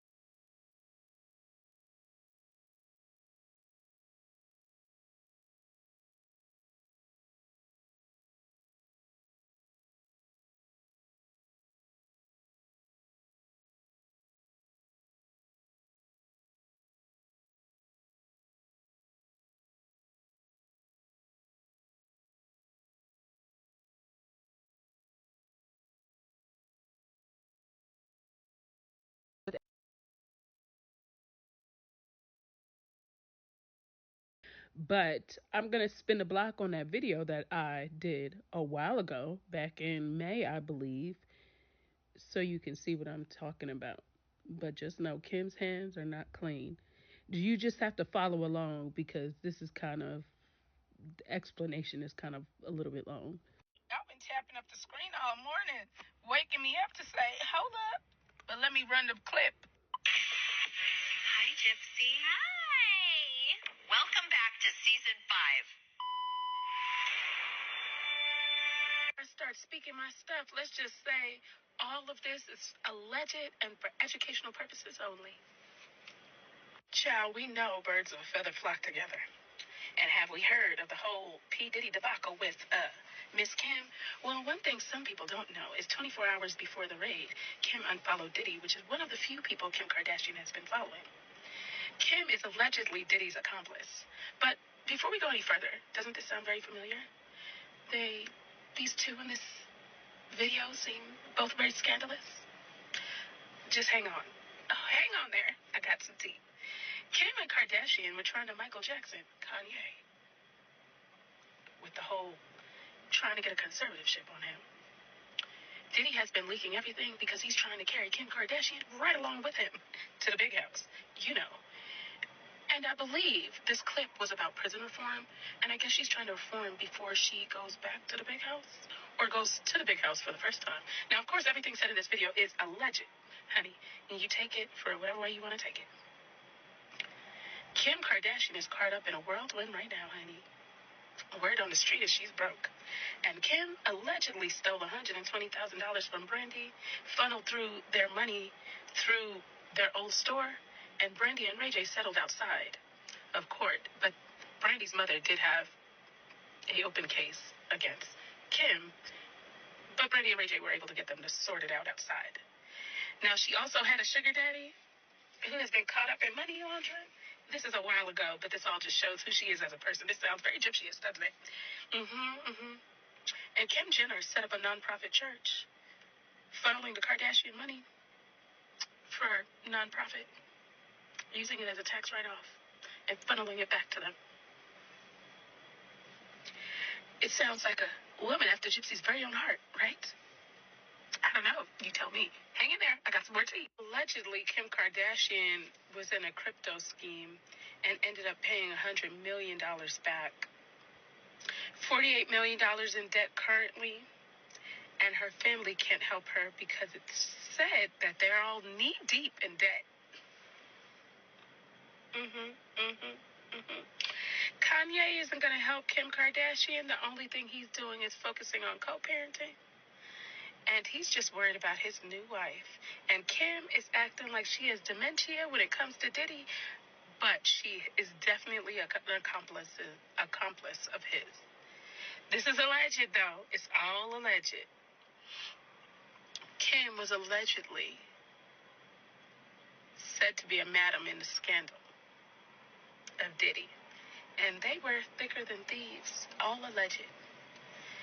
And Kim is buddy-buddy with Lou Taylor, which had a lot to do with the Britney conservatorship.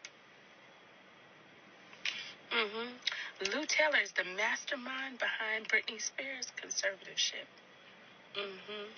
And Lou Taylor allegedly is paying off some of Diddy's victims through some of the church's slush funds. Lou Taylor is the owner of TriStar Sports and Entertainment.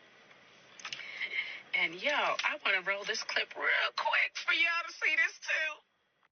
With conditions they don't actually and pocket their hard-earned cash. But here's where the story takes a truly jaw-dropping turn. Enter Kanye West, dropping bombshell hints about this whole mess not too long ago. Yep, you heard that right. Allegedly, Kim and Diddy were the puppet masters behind the scenes, attempting to pull off the same stunt on Kanye. But Kanye wasn't about to let them run roughshod over him. Nah, he dug in his heels and their little scheme went up in smoke. And look, they tried to medicate me. I was exhausted. They wrongly diagnosed me, and they when I asked them how much lithium did you want to put me on exactly, it took them 4 days to answer because they were embarrassed about the amount, right? And I refused to take this, right? You understand that if I had taken the medication, I would not be here, and it would have been, he was deeply troubled. We miss him. We love his music, though. Well, they would have Britney Spears too. I mean, look, they would have Michael Jackson or worse, yeah. So look what they did. Look what they did to Britney. When she went in, she was tired, she was exhausted, she was in a bad way. But 10 years of that medication wrecked her brain. Hold on to your seats because this Hollywood drama just took a turn for the even wilder. Brace yourself. Britney Spears herself has stepped forward, alleging she was fed the same misdiagnosis spiel before being thrust into a conservatorship. And who's she pointing the finger at? None other than her own parents, and wait for it, Lou Taylor. But here's where it goes from wild to downright mind-blowing. Rumor has it that the Kardashians allegedly pocketed a staggering $600 million from Britney's conservatorship. Fans started raising eyebrows when Kim's net worth suddenly shot up by $600 million overnight. And even though she tried to attribute it to Skims, people weren't buying it. Someone wrote, if you're Lou Taylor and you need to hide $600 million, would Kim's estate be a logical place to try and hide it? But that's not all, because they also pointed out how Kylie Jenner also sold half of her makeup company, Kylie Cosmetics, for a very familiar price. The fan explained, if you're following the conspiracy, that means the money could have went from Britney's trust to Stonebridge to Panama back into the U.S., through Kim's trust and over to Kylie Jenner. Lou Taylor, the mastermind orchestrating Kim's financial dealings, finds herself entangled in a complex web of connections. Not only does she oversee Kim's finances, but she's also intertwined with Kris Jenner's church, allegedly channeling funds to Diddy's purported victims through Kim. It's like peeling back layers of a twisted onion, and we're only scratching the surface. But hang on to your hats, because here comes the biggest bombshell yet. If we've managed to piece together this puzzle, just imagine what secrets the feds might be unearthing. Word on the street is, Kim's poised to find herself smack dab in the middle of the RICO charges looming over Diddy. Yep, you heard it right. It's like watching a Hollywood blockbuster unfold before our very eyes. At this rate, Diddy might just bring down half the industry with him. As for the Kardashian clan, well, let's just say their empire could be on shaky ground. Reports suggest Kim is in full-on panic mode over this exposure, fully aware she's in deep trouble. Fans are shook by this, and they commented, wow, nothing surprises me with the Kardashians. That young lady speaking on that video certainly had a lot of incriminating information. Kim's time is up. She's losing business with Hulu and other. Depending on the outcome of the trials with Diddy will determine whether she can still be on TV or make endorsements, or get endorsements. She is on borrowed time right now. Emmy thinks she will go down with Diddy, and that will be that. And the jails won't have enough space to hold all of these evil people. Child, these Diddy parties at the prison gonna be something else, cause he ain't gonna stop. What they say, ain't no party like a Diddy party. Now, I wouldn't be surprised if J-Lo did get caught up. But one thing I will say, too, is you notice everybody that was getting ready to release a book that Diddy was affiliated with, including Kim Porter, what happened? They passed away suddenly. I'm telling you, there's going to be some other things coming up. Other people's hands that are getting caught up. Now, look, I heard alleged Jay-Z and Beyonce may get caught up in it. I don't know how true that is. I'm I mean, they all from the same hood. Well, Jay-Z from New York, right? You got to think back in the 90s, early 2000s, they were the it people because Biggie wasn't there.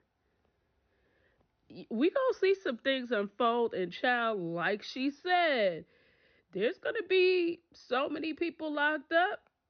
The feds ain't gonna have space for all these celebrities. Hell, it's basically gonna be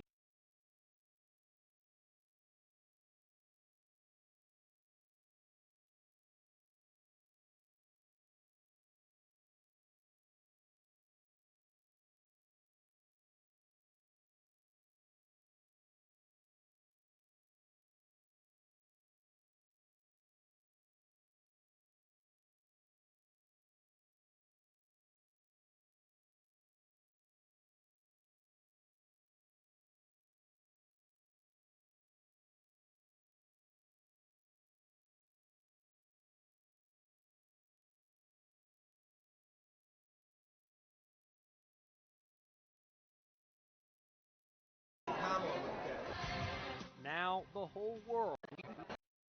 Long before she met Doug Emhoff, she dated some prominent men, including in 2001, former talk show host Montel Williams. Back then, he was the famous one and had to introduce her to the paparazzi. Now the whole world knows who she is. Long before she met Doug Emhoff, she dated some prominent men, including in 2001, former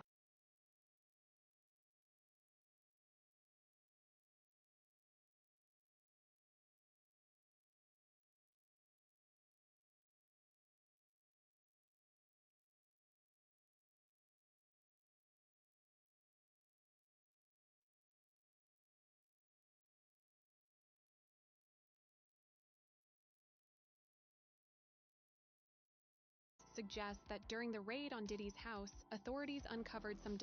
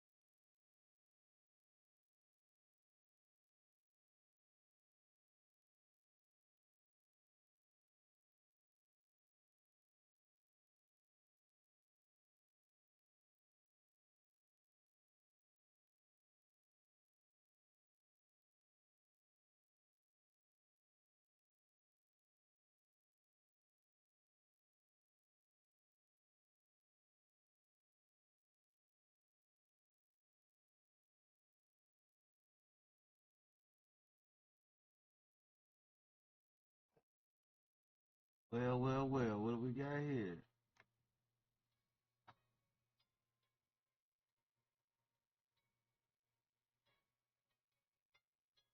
Anna Sullivan.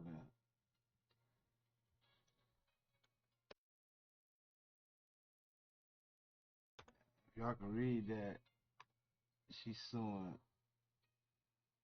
Ann Lamont, Kamala Harris, Ned Lamont, John Larson, Joseph Biden, Jeffrey Bezos, Lawrence Sanchez, Elon Musk, Claire Botcher,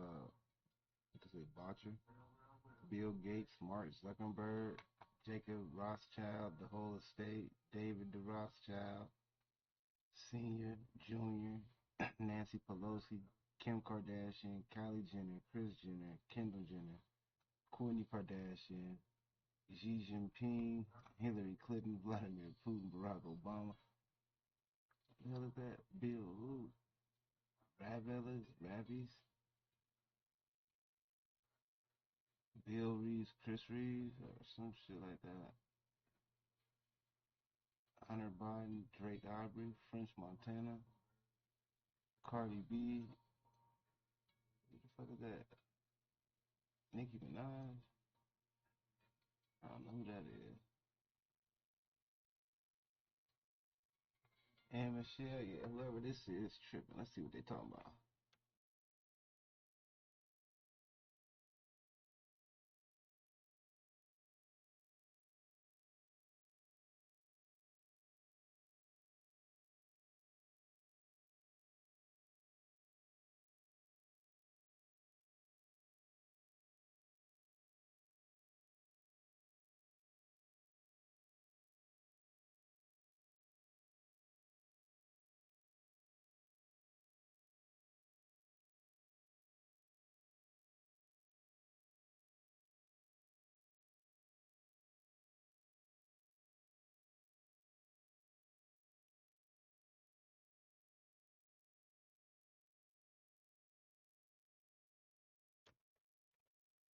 She claiming that they put a mind control device on her.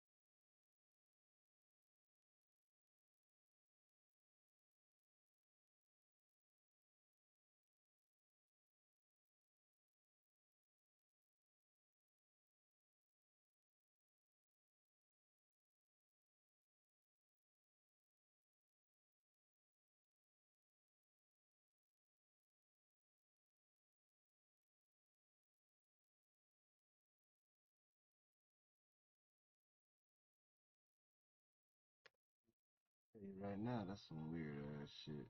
I guess she filed a complaint against all them people.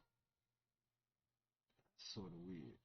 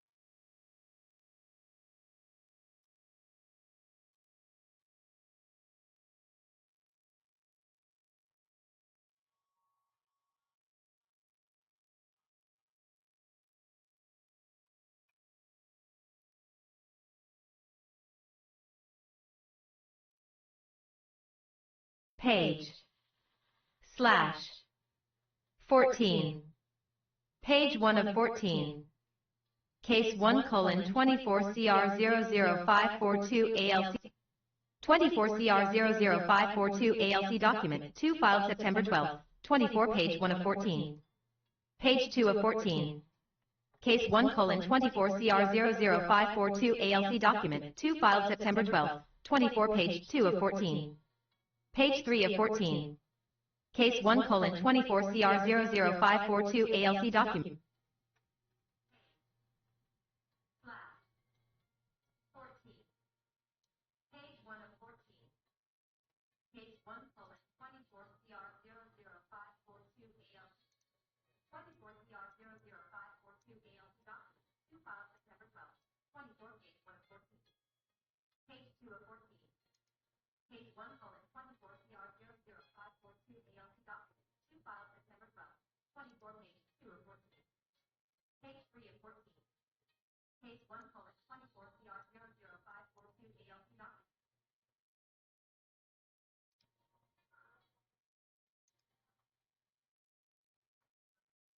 Case 1:24CR00542 ALC document, 2 filed September 12, 24, page 1 of 14.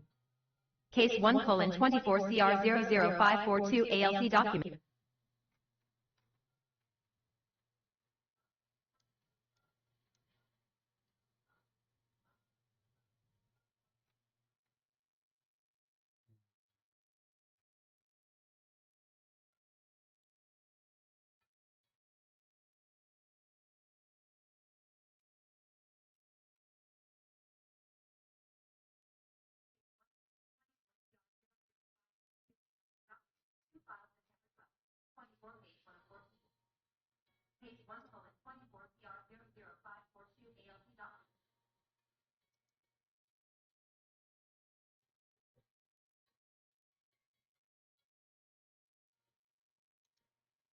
Case 1:24CR00542 ALC document, 2 filed September 12, 24, page 2 of 14.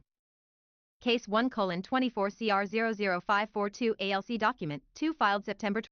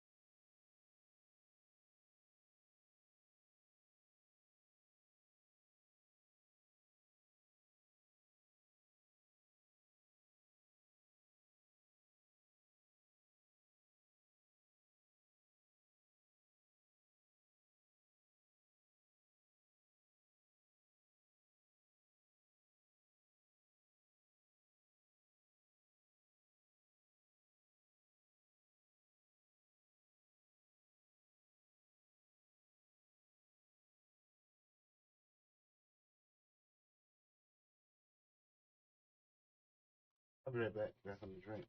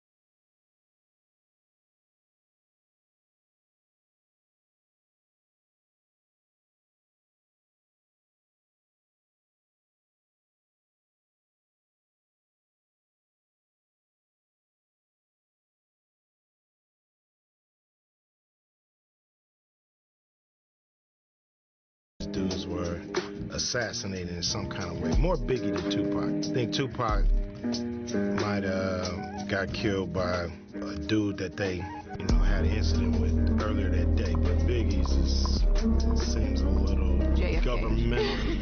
We made a bail appeal to Judge Carter. It did not go our way. The fight continues.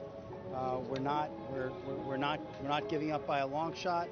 I told Mr. Combs I'm going to try and get his case to trial as quickly as possible. I'm going to try and minimize the amount of time he spends in very, very difficult and I believe inhumane housing conditions in the special housing unit of the Metropolitan Detention Facility. And yet nobody said, but did he get arrested finally and get the book ready to be thrown at his very, very, very dancing feet? They're going to beat his feet with that law book. That's how many crimes he's done.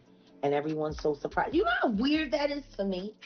Y'all watch me get arrested there just for bringing Gene Deal to Dallas.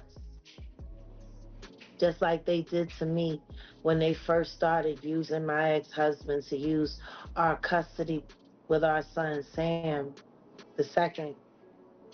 I got no bond. I got no bond for nonviolent crimes. He doesn't really deserve any bond at all. But if he's going to have bond, I mean, let's start with no passport. Let's start with no private planes. Let's start with a black and white or whatever the equivalent of a black and white is, following him everywhere he goes, watching everything like he's been doing to people for so many years.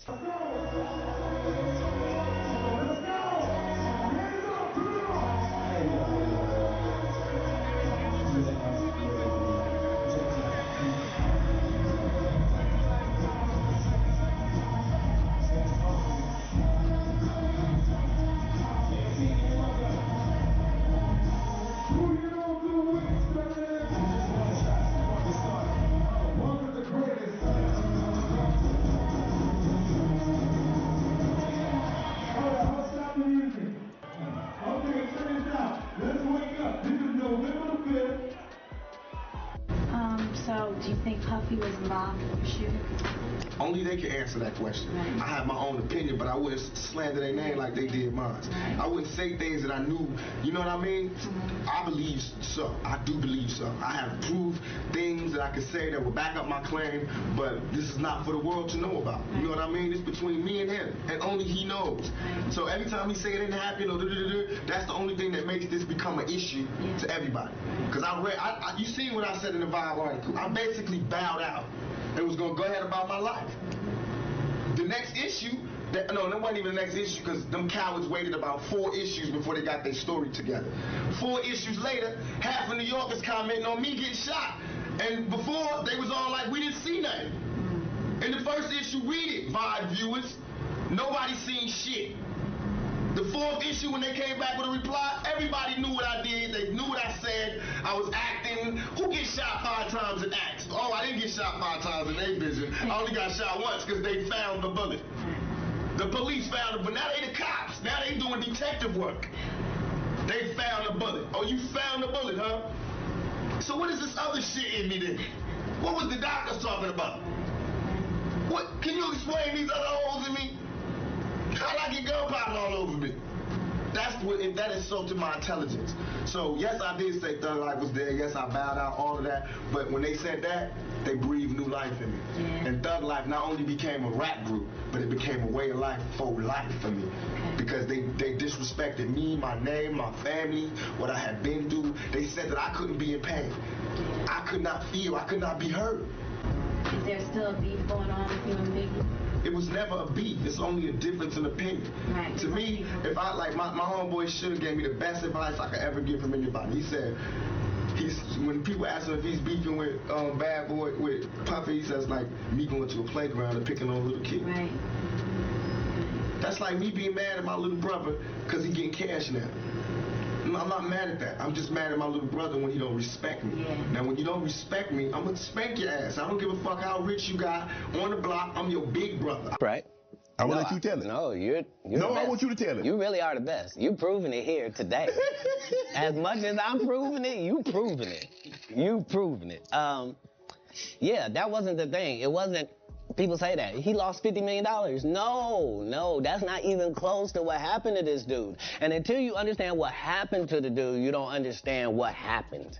Like, no, not they offered him $50 million and he turned it down. Who gonna turn down $50 million? Now, I've had to turn down $50 million 4 times. 4 times. Just to protect my integrity and that virgin hole I was telling you about. Right. Because P. Diddy be wanting to party. And you gotta tell him no. You got to tell him no. I did. I did. See, I got the receipts for everything I'm telling you. That's why I can say them so freely. Kid, I need another one. You here? Get your number. Thank you, sir. Now to a CNN exclusive, the Department of Justice may be taking steps to indict music mogul Sean Diddy Combs. 2 sources close to the investigation tell us that a federal grand jury may soon hear from Diddy's accusers. Since November, Combs has been named in 8 civil lawsuits, 7 of them directly accusing him of sexual assault. I mean, in the beginning, like the first 3.5 years, he was, like the first 3 or 4 months, he was really nice, but then after that, he started being that. So shocking new accusations. His alleged victim humiliated and traumatized. Diddy's legal troubles just got bigger, less than 48 hours after his somber mea culpa. I'm not asking for forgiveness. I'm truly sorry. Extra has obtained this explosive new 15-page lawsuit filed by model Crystal McKinney. She claims he got her drunk and high with a joint that was laced with what she says was a narcotic or other intoxicating substance. Arrest of a former SU basketball walk-on player, Brendan Paul, who's part, police say, of a sex trafficking investigation of rap mogul Sean P. Diddy Combs. Paul is accused in court documents of being Combs' drug mule. What they're looking for, because it was going on the premises of sex, they're looking for pictures of girls that may appear to be underage context, like they in the act. That's what they're looking for. So now, they're gonna go through all those devices. If somebody got any kind of weird fetishes that they got little kids or little girls or something like that, in any kind of pictures or any kind of photos that they took out of that, it's craziness, man. And you know what's so crazy is, bro, that all these stories has been around the industry for a long time. All these industry people know that Diddy been acting like this and doing this, and yo, it's a lot of stories that goes around in this industry about not just him, other people. Jimmy Iovine. Ain't nobody talking about Jimmy Iovine. He got sexual charges and everything on him, but he got those publicists that's keeping it out off of CNN, is keeping it off the major news reports. Nobody's talking about that.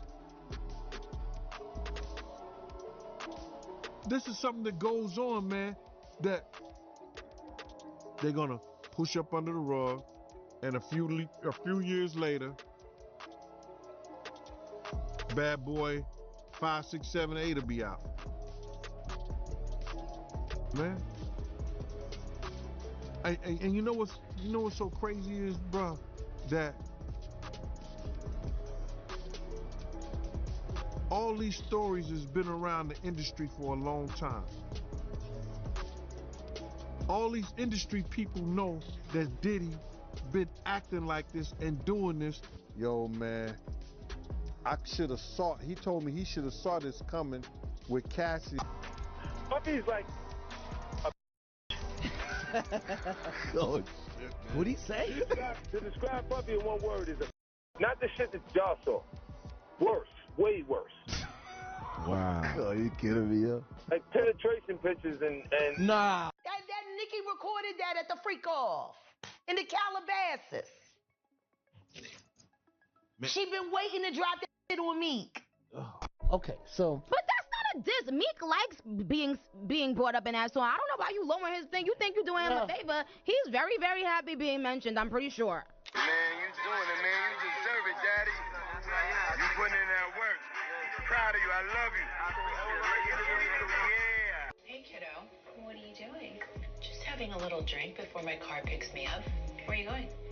I'm gonna go to join Diddy. He's doing that. Rick Ross is doing a little concert this afternoon. Really? Your boobs, honestly, they get bigger. No, I just lifted this bra up. It's like night and day. I need to have my boobs sitting up at this level at all times. They were like down to here. That's life-changing. Life-changing, but it gives me back fat. Gotta pick or choose your battles. That's what I learned in my life. Yeah. So why do you care to go to this? Because I was invited and I think it would be fun. When are you gonna act your own age? It's like rap crew, like Rick Ross and Diddy. Do you think this is like your crowd? I know a thing or two about rap music. Who is the boss? Me? No.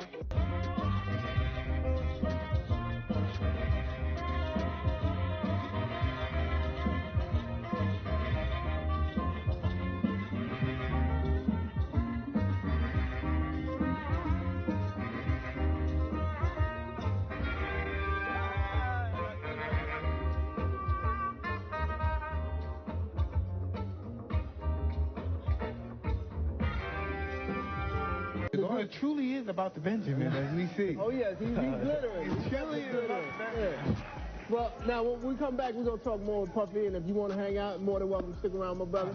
All right? We'll be right back with more right after this. Drop the guard stage. That's my brother right here from day one. We used to wake up and, damn, pause, but like that's how. Back in the days when he was like 10 and I was a little bit older, his older brother, we used to fight over the Frosted Flakes. You know what I'm saying? Before pause was invented. You know what I'm saying? But it's my brother for real. We used to actually wrestle off of the Frosted Flakes because he used to always get up early with me. Now he's one of the richest stars in the world. And What the fuck did Puff just say? Nobody's going to acknowledge this but me. Puff just said we used to wrestle over the Frosted Flakes. And we're streaming live. That was stupid. Listen, that was fucking stupid. Listen. You're having a good time, yo. Your usher made it in the... Hey, yo.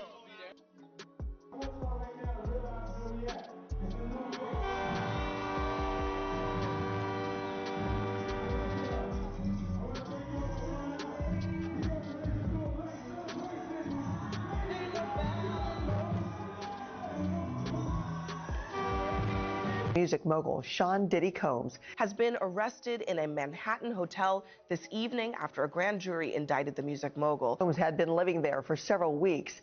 A person with knowledge of the investigation told NBC News the arrest was based on a sealed indictment brought by the Southern District of New York.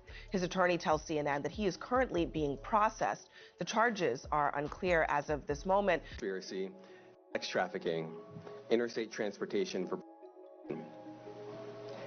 The indictment alleges that between at least 2008 and the present, Combs threatened and coerced victims to fulfill his desires, protect his reputation, and conceal his conduct.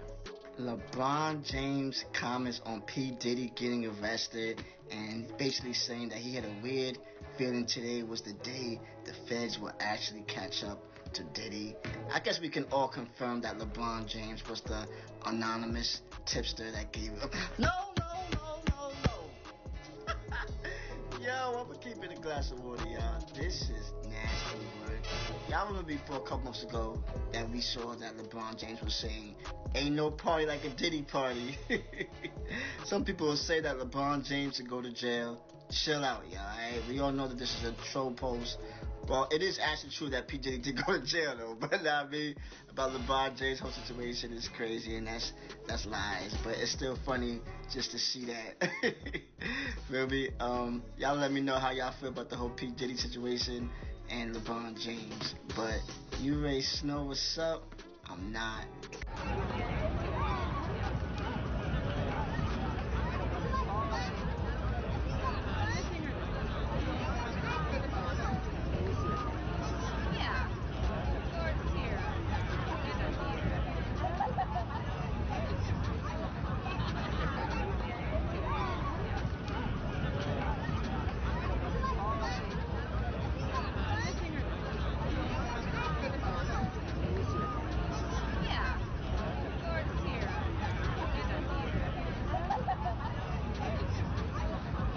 This is incredibly disturbing footage, so I do want to warn our viewers, as you did. But as you said, Cassie's lawsuit, which was filed in November of 2023 and then was quickly settled overnight, it did open the floodgates. But in that complaint, Jake, she details an incident that she alleged happened in March of 2016 at a hotel in Los Angeles, physically assaulted by Diddy. Now our team in the LA Bureau, we have got our hands on that surveillance footage, and it appears to corroborate Cassie's claims identically. We were actually the first ones here with about 30 different law enforcement vehicles at least. There are 3 Bearcats on scene here. This just all unfolded, Sandra. I was actually the first ones here with about 30 different law enforcement vehicles at least. There are 3 Bearcats on scene here. This just all unfolded, Sandra, I would say.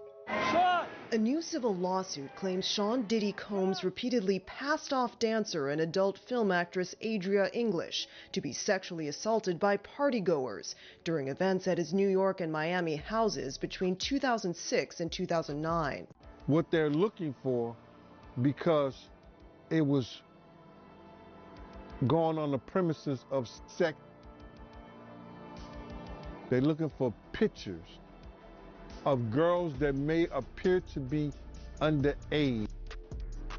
And you know what's so crazy is, bro, that all these stories has been around the industry for a long time. All these industry people know that Diddy been acting like this and doing this, and yo, it's a context. Like they in the act. That's what they're looking for. So now, they're gonna go through all those devices. If somebody got any kind of weird fetishes that they got little kids or little girls or something like that, in any kind of pictures or any kind of photos that they took out of there, man. And you know what's so crazy is, bro, that all these stories has been around the industry for a long time. All these industry people know that Diddy been acting like this and doing this. Yo, man, I should have saw, he told me he should have saw this coming with Cassie and the way he treated women when he slapped his mother. And I was like, he did what? Yo, I did it. Told him he want receipts. Let's start with your mother, nigga. Your mother got the receipts. Everything is in your mother's name. That's the one who got the receipts.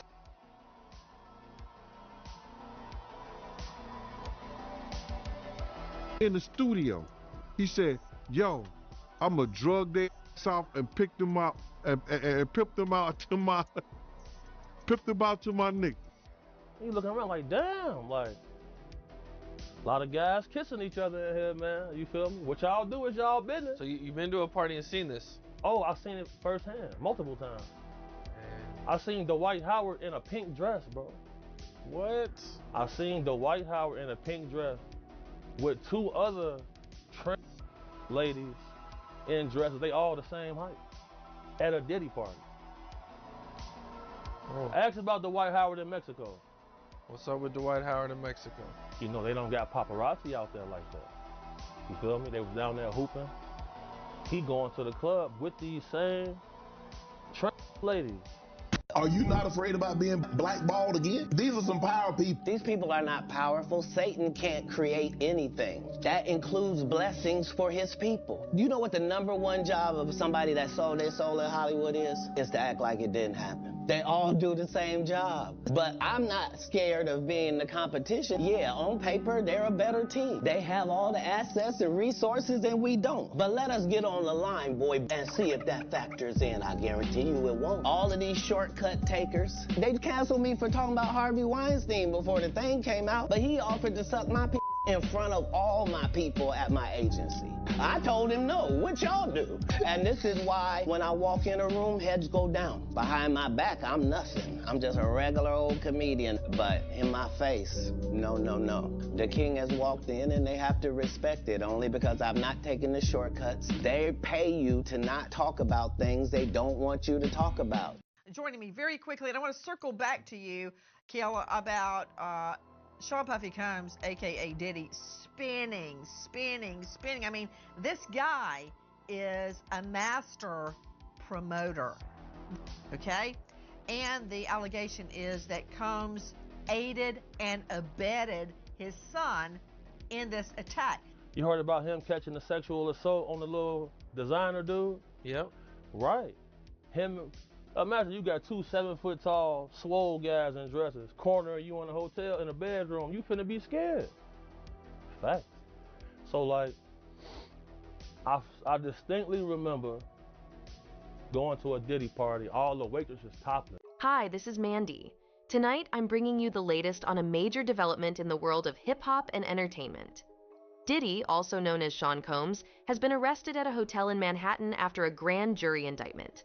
Right now, his lawyer is saying he's being processed, but the exact charges remain unclear. This comes in the wake of Ice Cube's bombshell comments, hinting that Jay-Z might be involved in some shady activities connected to Diddy's legal troubles. Sources are now claiming that Diddy, who's facing serious accusations, including ST and misconduct, is ready to spill the tea on Jay-Z. He might even have dirt on him that could potentially change the game. Though details about Diddy's indictment are still fuzzy, Billboard has confirmed that the arrest is real. Over the past year, Diddy's been hit with multiple civil lawsuits, all involving allegations of SA. According to TMZ, he was taken into federal custody at the FBI's office in Manhattan. Diddy's lawyer is calling this prosecution unjust, saying Diddy's not a criminal, just an imperfect man trying to navigate life. We'll keep you updated as this situation unfolds, so stay tuned to Billboard for more info. On the flip side, Ice Cube recently appeared on the PBD podcast, sharing his thoughts on the whole Diddy situation. He didn't hold back, saying hip-hop's always been like the Wild West, and these kinds of legal battles are nothing new. When asked about his history with Diddy, Cube mentioned working on some records with Diddy's producers for his War and Peace album. Cube was cool with the collaboration, but made it clear he's never been about the party scene, especially not Diddy's infamous parties. When asked if he's surprised by Diddy's current troubles, Ice Cube shrugged it off, saying nothing in hip-hop surprises him anymore. It's a world where the good, the bad, and the ugly all coexist. Cube also believes Diddy's being targeted, implying that someone with influence is pulling the strings behind the scenes, causing this legal domino effect. But it doesn't end there. Jaguar Wright has also been stirring the pot, claiming that Jay-Z is somehow involved in all this mess. While Jaguar's known for making bold, often wild accusations, there's no concrete proof backing up her claims. Still, she's suggesting that Jay-Z could be next in line for some serious legal heat. In her eyes, Jay-Z has a track record of lining up people and stealing their shine, from D-Haven to Biggie to Dame Dash. Jaguar even threw out some shocking allegations about... Breaking news, Diddy denied bail once again. Diddy denied bail once again. and racketeering charges. Combs was arrested Monday in New York. In his latest appeal, he offered to give up $50 million and restrict his female visitors to just his family. But he now waits in jail for what could be at least a year before his trial begins. So joining me now here in Studio 57 with the latest on this case is CBS News correspondent Lilia Luciano. This is quite a case. So this is the second judge, his second attempt to get bail, and he offered all kinds of things that I haven't heard before and still got turned down. All kinds of things. And Anne-Marie, the prosecution kept saying, look, he has shown that he's not a flight risk. He is trying to sell his plane. He paid off the house, the $50 million or $48 million house in Miami, so that could be a security of sorts, so that could be a collateral for the bail. His family, including his 3 sons, his mother, his sister, and 2 of the mothers of 2 of his daughters were all named as co-sponsors, if you will.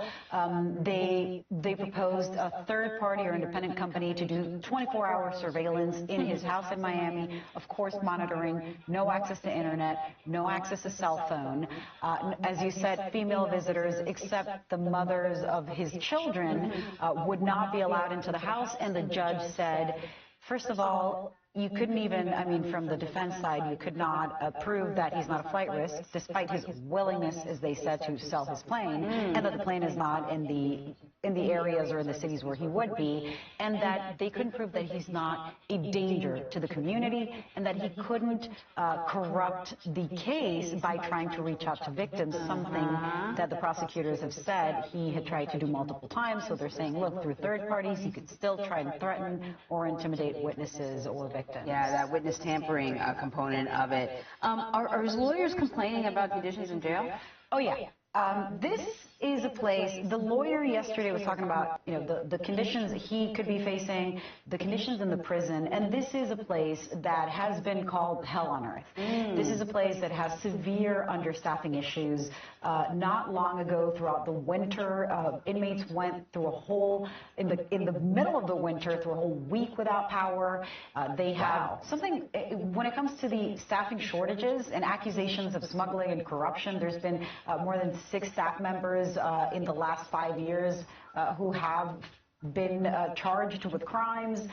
There have been violent events. Somebody died this year by suicide. Somebody else died in a beating. There have been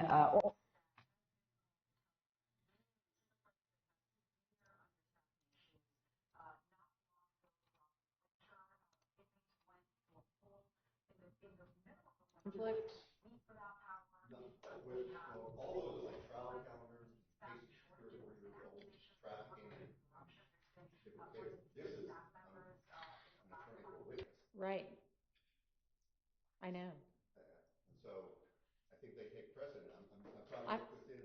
I would be happy to, given the circumstance of your particular client and the request that, he not be held anywhere and that he get this over as soon as he possibly can. I am happy to communicate with the courts if you'll let me know and see if they can. We'll see what we can do. I've been here all day, every day. Yeah, I want to get it done. I know. I know everybody else does too. I know. What I was going to ask for under 601 is have a hearing to deal with his competency. I think it would be something short as to mental competency because he is on drugs. He is on Dilaudid. And so under 601, the court. Well, I don't know what he's going to be on when he gets released. Can't read without these are painkillers. He's on Dilaudid. Okay, lots of people, and I don't mean to interrupt you, but lots of people can take and do take painkillers every day, and depending upon what it is and the amount and what have you, it treats their pain. It doesn't necessarily make them incompetent or unable to do things. So, if I am presented with something that makes me believe that there is an actual issue as to his competency, then certainly I can entertain that. But that could only be from him testifying, number one, to that issue. And the other issue, he doesn't recall, this is 10 years ago. Well, he may or may not, and he'll just have to say that on the stand. And then also we deal with scenario of immunity. We want transactional immunity. Well, that's something between you and the state. You can order him up there. because he was an unindicted co-conspirator in reference to this stuff, and he did prison time. Have you talked to the state about any of this? If I may, Mr. Scheib has talked to me, and what he has said has nothing to do with concerns about a legal exposure. What he has said has to do with fear and not fear. It has to do with fear and his client's desire to not testify. Period. You see, I didn't know until yesterday. Excuse me, can y'all mic up? Can y'all use the microphone? Yeah, just walk back to the podium. You'll only be 3 feet further away, and then they can hear. I'm sorry. It's okay. I didn't know until yesterday he was part of this 10 years ago. I did not know. He did prison time, but I didn't know that he was part of this.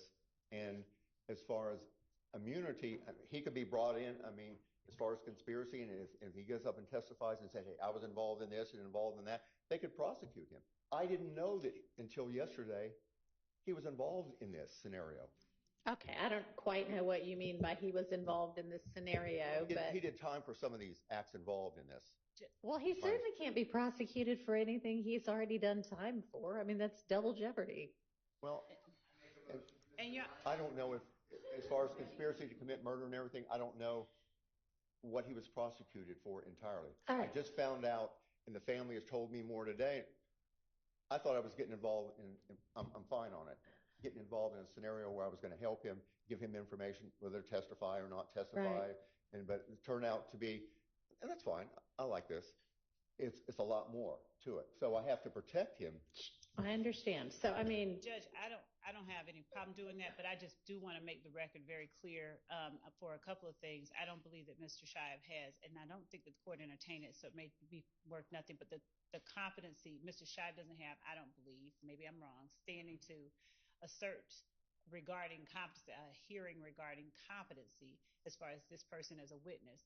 But second, given I don't know what all Mr. Scheib knew, but given given the communication between Mr. Zachary's father and our office, right? I don't know how, and given what I was told, not yesterday, but I think day before yesterday, regarding what Mr. Zachary would and would not do and why, I don't know that it. I don't know how that there was no knowledge of what his involvement in this was. There was specific commentary, and I'm not saying that. I don't know either. But I mean, Mr. Scheib's right. Based on the way this case has been indicted, even, I mean, the RICO count seems to be something that if the state wanted to, they could indict anybody on who had any involvement in any of the crimes, even if they've already been, I don't know, that, at least be indicted. Whether it would hold up or not, I don't know. But so, Your Honor, as in as much as there is a concern, I assume that there is a concern regarding Mr. Zachary, I don't know, implicating himself in something that he could get indicted for. We don't have any problem asking the court to compel his testimony pursuant to the same statute that we have had to compel others. We don't have any problem doing that. All right, well, it sounds like y'all might need to get some sort of an agreement in place between yourself and Mr. Scheib. We definitely like something in writing. I mean, that's basically what you're saying, Mr. Scheib, right? Is that part of the situation. And also, I think I ought to make Mr. Scheib aware. I just want to make sure he's aware that part of the requirement for that statute is that he not commit perjury on the stand. And Mr. Zachary is currently on probation for a long period of time. And so I'm going to put that out there. That's it. All righty. Well, Mr. Scheib has been a defense attorney for more years than probably he can count anymore. And a good one, a highly experienced one. And so he'll be able to advise his client as to all of the,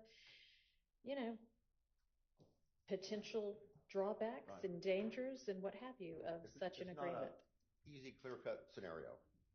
We're going to wade through some things. Okay. So we'll draft up that document. Okay, but considering that it sounds like it may be as early as tomorrow morning. I don't know. We'll have that. Doesn't sound like anybody knows yet. It's a developing kind of thing about when he might be released, but y'all need to get on that. So we'll have that drafted this afternoon for Mr. Scheib to review. And Mr. Scheib, if you want to communicate with my office about wherever we might need to be able to talk to other courts about your presence here. I have a simple way of doing it. If you issue an order me back into your court tomorrow, that'll you know what? If you want to draft one up, I will sign it. Okay, that'll be great. We'll send it over to you in a couple hours. Great. You've got all of the addresses, right? Okay. I'll see you tomorrow. Thank you. All right. Do we need anything else from Mr. Scheib? Anybody? I don't need anything from him. If the court would indulge me, what I asked right before he came in, because I have the next witness and I don't want to. Because during the whole entire lunch break, you didn't go to the bathroom. Well, it didn't happen. Okay. Thank you.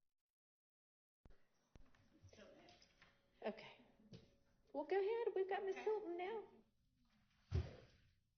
All right, anybody need to bring up anything before we get the jury in and start with our next witness? Anybody? No?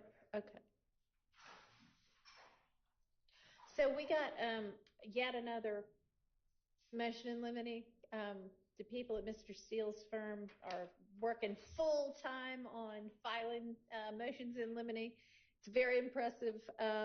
So motion in limine number 59 is about potentially excluding certain portions of a interview with Mr. Zachary from March 3rd, 2017. And I was trying to find, I've got 2 of his interviews, and March 3rd doesn't seem to be one of them. Is this one that we went over? Should have, and his 2 are August 5, 2015, Your Honor, and then March 3, 2017. Okay. Well, I don't know why I have April 13th, 2017 written down, but I do. But it's the other one the only one from 2017 is March 3rd. Okay. Yes, it might be the transcription date in April. Okay.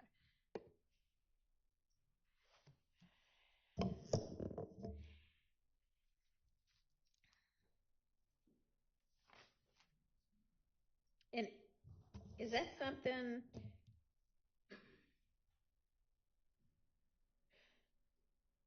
So if it's the bottom of 124 through about halfway through 127, my notes say that the state, well, all my notes says is okay, but what that meant in my shorthand was that the state agreed that they weren't going to utilize that.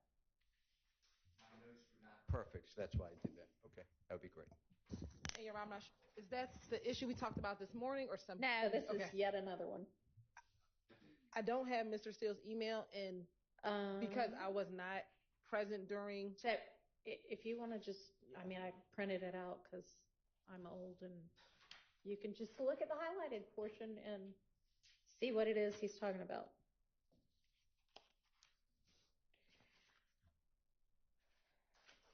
And I've got a copy of the transcript up here if you need quick access to that.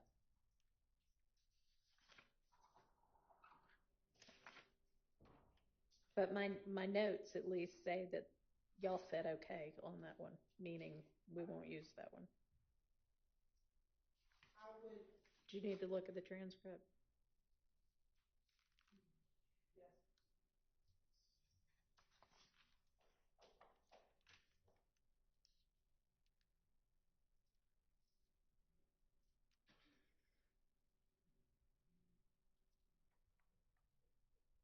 Because at one point on 126, he says, that's what I assume, that's what I heard.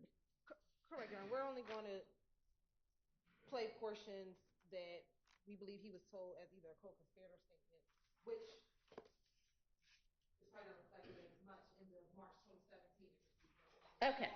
But y'all agree that y'all don't intend to use that portion, correct? Just yes, so we're all on the same page? Yes, Your Honor. All right.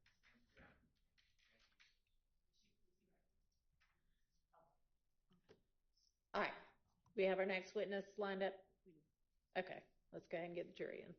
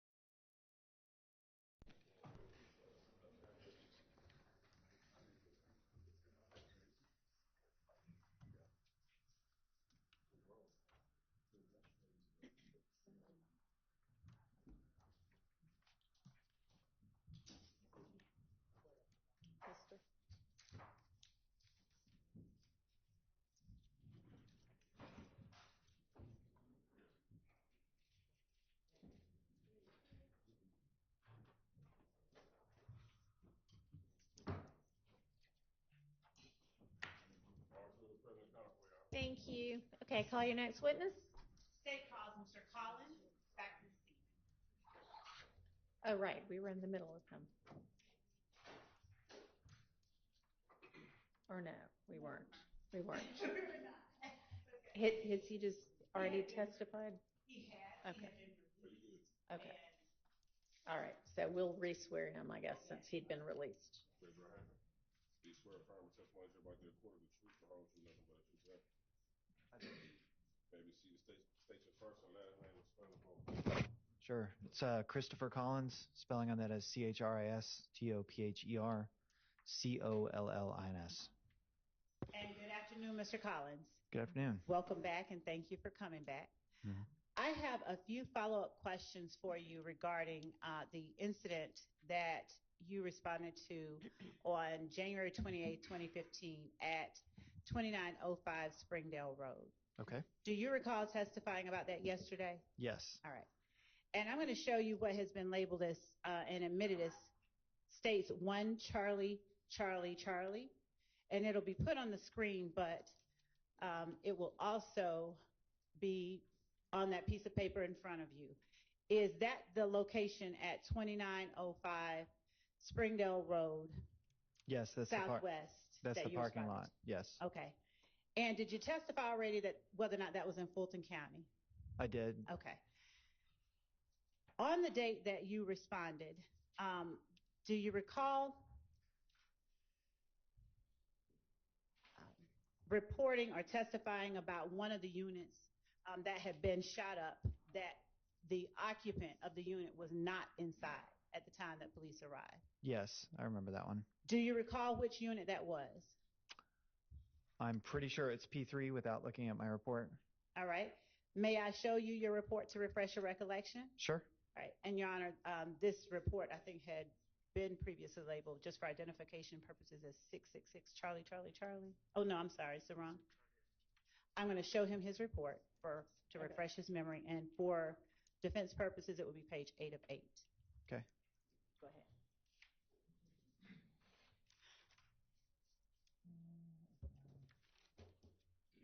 Yep. Apartment P3 was the unoccupied apartment.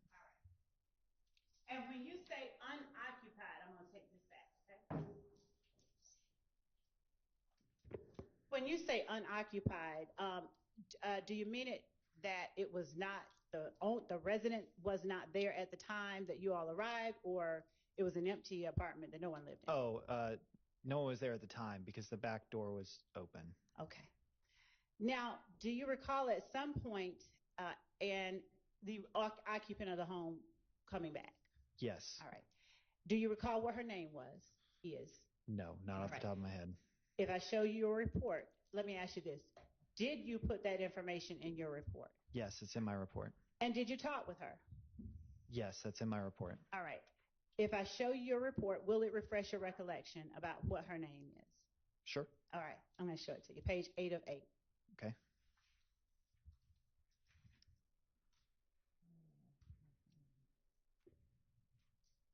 And I'll just, for brevity's purposes, point you to that last. Yeah. I've got the last name as Smith in here.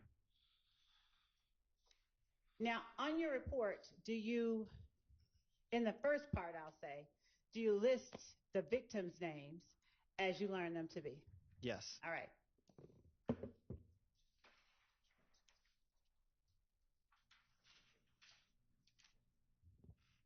Do you recall the occupant of apartment P2? Do I recall their name? I believe that was his name, the occupant of P2. I remember the last name from yesterday when I testified. Okay, and was that Mac? Yes. Gilberti Mac? Yes. All right.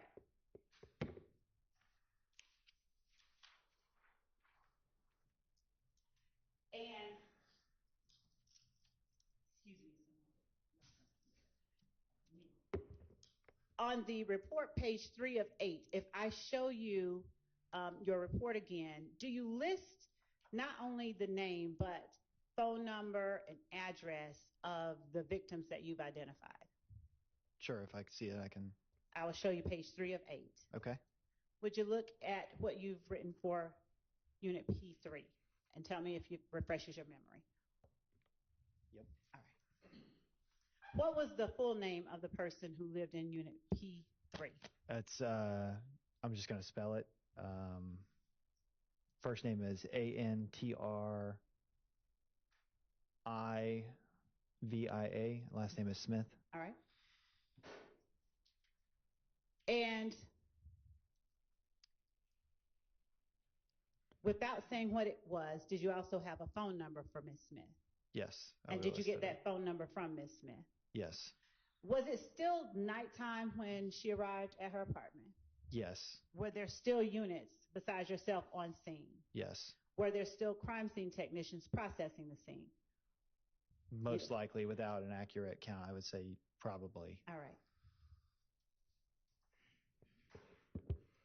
I'm going to now show you what has been marked as State's Exhibit 38.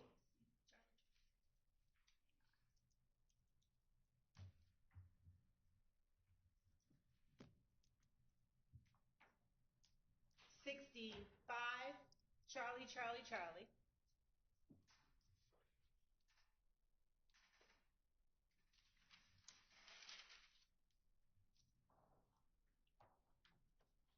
And I'm not going to publish all of these. I'm just going to ask you whether 65, Charlie, Charlie, Charlie through 108, Charlie, Charlie, Charlie pertain to the apartment that belonged to Miss Smith that you dealt with. Okay.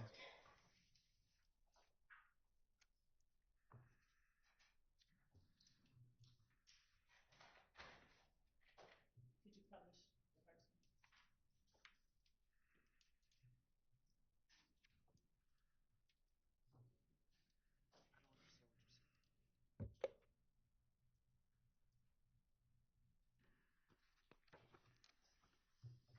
If we could put up State's Exhibit 66, Charlie, Charlie, Charlie.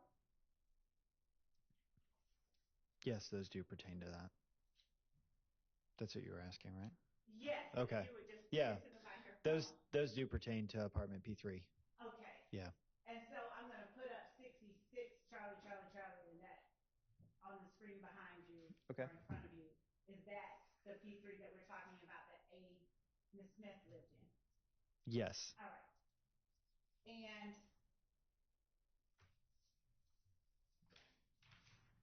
do you have any independent recollection of how long you spoke with Ms. Smith while she was on scene? No. Do you recall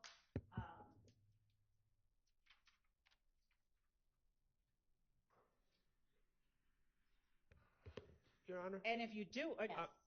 May we approach? Yes.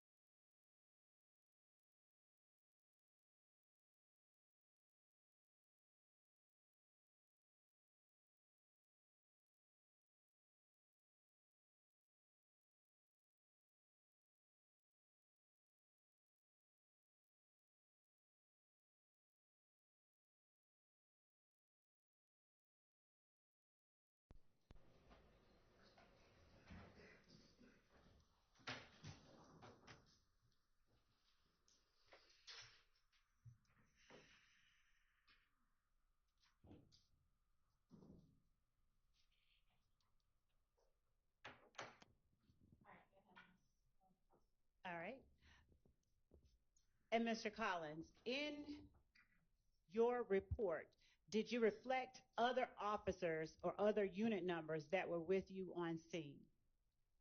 Did I write them in there? Yes. Yes. And do you recall, as you sit here today, who they were without refreshing your memory? Yes. Who were they? Would have been Kenneth Robinson responded, and my lieutenant, one of the sergeants. I want to say it was Lieutenant Bruce, probably Sergeant Dawson. And do you recall who would have been unit or 4380 and 6161? 4380 would most likely be a support person, like a crime scene tech, and the 6 number would be a detective. Would looking at your report aid you in remembering who it was? Yeah, All right. because I might have that backwards. I'm going to give you the whole report, and you look wherever you need to in your report.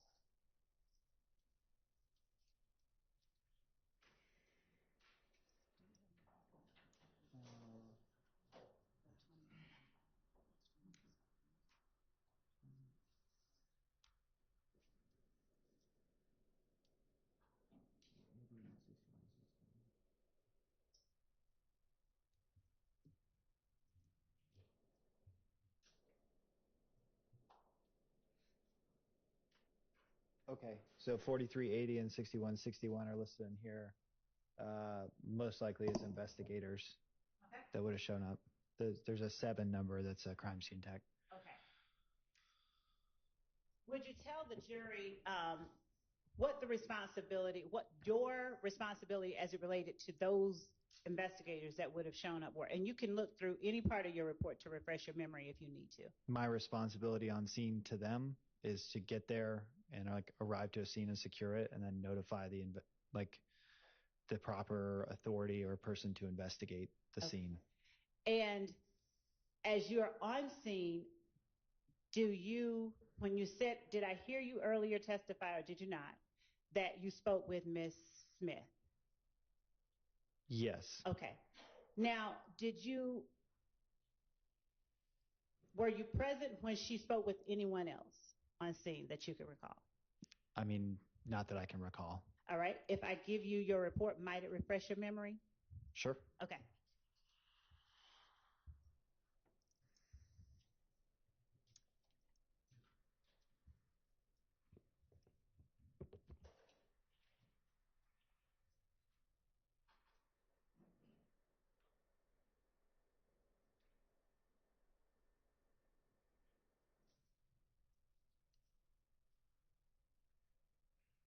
Okay.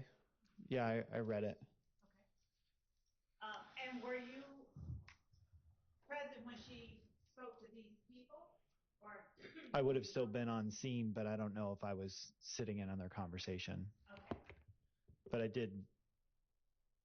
Yeah. Oh, but you did what? You can say whatever it is. I mean, I wrote down in my report that she had made statements. Yes. Yeah. Okay.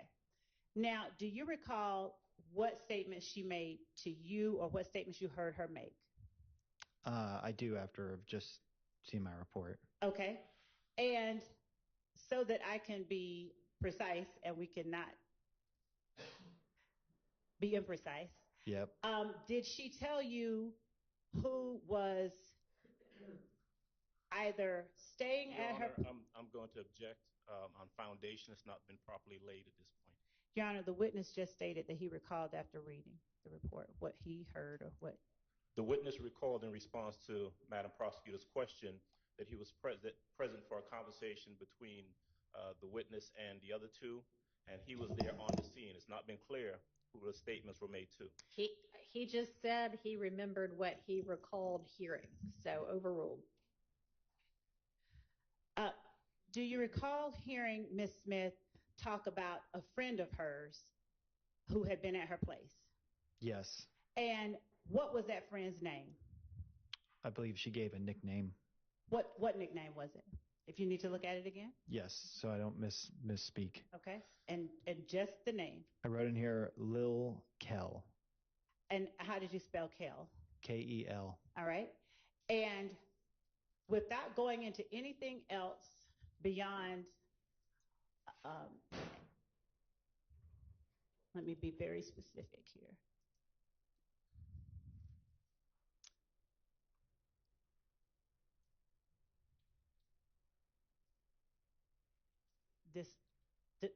what refreshes your memory, if it does, after Local, did she say what he was doing at her place? She stated that he was like hiding out at her place. Hiding out at her place? Yes. All right. Now, did Ms. Smith also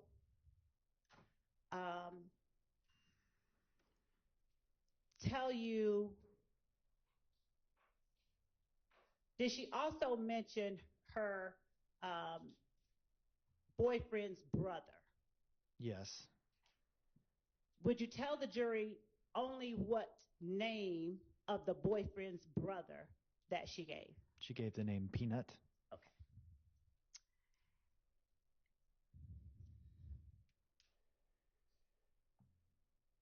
Was Miss Smith's unit the one that had the television shot and that sustained, would you say it sustained the least, the most, or the same amount of damage as the other units? That one looked like it received more damage than the other units. I'm sorry, could you say it a little bit more? That one had more damage than the other units. Okay. And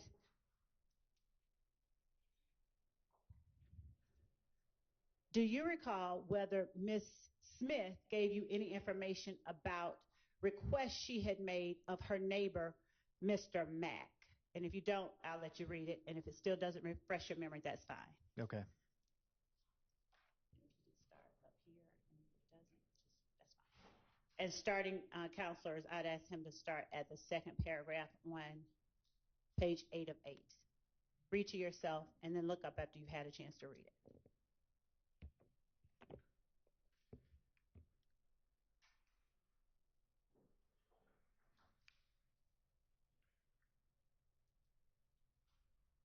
Okay. Yeah, I wrote here in the report. Don't say what you wrote in the report. Yeah. My question is, do you recall, after reading your report, whether Ms. Smith relayed to you or within hearing of you anything about requests she made of Mr. Mack? I don't remember that. Okay, all right. Now, did you list in your report the names associated with those numbers that you mentioned, those unit numbers? Yes.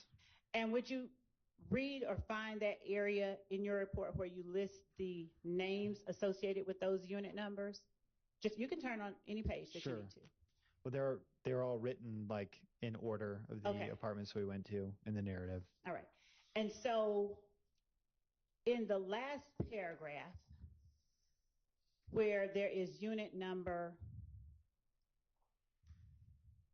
4380 and 6161, are you able to say which names are associated with 4380 and 6161? Did you write that in your report? Anywhere? And you can look on other pages. Yep, I did. I did write it down.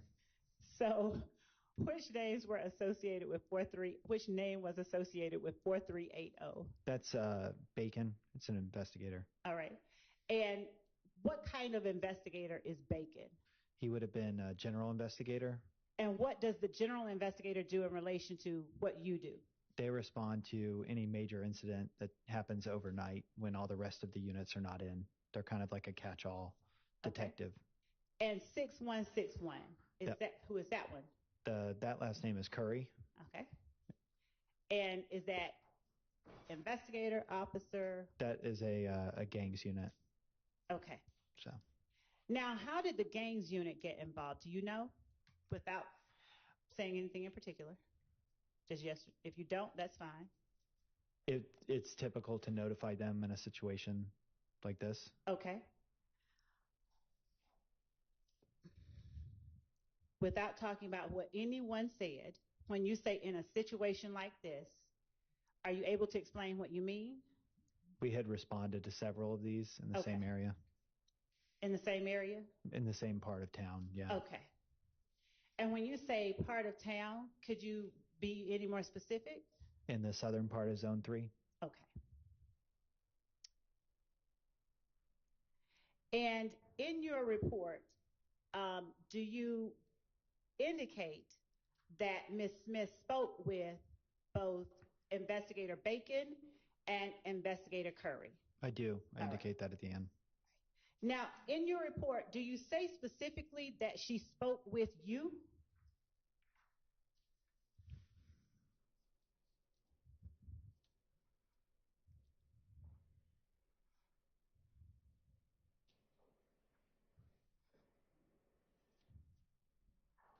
The way that I wrote it, it would indicate that she spoke with me. Okay.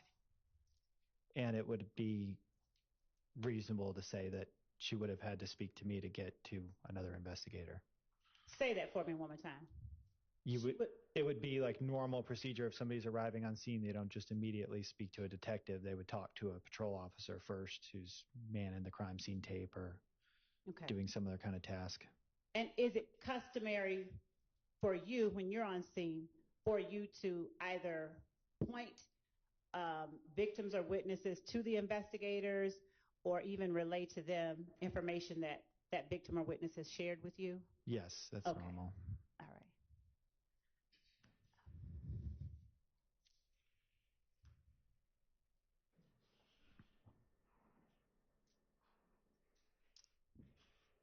Just 1 second.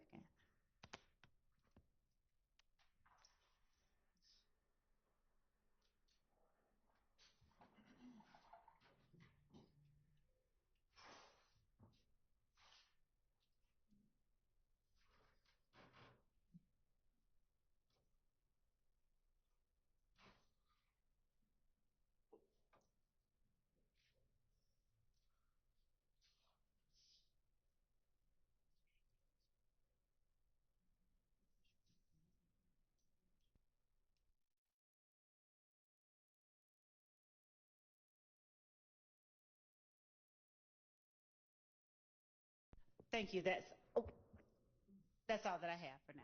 All right. Defense questions for this witness?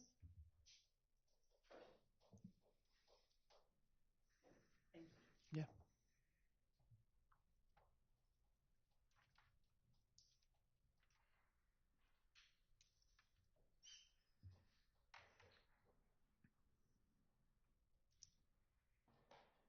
Mr. Collins, good afternoon, sir. Good afternoon. My name is Keith Adams. I represent Mr. Williams, who's sitting over here.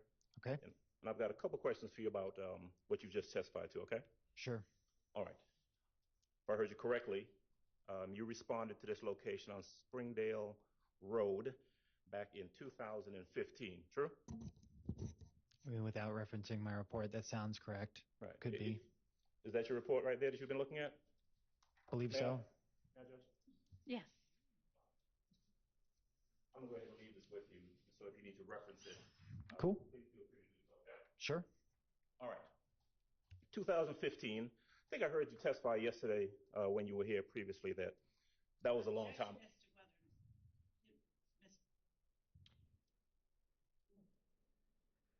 A belief about what Mr. Adams.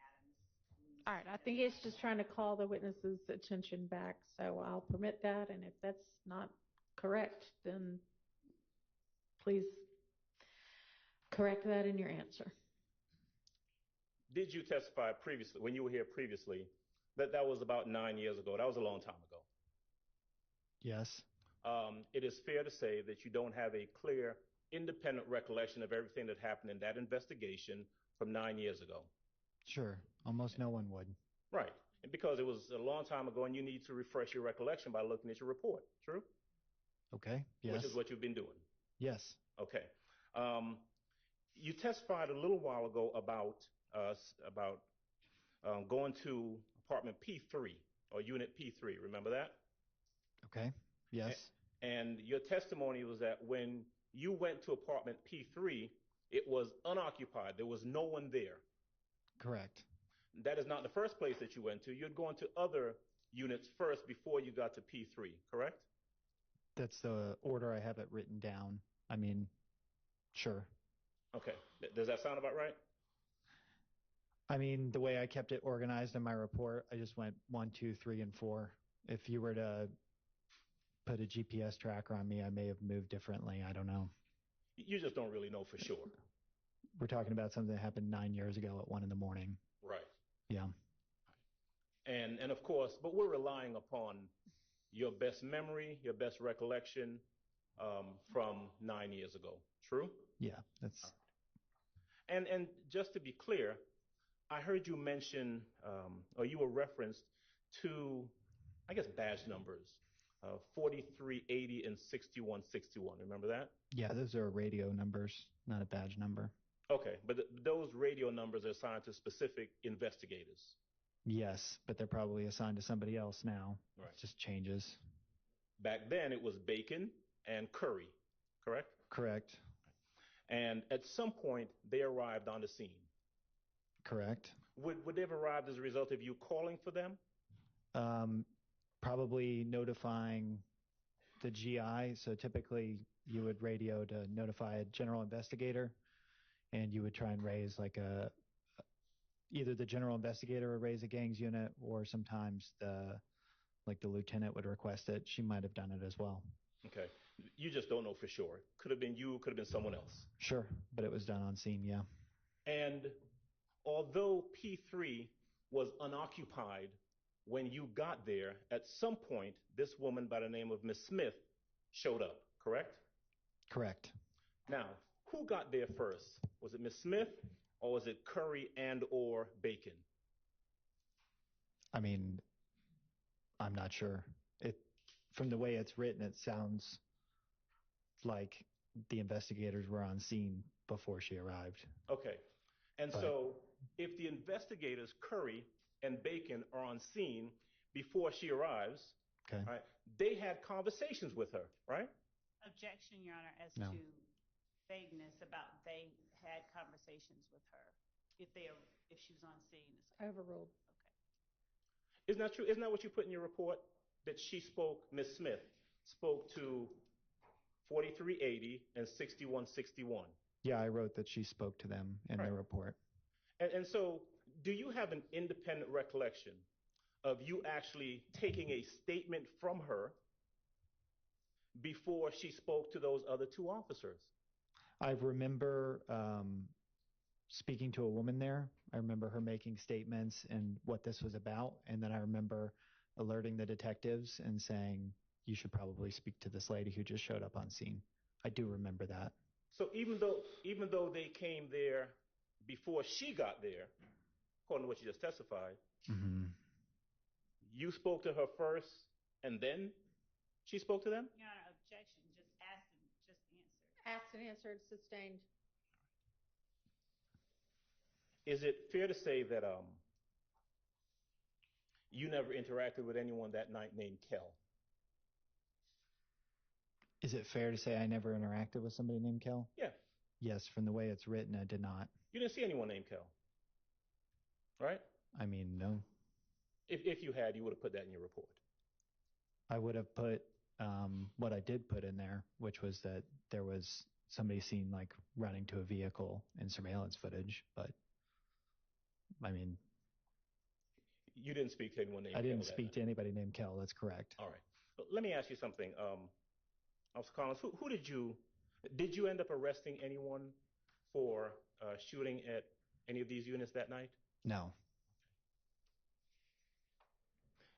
Is it fair to say that you were not in charge of any continued investigation after your initial appearance there at the scene? Correct. All right. You don't have any information about who may have been involved, who may have done this at all that you could share with this jury, do you? Past what happened on scene, no. Okay.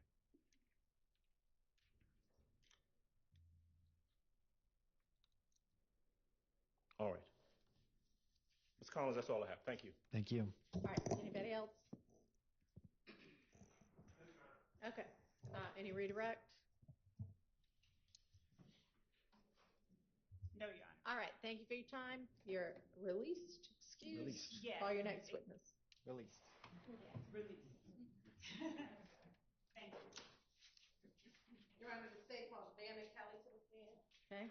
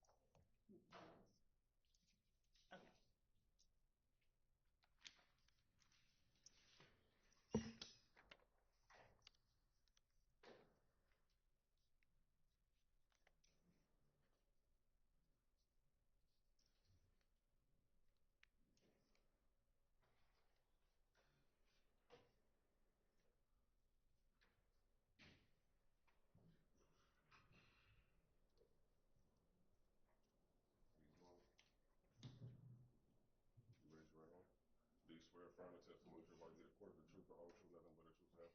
Yes. Maybe see, can you state your first and last name and spell them both, please?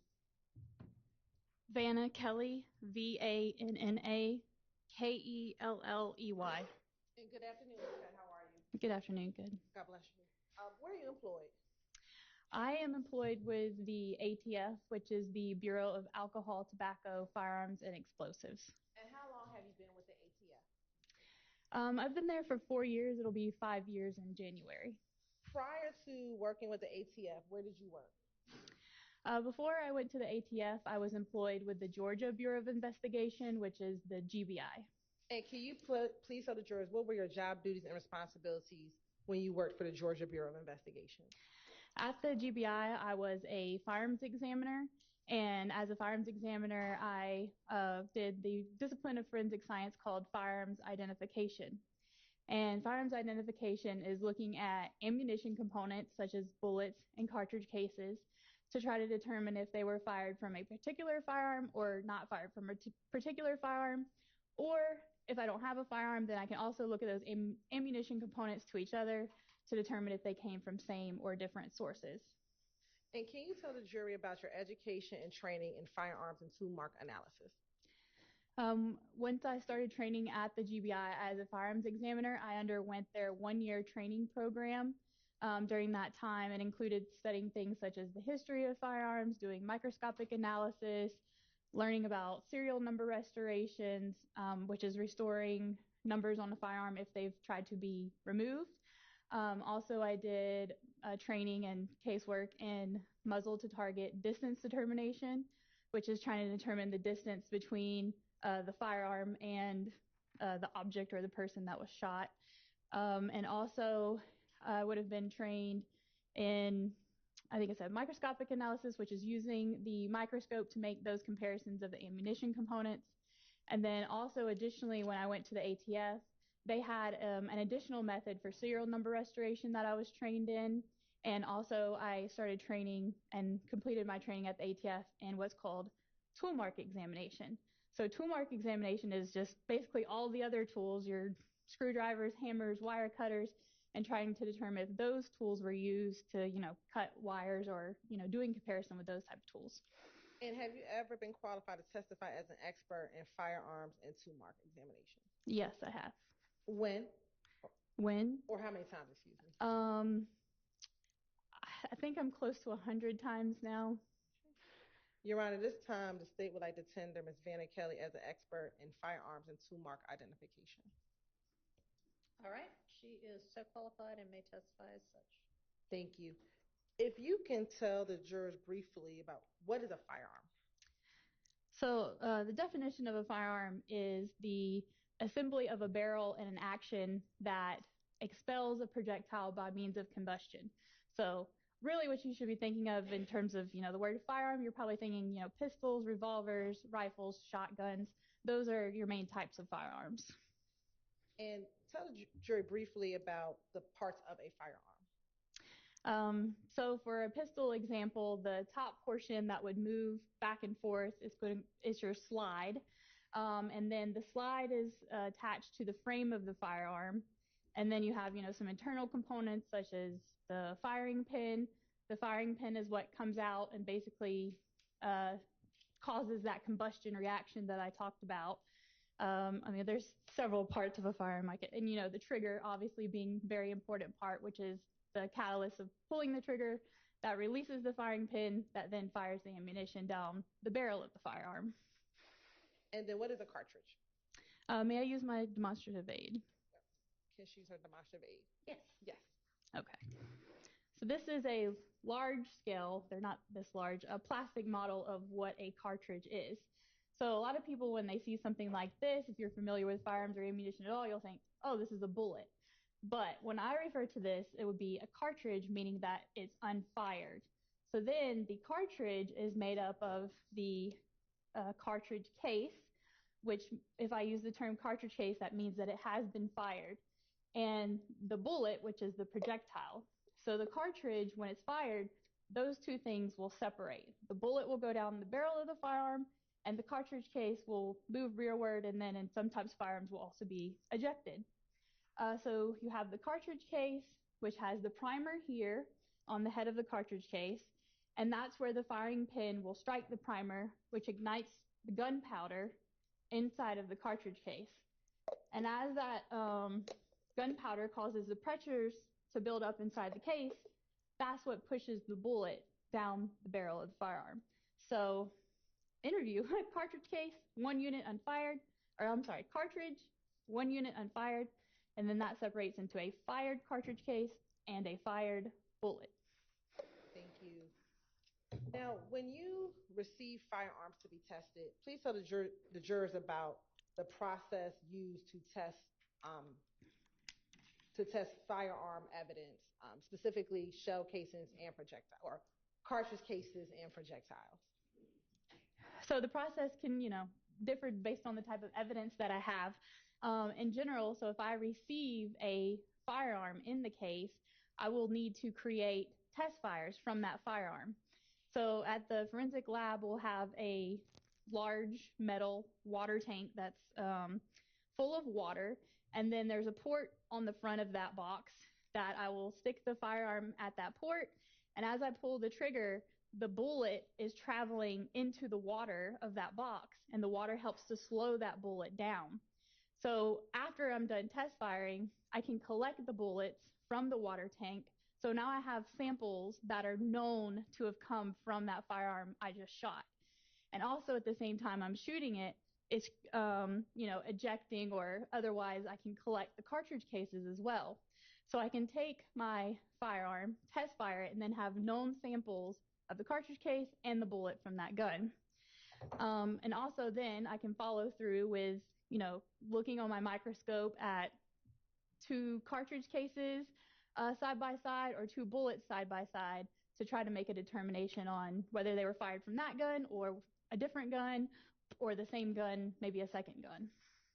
And tell us just briefly about that process of examining cartridge cases under the microscope to determine if they're fired from the same gun or different gun. Mm-hmm. So the first thing that I'm looking at when I start like a cartridge case comparison is what's called class characteristics. Class characteristics are predetermined by the manufacturer, and they indicate a restricted group source. So an example of a class characteristic would be if you go out to the parking lot and you're looking for a blue Ford F-150. So the color blue, that it's a truck, that it has the badging of the Ford F-150. Those are all class characteristics you're using to help narrow down what you're looking for. So you're not going to look at the red Chevy Corvettes because that's not within your class group. So for firearms, we can start with the same base level and say, okay, well, I can see these certain characteristics such as the caliber. If I have 1 caliber, there could be certain other calibers that I don't even need to look at because they're not the same class characteristics. And then the second level is called individual characteristics. So if I have a grouping now of class that are the same, I have to move on and say, okay, but within that class, are they fired from the same firearm? So those are individual characteristics. The individual characteristics from a firearm are created incidental to the manufacturing process. So that's the imperfections and irregularities on the surface of the gun, that as this ammunition goes through the gun, it's picking up those microscopic details. So then that's what I'm looking at on the scope, is the microscope, to determine, is it an identification, which means same source, an elimination, different sources, or sometimes we don't have enough information and that's an inconclusive result. Are you able to tell in your testing if a particular projectile and a particular shell casing were once one completed cartridge? No, what we typically are doing is looking at cartridge case to cartridge case and bullet to bullet. So there wouldn't be a time that I would have looked at the cartridge case and the bullet together to try to determine if they were once one piece of ammunition. Now, at the GBI, when you were working at the GBI, as a firearms examiner, did a firearms examiner have to have the results of their examinations verified? Yes. If you can tell the jurors about that verification process. So we had what I'll refer to as a primary examiner who is assigned to work the case. So the primary examiner would do their workup of all of the evidence, and then the person who's called the verifier has to then also take the evidence and microscopically look at it and reach their own conclusions about same source, different source firearms. So that's what the verifier would also additionally look at the evidence microscopically, and then, if needed, discuss with the primary examiner, and then move on with the case after that.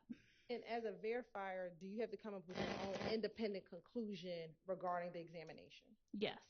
And when you were at the GBI, could the primary examiner release a report without having their testing verified? No. So for a case to be released, it would have to be verified and then peer reviewed. And once it passed those steps, then an official report could be released. And what's the distinction between verification and being peer reviewed? So verification would be, like I said, the microscopic looking at the evidence. And from what I recall, the peer review process was looking over the documentation of the case file to make sure that everything was aligned for the case file. I want to draw your attention to DOFS case number 2015-1001545. Did you serve as the verifier of that DOFS case number? Yes, I did. And who was the firearms examiner, or the primary firearms examiner? The examiner's name was David Voss. And did the GBI receive items to be tested? Yes. Your Honor, permission to approach? You may.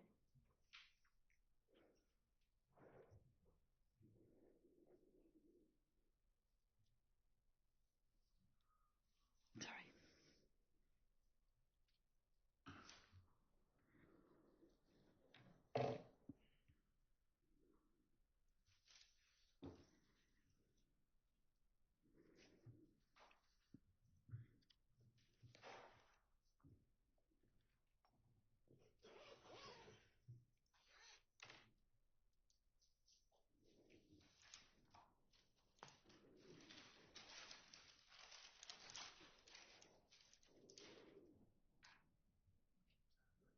So I'm going to first show you what's been previously admitted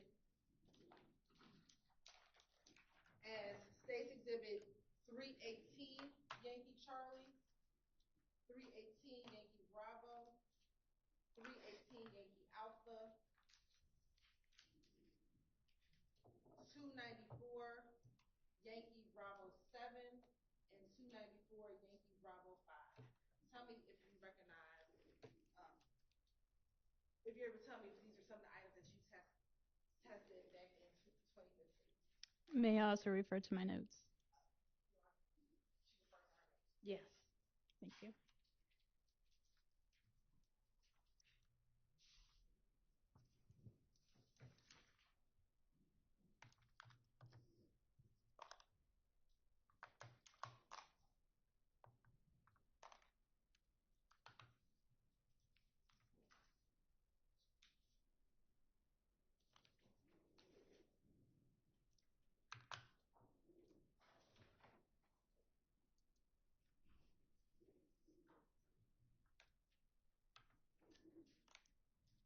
Yes, I can recognize these items as bearing the GBI case number, which is in my documentation, as well as the item number listed from the GBI as well.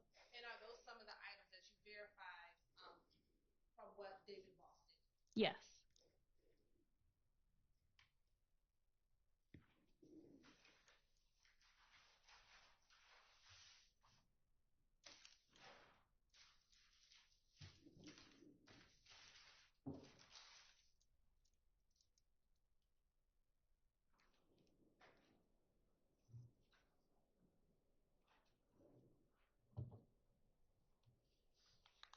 I'm now going to show you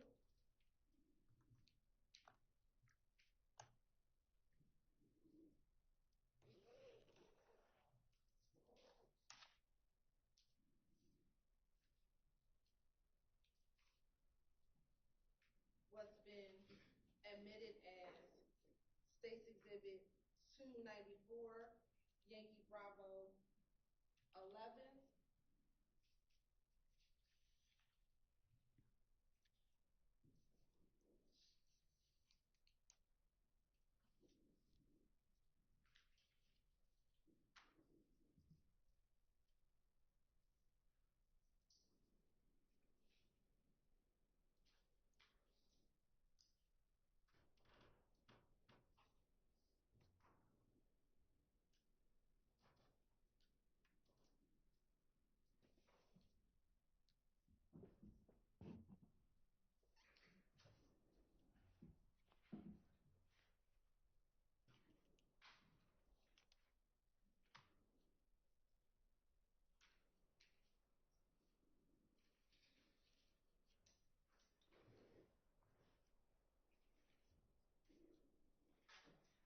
been previously admitted as 294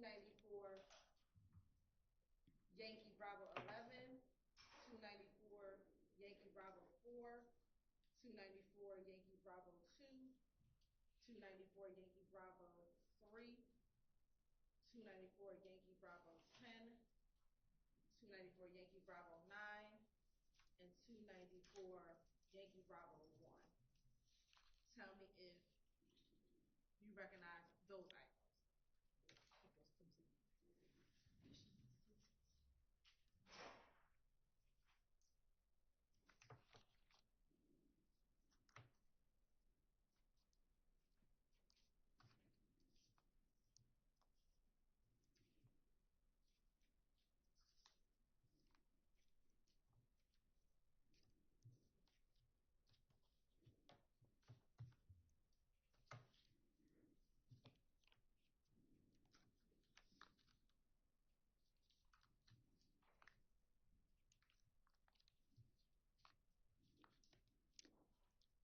Yes, these packages also bear the same GBI case number and item numbers associated with the verification that I did. Now showing you what's been marked as 294 Yankee Bravo 8 and 294 Yankee Bravo 6.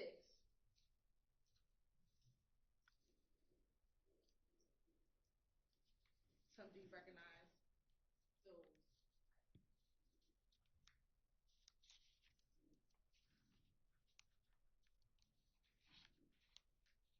Yes, these packages also have the same GBI case number and item numbers associated with verification that I performed.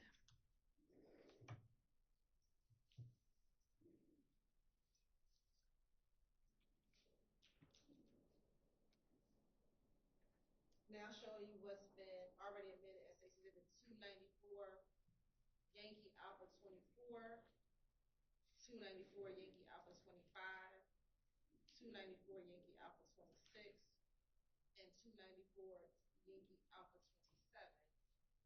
Tell me if you recognize those items.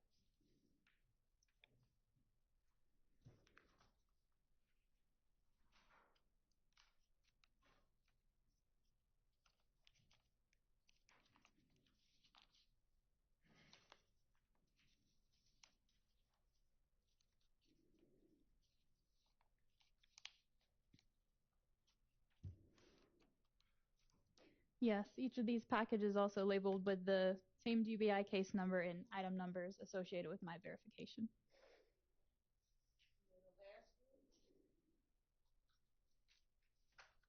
I'm showing you what's been admitted as 294 Yankee Alpha 23, 294 Yankee Alpha 22, 294 Yankee Alpha 21, and 294 Yankee Alpha 20.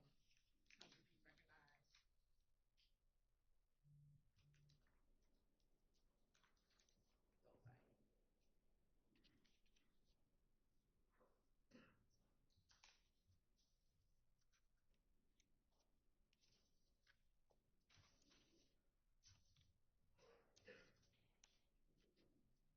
Yes, these packages also all have the same GBI case number and item numbers associated with verification I performed. And when we talk about the item number, what are you referencing? So each of the packages have the item number that was assigned at the GBI. So that would be a different number than what she's calling off. It would be a GBI association number. And in order to complete your testimony, is it easier to identify it using the GBI item number? If that's possible, that'd be great. Okay. What I would ask for you to do is, as you identify them, use both the GBI number and the state's exhibit number. Can you do that? For every time I refer to it, or the first time? The first time, and when we group them together. Okay. All right.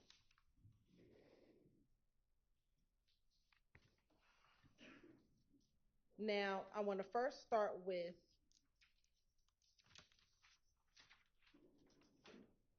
your GBI item number 2A, 2B, 2C, 5B06 and 5B08. Do you have those?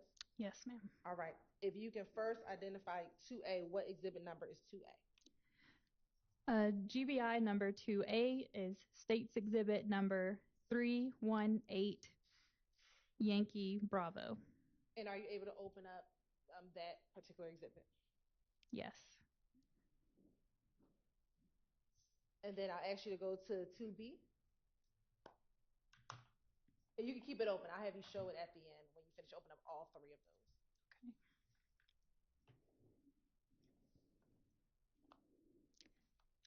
GBI item number 2B is States Exhibit number 318 Yankee Alpha.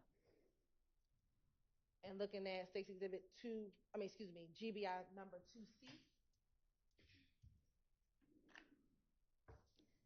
GBI item number 2C is States Exhibit number 318 Yankee Charlie. And looking at GBI number 5B06.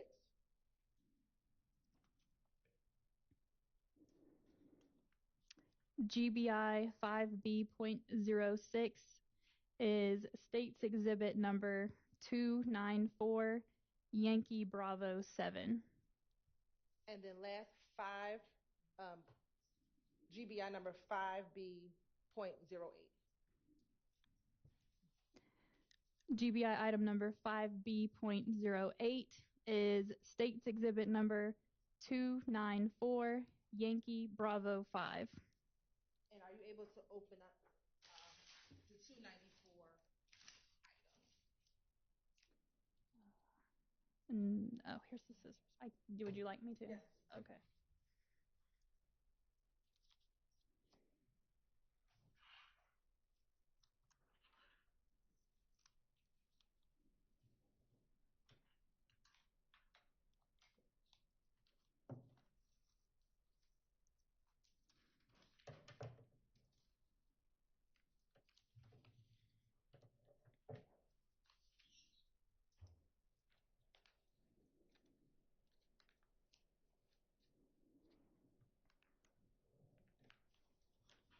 Now, looking at 2A, GBI 2A, 2B, and 2C, where did these items come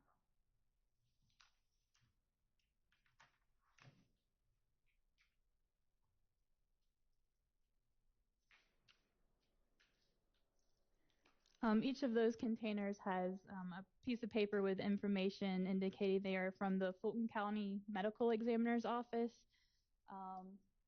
Would you like me to read the rest of the label? Yes, please. Okay. And I can refer to it by GBI number now? Okay, thank you.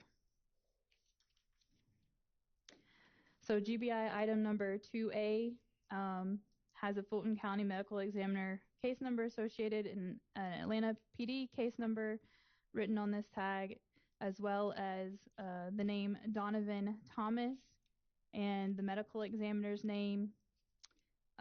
It has handwritten,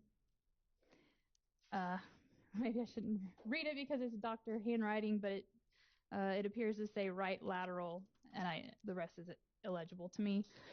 It also has a date of 1/11/2015 and says next to that 026 and then a B and an M. And who was the medical examiner? It does say the doctor's name was Michael M. Henninger. And is that the same label consistent with all three of 2A, 2B, and 2C?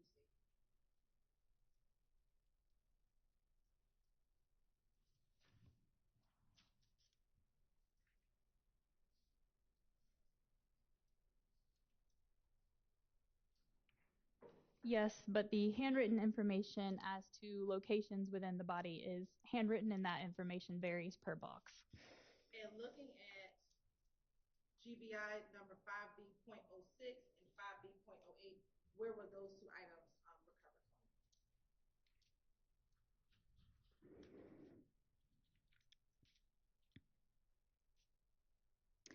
I can only read from the GBI label that it was submitted by the Atlanta Police Department. And is that the same for 5B08 as well? Yes, 5B08 was also submitted to the GBI by the Atlanta Police Department. And were you able to do any testing regarding those 5 items? Yes, I did. And what was the testing and what were the results? So for these, they are, I guess, varying degrees of fired bullets, meaning some of them appear to be portions of fired bullets or, because they can fragment and break off, etc. But for these, I did do a comparison to try to determine if they were fired from the same firearm. And I was able to determine that all 5 of these were fired from the same firearm. And were you able to Firearms police database.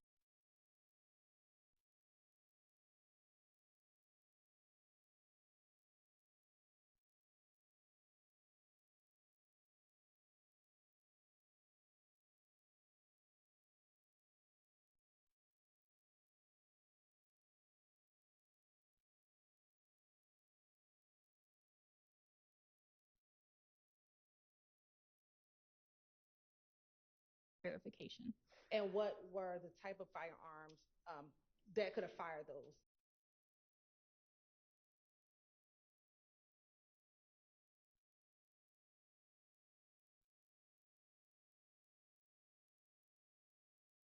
Firearms police database.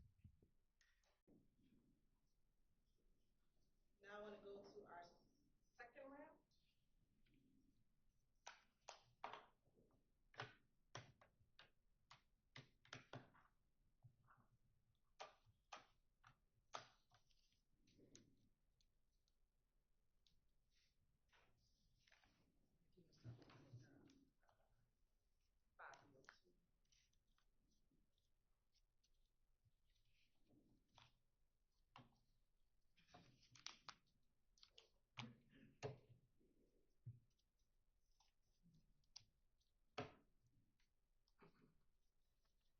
Man, how many of these evidence bags they gonna cut open like this?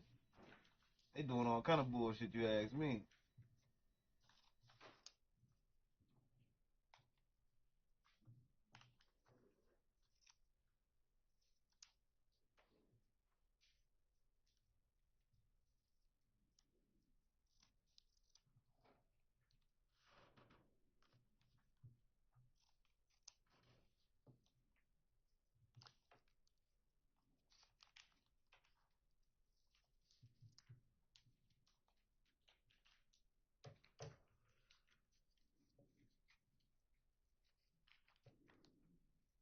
And we'll do the same thing. That 5B02, I asked, was GBI case number 5B.02 is the state's exhibit number 294 Yankee Bravo 9. Yes, it is.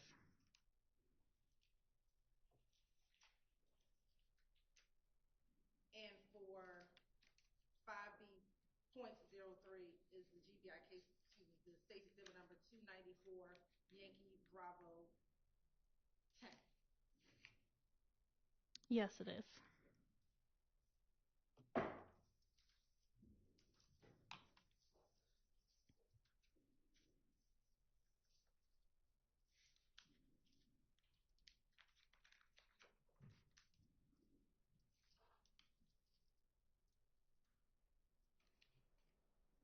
Five B.04 is the state's case number 294 Yankee Bravo 3. Yes, it is.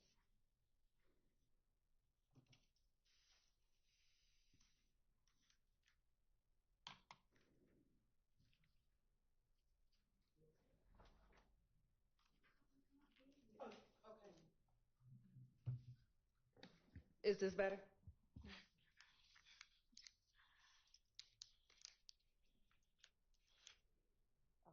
For 294 Yankee Bravo 1, is it 5B.01?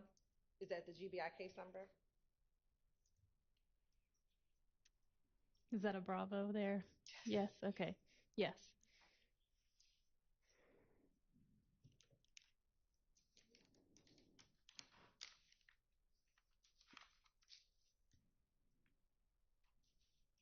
For GBI case number 5B.01, 5B.10, is it 294 Yankee Bravo 11?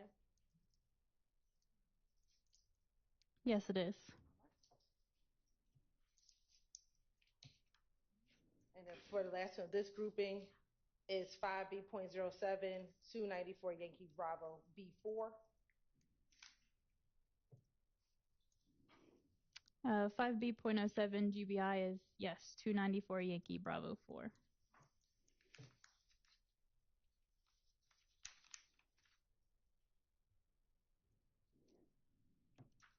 And then last, 5B.05, is that 294 Yankee Bravo 2? Yes, it is. And if you could tell Jory, what, if any, comparison analysis were you able to do for this group of exhibits?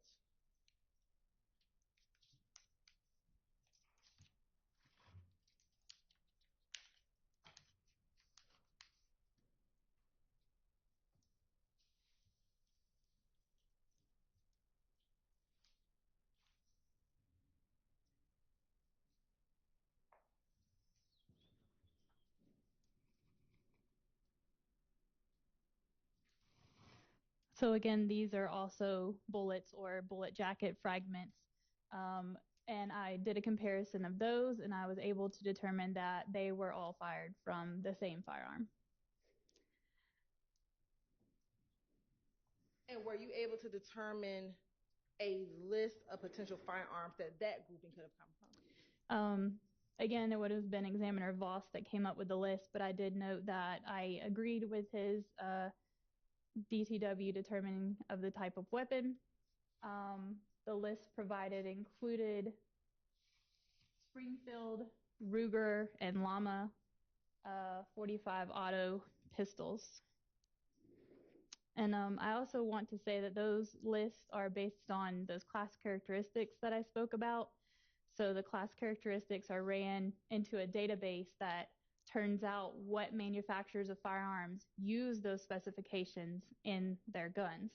So that's where that information is coming up about what type of firearm manufacturer could have produced the class characteristics from these items. Thank you.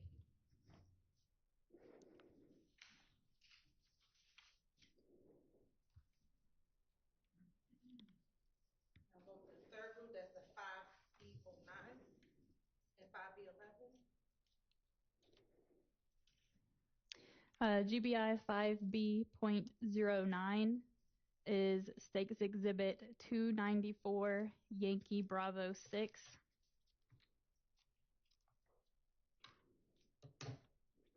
And GBI item number 5B.11 is States Exhibit number 294 Yankee Bravo 8.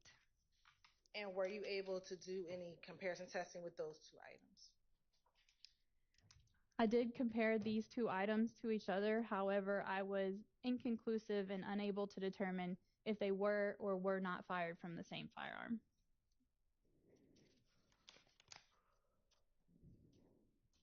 And what's contained in those two exhibits?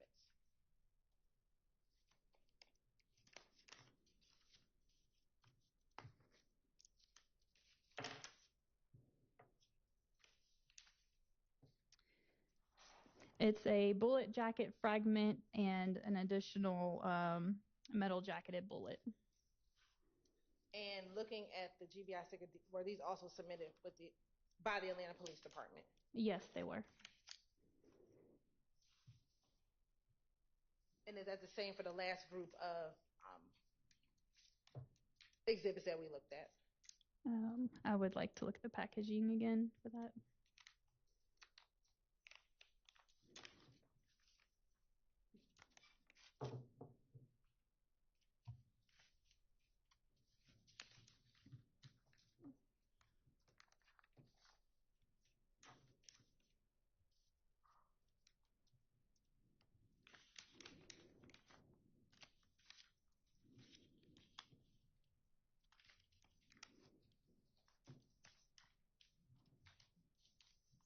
Yes, even though each of those packages were also labeled as being submitted to the GBI by the Atlanta Police Department. open up the grouping 5A02.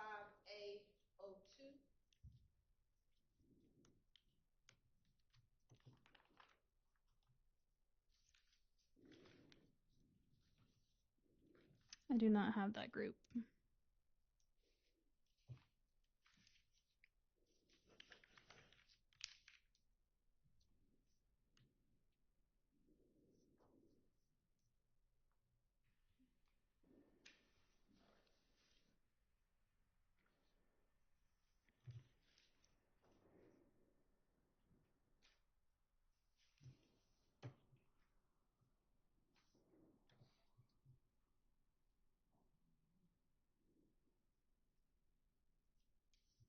I believe this one. Well, we'll start with the 5A11 and 5A18.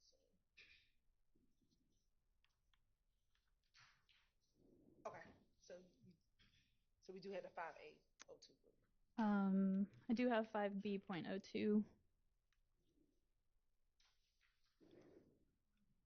That's what we'll go with. We'll start with 5A11 in the 5A14 group. Okay.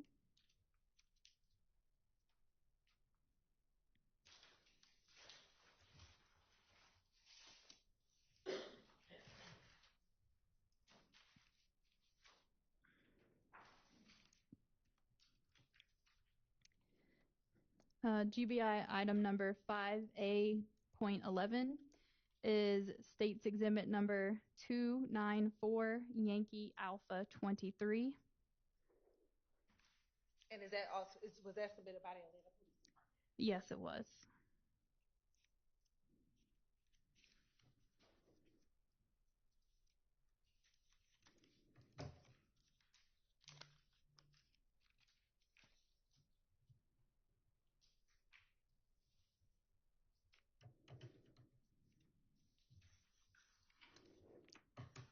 GBI item number 5A.14 is States Exhibit number 294 Yankee Alpha 22, and it also indicates it was submitted by the Atlanta Police Department.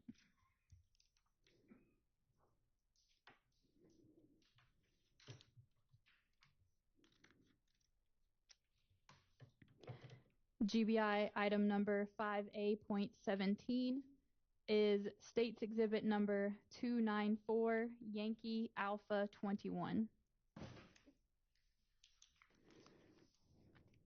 And it was submitted by the Atlanta Police Department.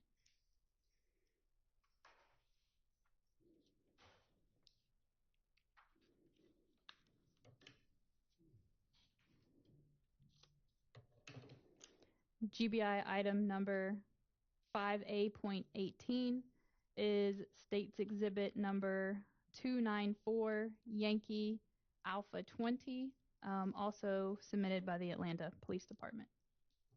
And were you able to do comparison testing on these items?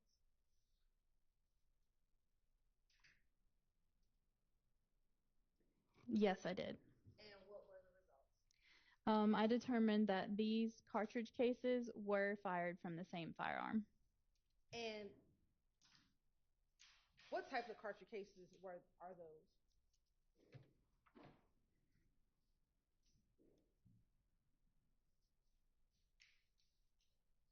These are .45 auto caliber cartridge cases. And were you able to determine from this group a potential list of firearms that these could have been fired from? May I refer to Examiner Voss's report? Okay, thank you.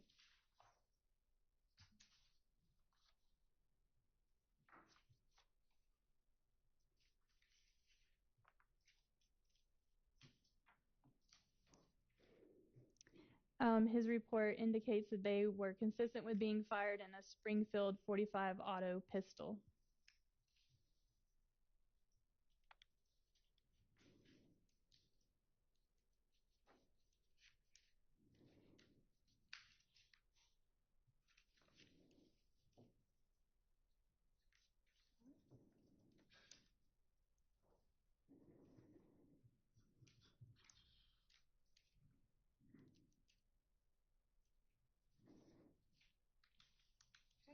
I'm going to hand you the group beginning with 5A.10.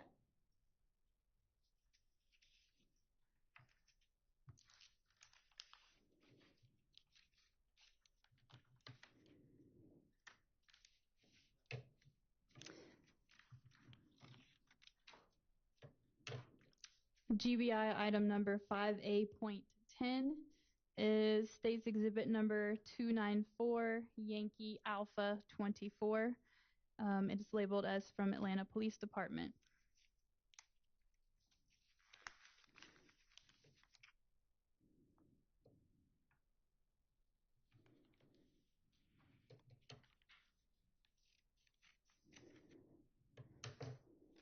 GBI item number 5A.13 is State's Exhibit number 294, Yankee Alpha 25.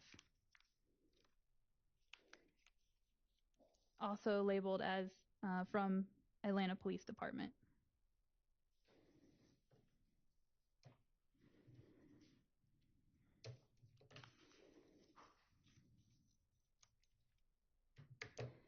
GBI item number 5A.15 is State's Exhibit number 294, Yankee Alpha 26 from Atlanta Police Department.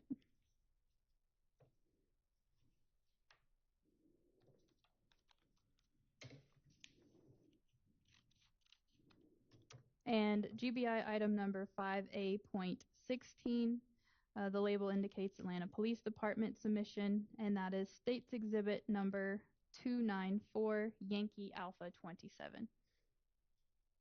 And were you able to verify if these items, what were you able to verify regarding these 4 items?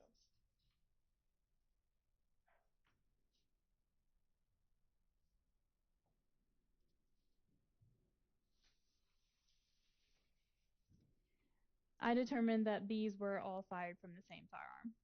And were you able to come up with a list of what firearms these shell cases could have been fired from?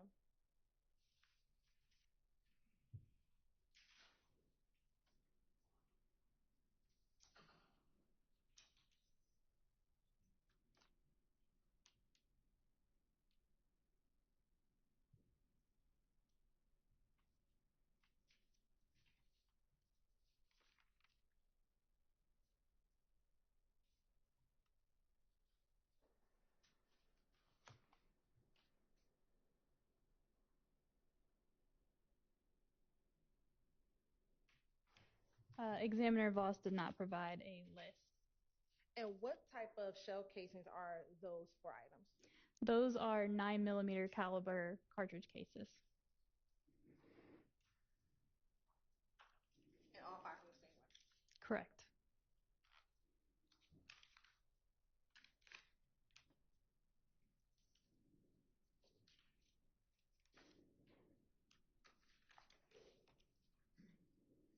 Ms. Hilton, just for terms of break, are you going to be much longer with this witness? It's fine if you are. I just wondered if we should. We can take a break because I have another large piece. Okay, let's take a break, and then we'll come back and continue with this witness.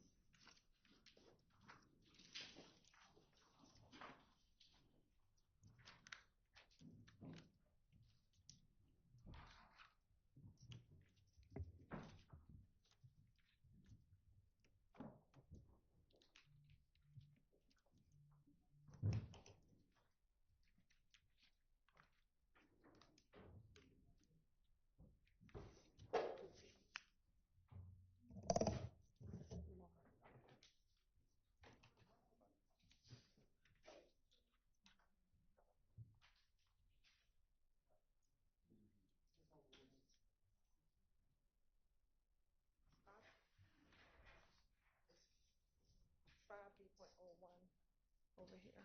Make sure I keep up. Let's all take a quick break. It's right there.